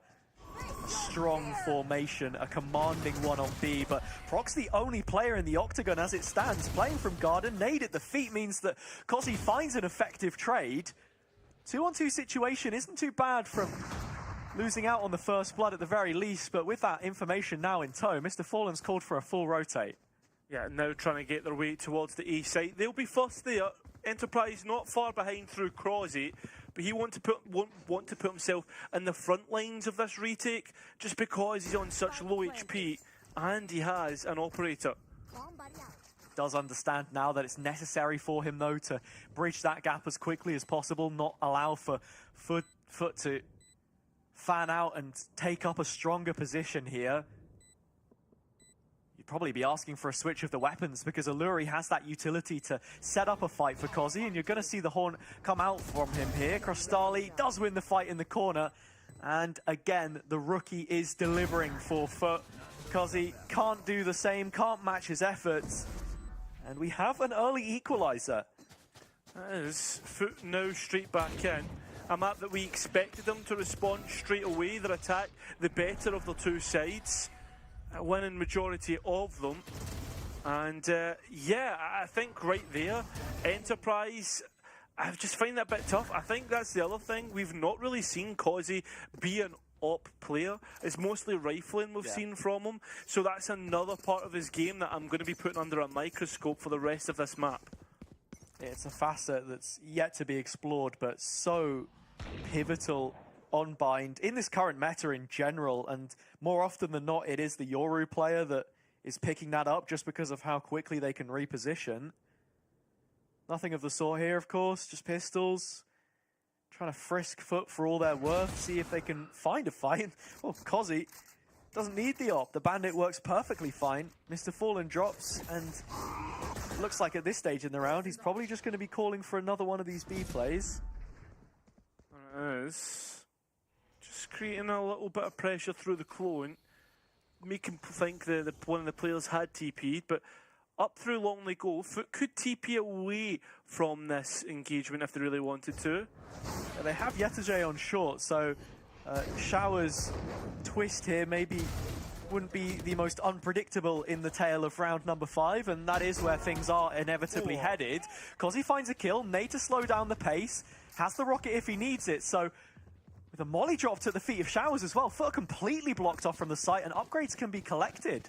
Yeah, they want to try and get to that short TP, but I don't think they've got enough time, and look at the rest of EP, they're all here and ready to fight this. Yeah, one-way smoke set up as well, Magnum playing close and now inside the valence of it. Flying over the top is Krax, he doesn't know which way to look, Rocket comes in a little late, but there's just not enough time. FUT are tethered and taken out of play. Enterprise, with next to nothing in this round, are going to walk away with it all. I said they have nothing to lose, but here, they've gained it all. And it's as simple as that. Magnum comes in to finish off the round. FUT left, trying to play the big game, the macro game. And unfortunately for them, they're the ones who get stalled out, trying to play their next card, and suddenly there's nothing left to draw. Enterprise did so well, and I mean, it's that man right there, Kozi, making the gun count. Yeah, he's still a kid, basically. That's the thing, but he too. plays like one man. He does. He does. Well beyond his years. And a round like that can really inflict pain on FUT. Starting to expose some of those gaps in their attack side. This one straight out the strat book though. Use of the Yoru ult into the site. You can see the idea in Krax trying to set up Zeus as he's non-committal once again with that refract, and the rest of the cavalry finally arrive, and that's when things get better for FUT, when they're playing as a unit. That's exactly it. An execute that has been well worked, well trialled. Now Kozi, who has been so good to take up a 1 versus 3. You wouldn't entirely put it past him, but unfortunately enough, the nade won't reach the right neck of the woods to find a kill on a weakened Fallen, but ultimately one which survives the round with the final kill. FUT bringing us back even, and I have to say, it's not looked great for Enterprise's money either. Another round where they're riding the knife's edge and pay a hefty cost. Yeah, I mean, it is a big, hefty cost. It's a good execute from FUT overall. I just feel as if the one thing that they do is force Enterprise to kind of go in one by one. I know it seems so simple to analyse, but at the same time, like, FUT are just so good on the exec that there's no chance for Enterprise to reinforce one another. Exactly what FUT were looking for in their kickoff run. Just the one win against KC, feat which they were able to repeat in the opening game of their campaign here. Enterprise don't have all too much in this round, but ult invested from Mr. Fallen all the same. And he'll double up for his efforts as well, as it is looking like target practice for FUT in some of these situations, honestly. We spoke at great lengths over the years of how mechanically talented Turkey is as a region, but I have to say that level has definitely dropped for FUT over the last 12 months or so, so it's nice to see a return to form in glimpses here and there. Yeah, it feels as if, like, for the most part, FUT have kind of, I guess, like, been overtaken by some of the young guns that are coming out, and then on top of that, a big discussion we've been having about FUT is just the fact that, well, they no longer have the choice of the cream of the crop. They aren't that priority team anymore for a lot of the new players making their way up through the ranks. And, well, when you ascend 10 players and coaching staff in one go, plus the ones that weren't part of the roster, went their other ways, like comeback, then, yeah, the pipeline has to take a year or two maybe to reset before you start to see a few new names filter back through. They're in the lead here, though, on their map pick, and this is a chance to build that gap even further. Enterprise have 3 bodies towards the A site, or so they did. Lime has taken the TP just as the push is coming in. Yeah, there is an ultimate to delay if you really want to go for it, but I imagine Prox won't. And FUT are taking their time trying to get this spike down. Biggest asset here for Enterprise is still that showers control. Combo of util and the ult to try and delay this a little bit, as the spike's still not been planted from FUT. They look for space in lamps and it's denied by Lime.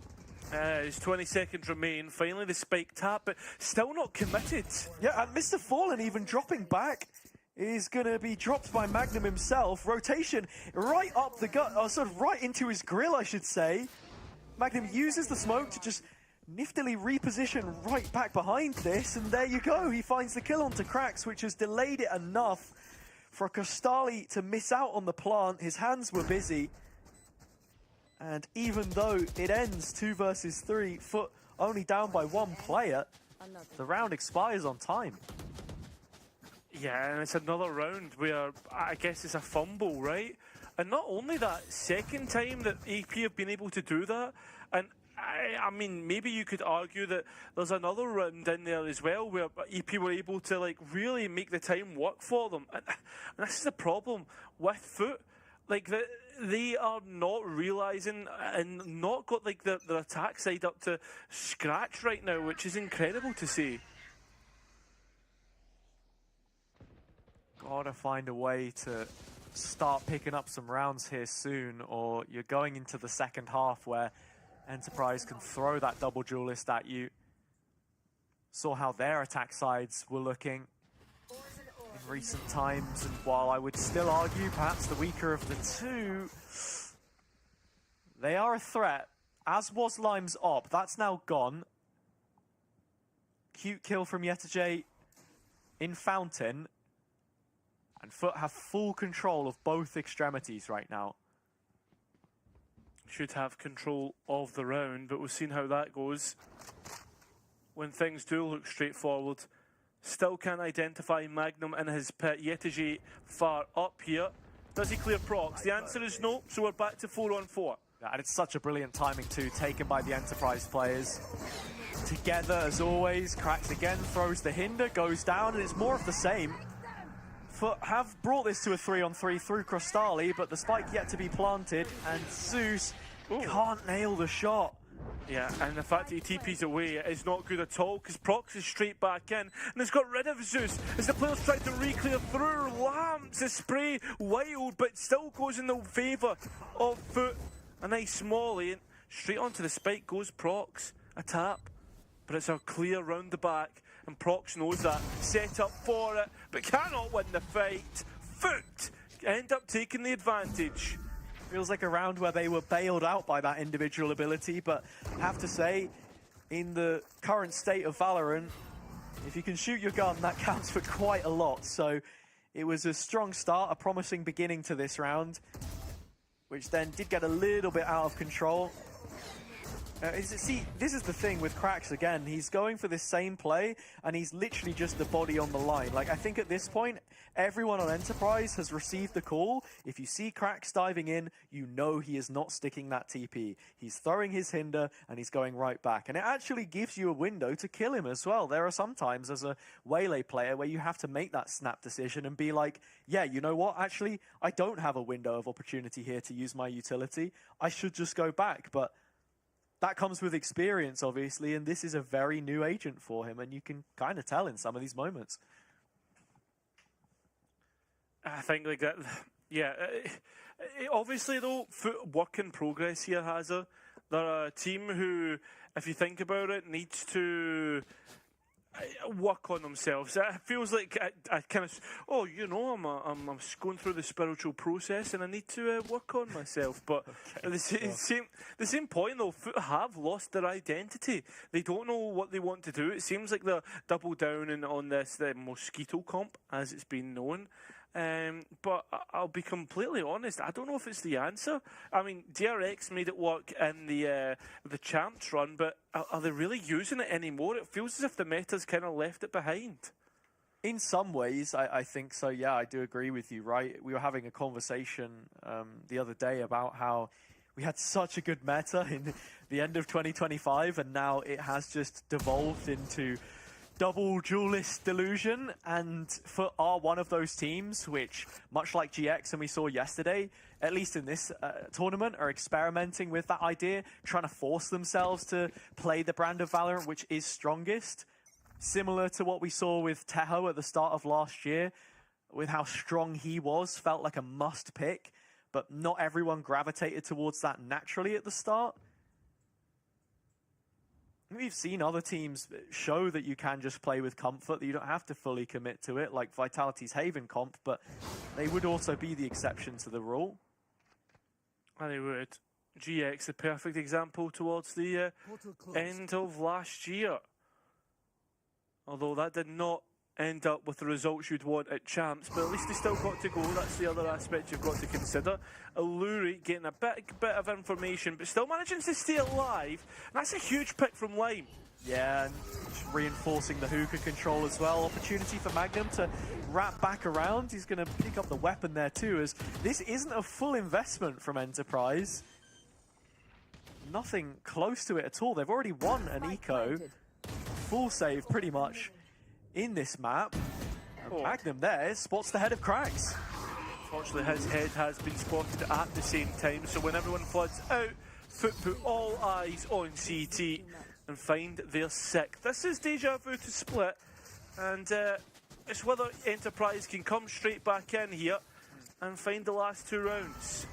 Carrying on the point that you were making in the previous round as well, as this is the first time I've actually think we've seen Krax full entry here and then also be rewarded for it, of course. Is that GX point, right? They were running double initiator in a world where maybe not everyone had the same meta read as them, but it worked and they were comfortable with it. That got them to top 8 at Champs. So FUT maybe just have to find what's going to be the answer for them here. As things are getting better round to round, Enterprise now searching for answers of their own through Lime's Dimensional Drift, which has spotted Crystali. Yeah, and look at the lane that FUT are playing now. It's so pushed back in the deep lanes. Crystali, though, does good to get at least one. That's a big pickup. That is the Brimstone. Yeah, Cozzy not overstaying his welcome there either on that fight. This is where Lime now has to expect a push coming in, and his TP is no longer safe to take. He's just inside the smoke, pops out. Quick trade. Yeah, unlucky not to get more, but the remaining 3 of Enterprise are rotating in, and Alluri has that full belt of utility that you spoke about before. And it's that standard combo with Kozzy too, still with the paint shells available, but they have to find cracks, and they've noted him now. At least they've found them, and that's a good bit of utility. The Prowler in as well, and they'll get that pick, 3 versus 2. Enterprise still trying to fight this, and FUT are in 2 minds whether they want to or not. Down to Yetajay, 1 versus 3. And he can't stand up to the task. 3 kills from Kozzy instead. Enterprise bring us within 1 with 1 round left to play for in the half. What do you think is a sufficient scoreline here for either side? I think for right now, Enterprise are just happy considering how well FUT have been playing. But is 7-5 good enough on the attack? I think it's probably just about below where you'd want. For most teams, an 8-4 half is a successful one. Regardless of map, regardless of composition, anything more than that, yeah, it's just getting better and better. But FUT really in desperate need, I think, of an extra round here, just to add that little bit of extra security about it. And again, the proactivity from Enterprise, these set pieces, not always worked, but they've committed to making them happen, and the micro on the whole has been really, really solid. The fact that they come out, take Zeus off the board, that's agency taken away from FUT. And nobody to really follow up on cracks that can get away as well. The question for Enterprise now is this indicative of an A execution? They're thinking about clearing out short, and well, now they know that at the very least, Crostali is here. Smoke's committed though, that would give it away. I think that was the hinder from Cracks as well thrown out, so you can now see Lime starting to make his way over towards A. Spike has been heard, Seas comes in, brilliant combo. Kozzy's right on the edge, but will not live to see the rest of this round. Will not. Ultimate's now full being invested, but Lime's here, Magnum is not. Wally lineup comes in and makes 2 targets vulnerable, so an opportunity for Enterprise to swing on this, but they are just waiting for the numbers to arrive. A 4 versus 3 situation. FUT either side of short, waiting for Crostali to lay up this piece. The molly comes in, it drags the crosshair of Alluri away, but Magnum is there eventually to trade it out. 1v1, molly in play. Magnum trying to stick this up to half. It's that same refract from Cracks again, and Magnum still just holding the line, but the wire won't come all the way in, and Cracks rewarded for the repeat. Make sure that FUT do stick the 7th. Yeah, a little bit cheeky from Magnum. Tried to go for the disrespect and the sticking the defuse. And we've seen him work it before with Team Liquid. That's a long time ago, though. No, it was the game at the end of Stage 2 last year where he just full ninja diffused. Yeah. Still an opponent which I think he would love to face later this year and get his revenge. FUT, as we said, brings its own stakes with the BBL background, but this map, this second map, hasn't started as well for them. Enterprise still very much in this game, but we're seeing some signs of life from FUT. I'm still not fully sure what I think of it, though. Yeah, I'm not convinced either, mate. I know exactly what you mean. I think that's the thing about FUT. Like, we saw it there, right? If you look at the scoreline, for every 2 rounds, FUT won, Enterprise would come straight back. But it wasn't as if it was like back and forths in some of these rounds. Some of them looked so bad that he genuinely needs to go into the VOD dungeon. Absolutely. And I think that's the benefit. After this game happens, you've got the whole of Santiago to sit back, analyse what everyone who has succeeded so far in the year is doing well. Maybe apply a bit of that to your own game, and of course, you know, focus on yourself. Get some rest, because as much as we love to harp on about the calendar being a bit more packed this year for Tier 2 and Tier 1, officials an issue for some teams in the past. For others, it's burnout they complain about. Yeah, sometimes you do just need a moment. Yeah, can be that. Can be just trying a new comp in an official environment that'd work your way. FUT with the new comp, trying to be aggressive, and luckily enough for Enterprise, that wall actually works in their favour. Yeah, very interesting wall being used here by Magnum for a long take on B, but the spike's actually already walked up short. And they've got a 3-player insert in Lamps, which I'm not sure Mr. Fallen's fully tracked. And there you go. He's caught a little off guard, as are the rest. 3 kills from those 3 players for Enterprise onto A, and already Yetterjay has been noted. Yeah, trying to get onto the back lines, and, well, he's caught a quick TP, and Krax is now left to try and rotate from site to site, almost like a Newton's cradle, but unfortunately there's no one to actually cradle him in a 4 versus 1. Cairo physics reference in 2026. I feel educated, truly. Hey, there you go, mate. After the history lesson that we had on the previous series. I was a physics man, I'll have you know. Yeah, and that's what EMEA Clash is all about, learning a couple of lessons for these teams. And so Enterprise just 1 round off with that pistol round win. I mean, this was a really interesting pistol. I think when it comes to teams and how they choose to approach it, it's nice to see them put in the extra work and bring some ideas to the table here. Yeah, I do like to see it. I like to see teams trying to refresh themselves, and we've been calling for it on the analyst desk on EMEA. FUT, Lime will see every single player.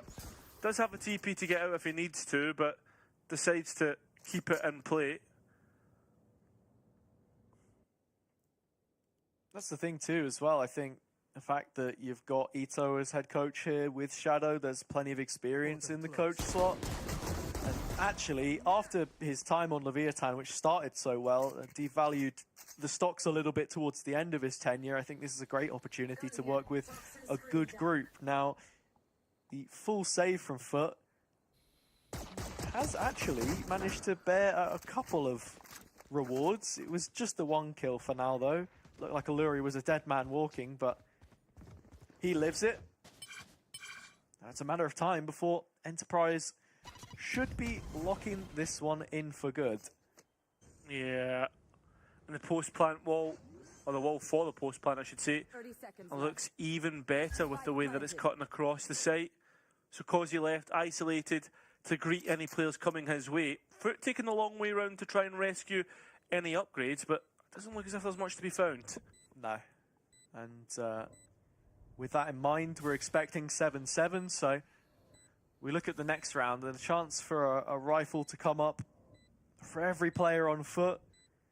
Just outside of having op money right now, and it's not been something that we've really seen Zeus playing all too much of. So good with a rifle in his hands. We know how dangerous he can be. That game in kickoff on Corrode that we had, him and Alphair both putting up what was the highest kill map for most of the event. That's until Martin decided he wanted to become Thanos towards the end of the tournament. Supreme. Literally. Just, you know, didn't even enter his consciousness that he wouldn't break the kill record twice, so fair play to him. But here we have it. Opportunity now for FUT to get the lead back for themselves, but yeah, it's the double duelist at the foot of the scoreboard, which I think is most concerning for me. 3 players on 9 kills. Just Krostali, the beating heart of this defense right now, in terms of numbers, the eye test that Lothar was talking about.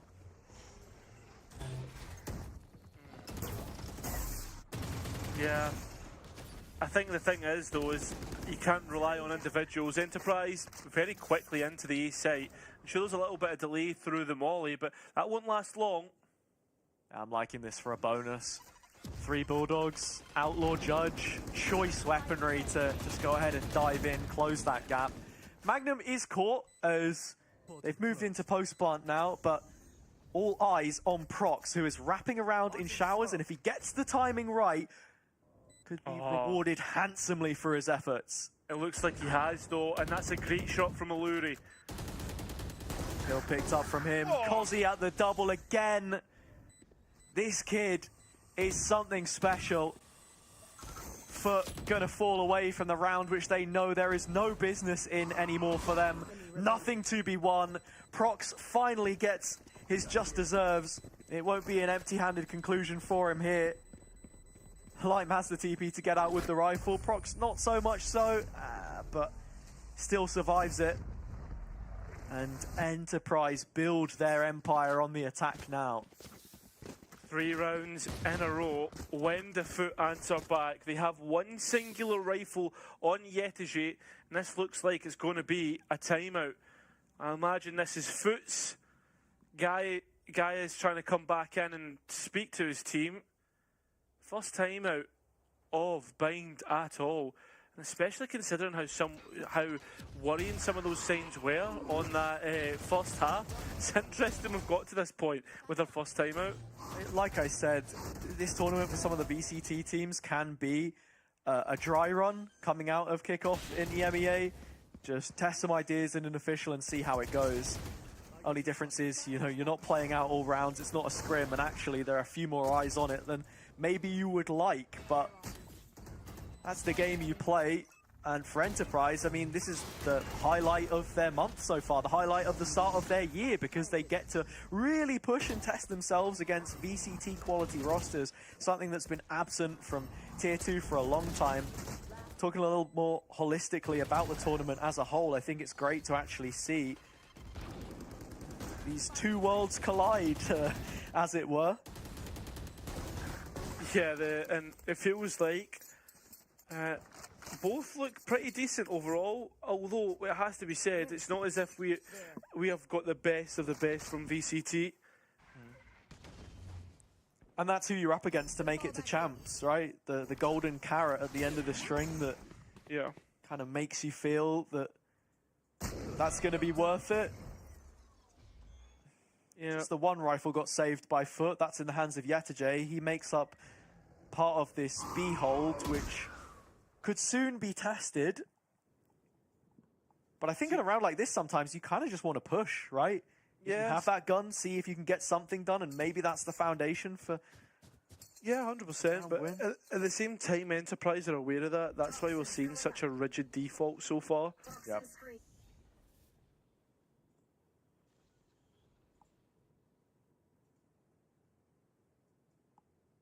Mr. Fallen, one of 2 players on A, waiting to receive this, has tools to delay it. They have showers control for the time being, but Lime isn't too far off, and the rest of Enterprise have hit the site. Yeah, and also hit the players' heads right now, as we can see. Yeah, Crack's trying to make the players uncomfortable, but not really working out. Trying to take players off guard as Crystallian. Okay. It's successful, but yeah, it's taking a lot of damage for it. And for Enterprise, they haven't got the spike down, but that's because they want to brawl their way to a finish. That's now a gap of 2, all orbs collected. And the worrying thing for FUT is, on a defensive eco-cycle like it is now, has it, when does it stop? I mean, you're hoping in the next round at the very least for FUT here, because things have to get better. Something we spoke about yesterday with Enterprise is that stylistically they are very different to a lot of teams, playing a slow contacting style, which Alluri and Lime as well, I suppose, was brought over from that former Mao's team from the last couple of years or so, and it's an identity we've known from them for a while. It does quite well against FUT, but this aggressive play is a 1-for-1 trade, and honestly, with Zeus gone, I think you take that. Yeah, would you though? Magnum gone at the same time? That wall can no longer go up on A and create the pressure that you would want. So I think it's an equal cost for both teams. Tell you who is still alive though, Kozzy. He was the one that spilt blood. And now Enterprise grouping up to try and challenge the A site. Understanding they have to kick it into gear here because FUT, in the meantime, are re-clearing very slowly back in on through the flank. This really relied on Mr. Fallen pulling one out of nothing, and he has. Credit to him. Look, for a moment there, FUT were completely outnumbered, but they win. Yeah, I don't know. It feels as if like FUT are one of those little monkeys who they smash the symbols together and you wind them up, right? But like every so often you see the pace and the energy slowly start to die out. So you're like, right, okay, pick it up, let's wind it up again, and that's what Guys was doing in the timeout. So FUT are back to that same pace that we expect of them, and they can easily go and shoot again, as we saw in that last round. I personally would have gone with the analogy of wind-up toy, but I completely agree with you. Yeah, okay, I'm sorry, I apologise, but you know what I meant. Yeah, exactly. And here, are they running low on steam or not? Kozi could very easily find Yetege. He's managed to reposition in a timely manner, and actually the re-challenge is absolutely gorgeous from Yetege. Takes down 2 targets, and Enterprise left to digest this one. I mean, they've still got money. Next round is very much a possibility. They have ults as well, but in this situation, at the very least, still looking for that opening.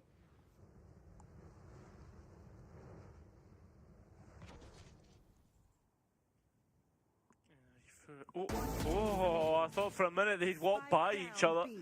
Unfortunately, Yetege nearly on for the ace. Will be denied it.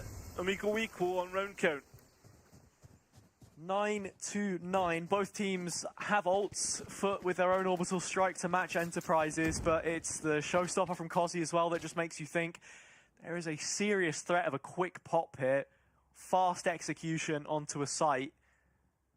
And I'm just wondering where the timeout's coming from. You would assume it's Enterprise off this 2-round bounce, and FUT definitely feeling that here. A slight swinging momentum after winning the opening 4 rounds or so.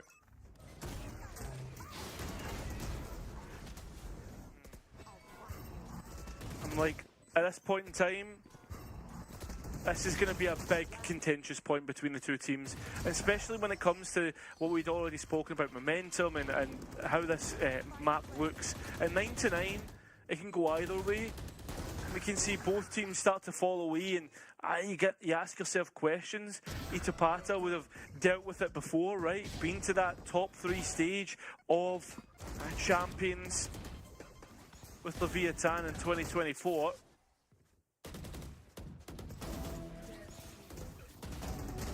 But struggled to do it in EMEA, I suppose. Yeah. In one way, because it was that grand final against Gentlemates, which they ended up losing. Hate to bring it up, but of course. That's how it went. I thought you were talking about Focus for a minute. I was like, no, you never go long, man. Well, that is also very true. It is a quick play, but it's from FUT, and actually the hinder has landed. Krax won't die in vain. Fallen trades him out post-mortem. Magnum again that's dropped, but Kozi's still alive as always. He's the gold standard. And now the attack find themselves in front, but look at Yetege. So far up, walked all the way down past the Phantom. Now looking into market, and Prox will collect. So with that now, Enterprise twice the numbers and firmly in control of the conclusion of this round. Yeah, but look at where the death marks are on the map. The A1, the one on A site, forgivable, but the other 2 has a disastrous. So with that spike going down, FUT go exploring, seeing what they can find. It will be Kozi. He has a couple of steps ahead.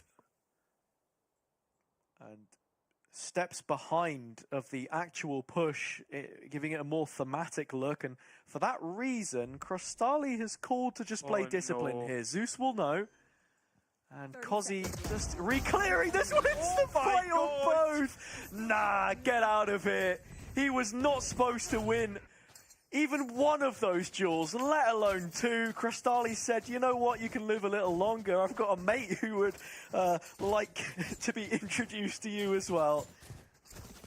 I can't believe it, man. This one, that's a disaster. This one's a little bit more forgivable. Kozi just quicker on the mark, right, on the double clear.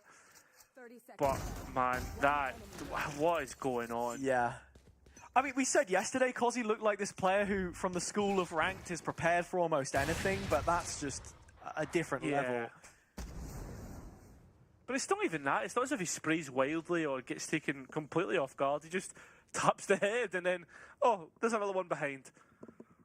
Yeah, it's light work in the end.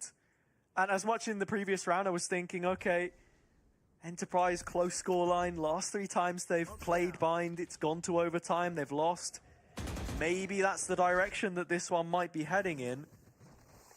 Looking to put into practice in an official environment what has worked well for them, as it's another really slow default.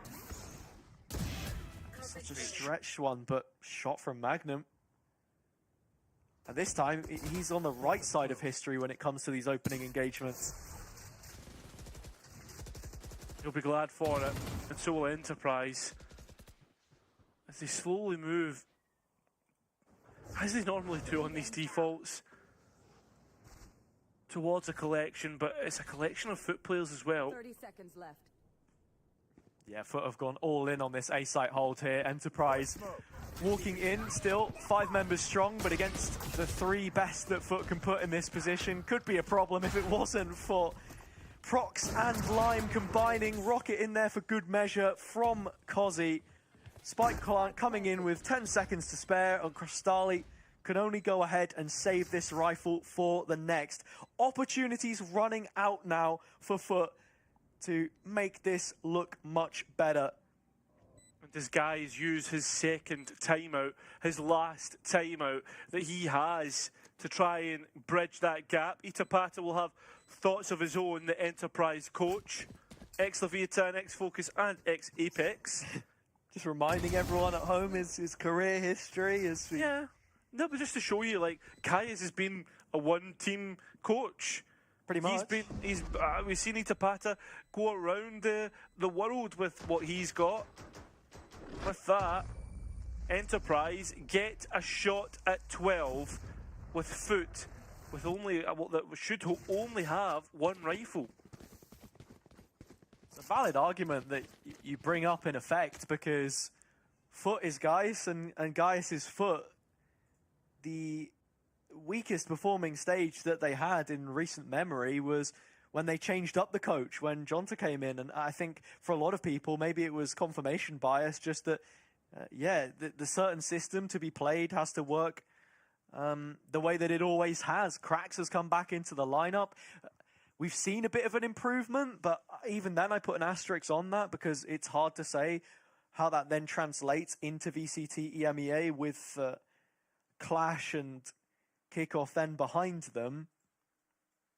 Second time out, as you say, and an opportunity to build around these ults. They've got some big pieces and still opportunities left to extend play here, but Enterprise are almost bound to get 12 at this point anyway, unless Zeus can roll back the months and show us the version of himself which we know to be ever so capable. I mean, I say months. It was the first series of this tournament where he looked untouchable. I'm pretty sure that's still the kill record for this event specifically.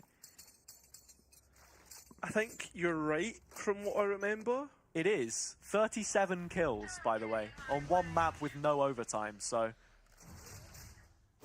Shows you the quality. There is ultimates in play here, with a Stinger full stint. I lied, there was overtime, but yeah. Okay, thanks. Couple of buys in terms of the pistols as well. Are FUT considering this a doable round? The pit would certainly think so, make you think so. They've also got others in play like Kraxes and Zeus's that can easily combine with one another. Portal closed. Just waiting for a window of opportunity though, and by the same hand, FUT don't want to go all in on this round, which feels more like a half chance than anything else to deny Enterprise getting map point, series point, and making themselves the alpha champions. Oh, by hiding from the flash, there's a TP away. Zeus is committed towards A, and this could be a disaster. We're waiting to brew. It's the trigger for Enterprise's execution. Lime's call to the rest of his team that there was a re-clear here, and that maybe they could look to try and punish that with numbers. They've managed to move up to the garden already. There's only one avenue of approach here that they're heading into, and it's right into Krax's ult. Yeah, some players managed to get out of it though. There is a trade and numbers, and the time is getting low. That spike needs to go down, and the rest of FUT are here to try and support. 4 seconds, 2, for the spike go down, it will be committed, but the round's already been won. Enterprise eliminate every single player. FUT went for the play that they had to, the mandatory one in that situation, trying to force the hand of Enterprise, stop the spike from hitting the deck, but it wasn't to be this time around. You look at it in the end, how many ults they invested, a couple of them, still 2 more, and still a strong combo with the Nightfall and the Yoru ult. If enough targets get hit, Zeus could pop out undetected. But it just remains to be seen, that level of synergy from this FUT team that leave you wanting more every time you watch them. You said it right at the very start, Zeus has done unthinkable things in the server before, but just doomed not to be repeated consistently enough to get you excited on a regular basis. Considering the promise of the best of what Turkey had to offer, he was going to be the next level, the next kind of generation, considering how good his stats were in Tier 2, but he's just not been able to replicate since hitting VCT. Sure, he's had a couple of great maps, but what we expected is not what we got. But that's never going to fall on just him as well. Agreed. It's this FUT system which has had its issues and really struggled to give him an environment where he can thrive, or maybe one that just relies on him thriving himself all too much. Has to do something here, but there's a new star born in the server today. Kozi at the double. Yetajay can answer back, but it's a rotation into a pit on a B site, which is Enterprise's warpath to being winners. There's not a lot for FUT to re-clear this pit either. This should be Enterprises to win right here, right now. Championship queued up for the Challengers team against a VCT opponent we've seen go to international stages. A long road to Shanghai, but Enterprise right now proving that they can do it at least against teams at that EMEA upper level. So long they were left away from their chances of facing them here. FUT trying to circle in on the pit. Fallen watching his tournament life flash before his eyes as Enterprise win and rise to the occasion 13-9. Your alpha champions in this tournament. I showed you Tier 2 can do it, but there is one asterisk to this, Hazza. Fnatic were missing, Team Heretics were missing, 2 teams who certainly would have been up to task, and well, Enterprise, you have to give commendations to them, because they will have a real target on their back come that stage 2. Absolutely, they will, having, you know, still got the rest of their own kickoff stage, or sorry, stage 1 in front of them to qualify to Challengers, EMEA and all the rest. The official pathways that take you to being a team, which will then ultimately be competing in VCT EMEA stage 2 later on this year. It's not going to be just, you know, from this one kickoff event that you put them there, but I think when you look at this roster, when you look at the region they're in and how they've faced up against the other teams that are there, they have to be one of the favorites for me, at least right now, to go ahead and appear there later on in the year. And look, sure, Cairo, I think also not just the absentees on the VCT side, but the fact that they didn't play all of the teams in this tournament. We're not going to see them in this grand final against Vitality either, but you do still come out with a lot of positive feelings around this group. Yeah, I think that this is a step in the right direction. I felt, and I hate to say this, I did feel a little bit hopeless about FUT coming out of kick-off, like as if they've got everything completely wrong. Didn't look like their former selves. At least this is a step in the right direction, but I feel as if there's a long road ahead of this roster before it even hits the heights that we expect of it from its history. Yeah, and look, history is one thing, but we're waiting to see what the future holds for all of these teams. I can only be excited for what that ends up being, but for now this has just been a taster of what is to come with Challengers and VCT teams facing off against one another. That's all from myself and you, Cairo, for this event, but it's been an absolute pleasure as always to join you here on the commentary position. So with that in mind, we are going to pass it over to the analysts to wrap up the show with both of our champions now crowned, Vitality and Enterprise. It definitely looks like this tournament is fated because one of our champion is from VCL Challengers and the other one from VCT EMEA Alpha is the challenger and Omega is the champion.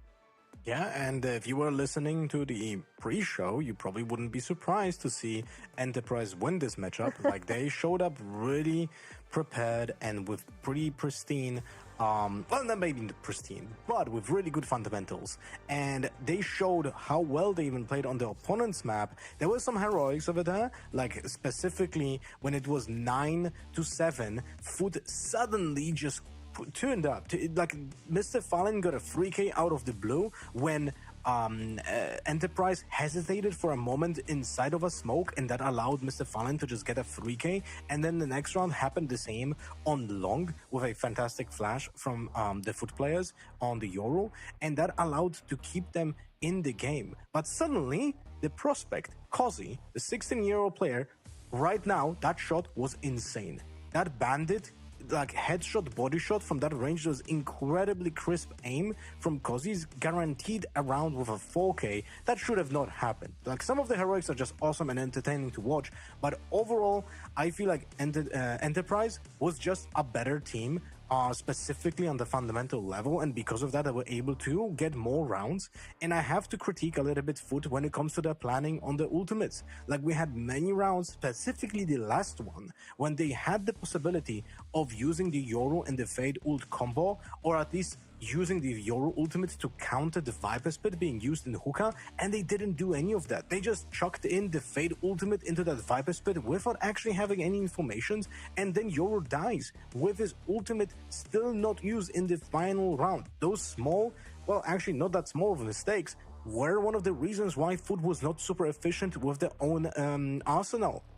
And that was one of the deciding factors why they were not able to be closer in range of the rounds on their own map pick. It's really, I think, a good matchup for Enterprise, because yesterday you could have maybe doubted that Enterprise was playing this well, because you could think that Giantess was maybe not feeling very good, but here there was a real battle. I think FUT played kind of well, even if they made these mistakes that you talked about, but we were able to see Enterprise at maybe not their full potential, maybe they can go even further, but still at a very high potential, and I think this really displayed how good this team is.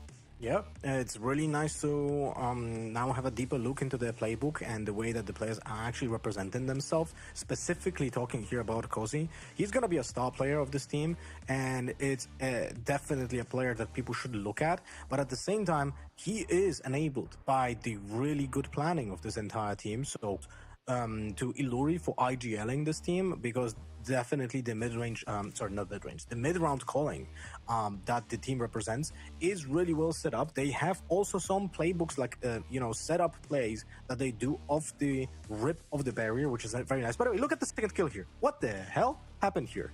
I have no idea. I think there might have been just some lag. We have seen on Split there was one kill I remember when Haza and Keira just laughed at, because there was like an animation bug. I think there was like a packet loss or something.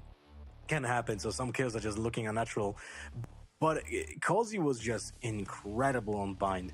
But again, it's a team-based game, and this is the last round that you will see here. Yetuj with some heroics on Garden, but 2 for 1 was not enough. And many rounds, there was just one-on-one for FUT on the defense that was just losing the map control, and Enterprise was feeding on that map control that was being lost by FUT.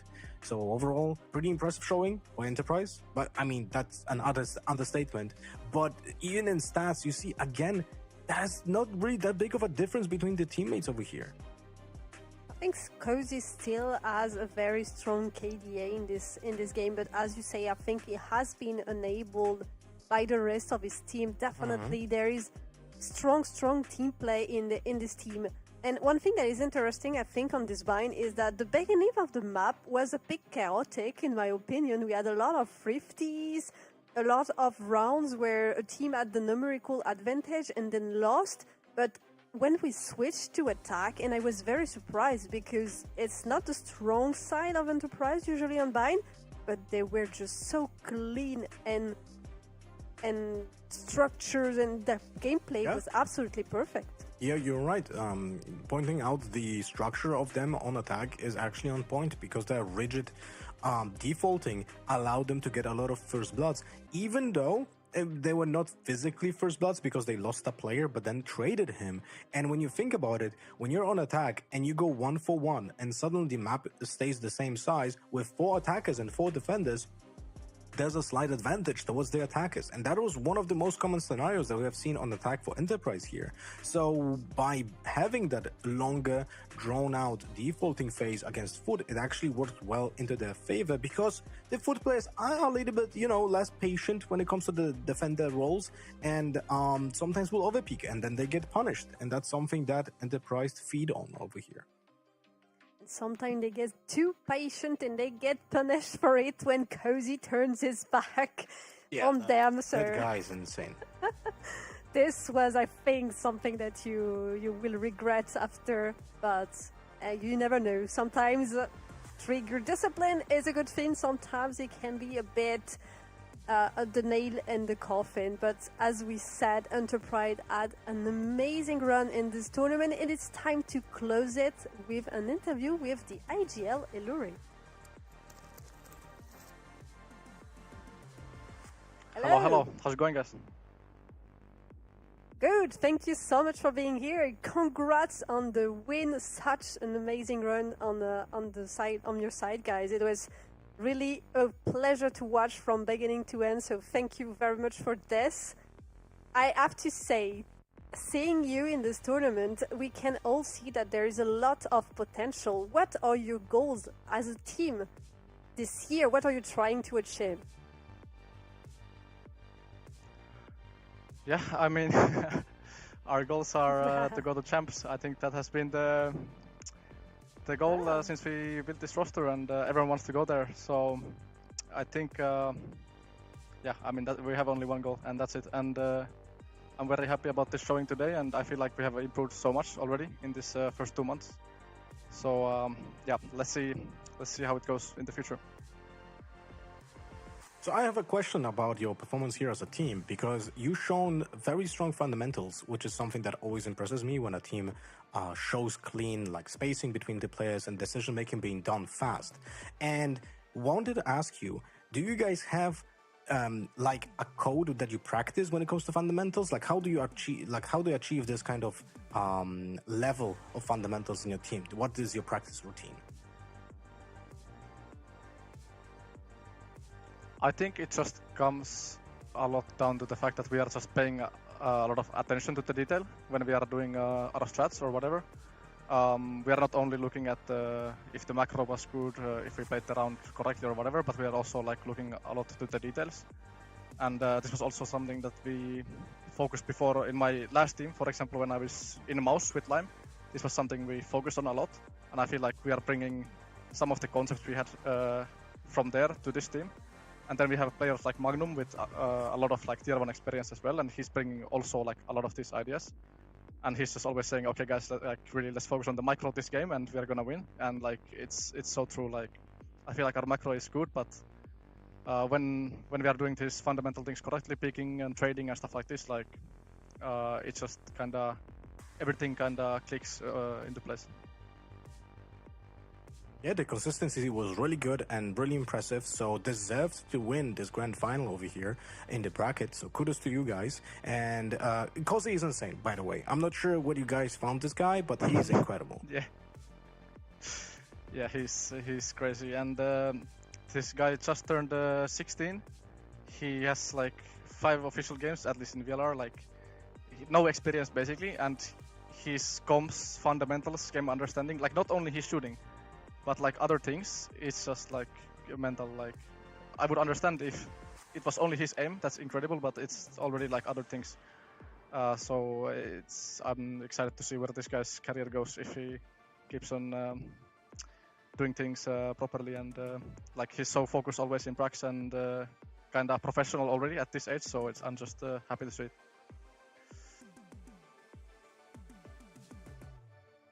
One last question for you, maybe before you are free for tonight. I was wondering, so you already scream against a VCT team. So what, in your opinion, is different from facing them in official tournament like EMEA Clash?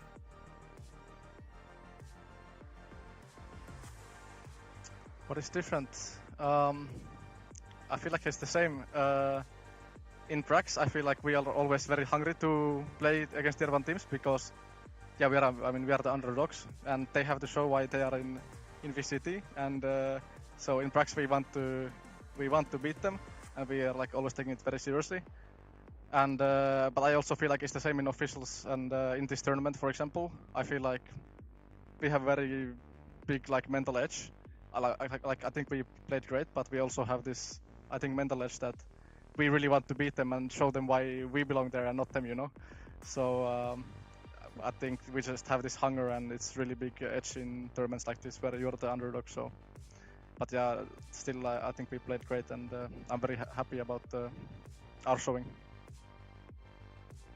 You played very well. It was an impressive run from you guys. So congrats on being the Alpha champions, taking down several VCT EMEA team on your path. So enjoy this victory and see you next in VCL. And hopefully challengers EMEA. All right, thank you very much, guys. Yeah.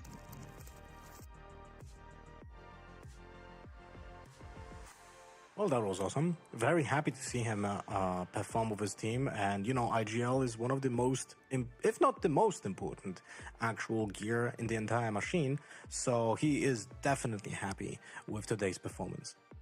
I think it deserves to be. They really had an impressive runs. I mean, you were supporting them from the start, but I was maybe a bit more skeptical, especially at the beginning, since they lost against Stallion, which I thought was not the best challenger teams in the tournament, but they really rose after that. They just go on, and I felt like they went better and better the days as the day progresses. They became better. So I think if they have more experience in this type of tournament, they can definitely crush it, and path to champions could definitely be an option for this team.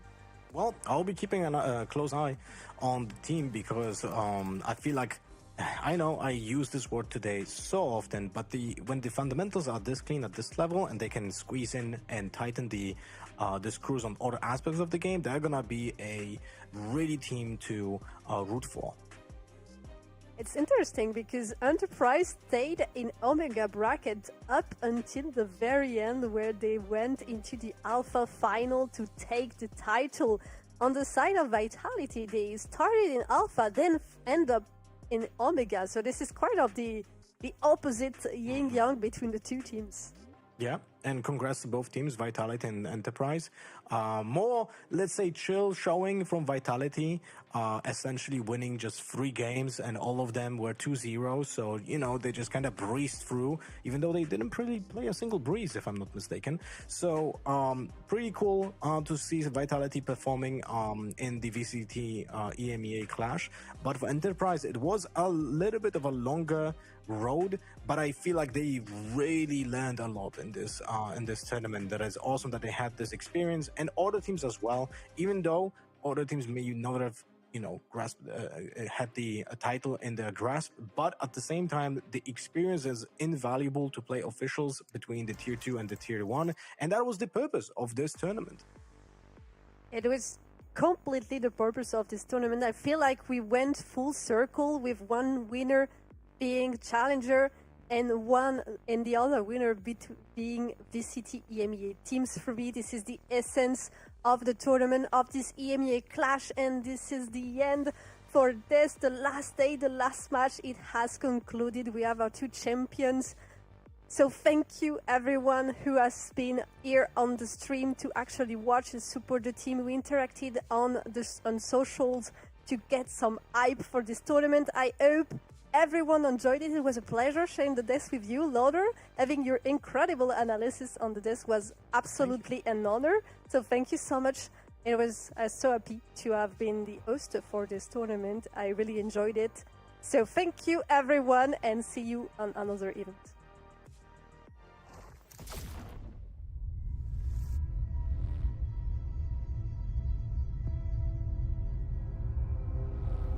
was meant to meet. Distance kept things apart. This is the moment where everything shifts. What are you afraid of?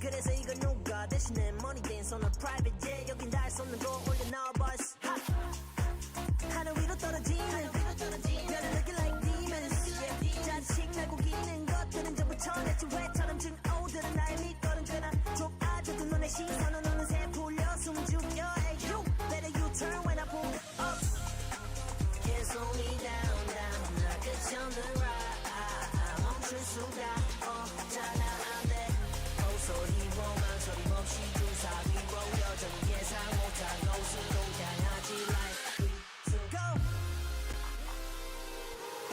Told them I said I'm so boss, I'm so bad I told them I said I'm so boss, I'm so bad I told them I said I'm so boss, I'm so bad I told them I said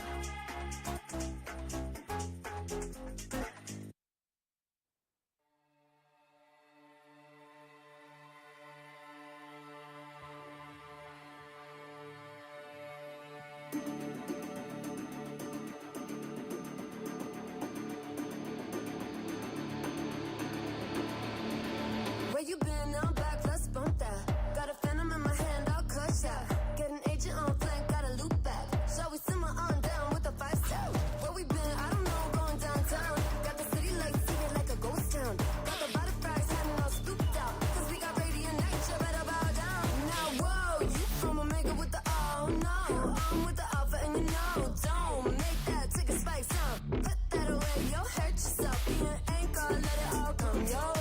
We got plenty for you, boy. Just say we got sheriffs, so sorry, eyed boys. Got the banner high, going to the banner. Well, who's that? No this.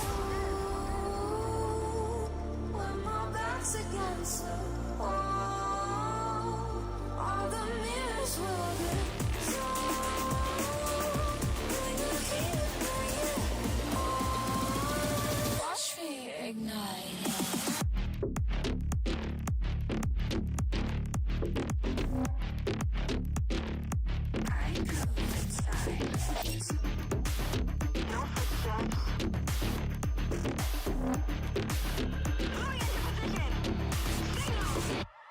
I'ma take you all down like dominoes. I'ma take you out with another spike drop. Overheated, but I love to lock and load. I hear the echo, I hear the echo. Bang bang on a bad team with the gushy top. Ra-ta-ta-ta-ta all day. Enough with the chit chat, steady with the one tab. I'ma set it off, just wait. Oh, el me va con la oh no. Sabe que la alza soy yo. Go, vete vuelve cuando no estoy así. Desapareció. Oh, como piensa que no traigo la peña, las de cero solo. Dame chatarrero que se va a hacer rico. De lo que dejaré tipo el suelo. When my back's against the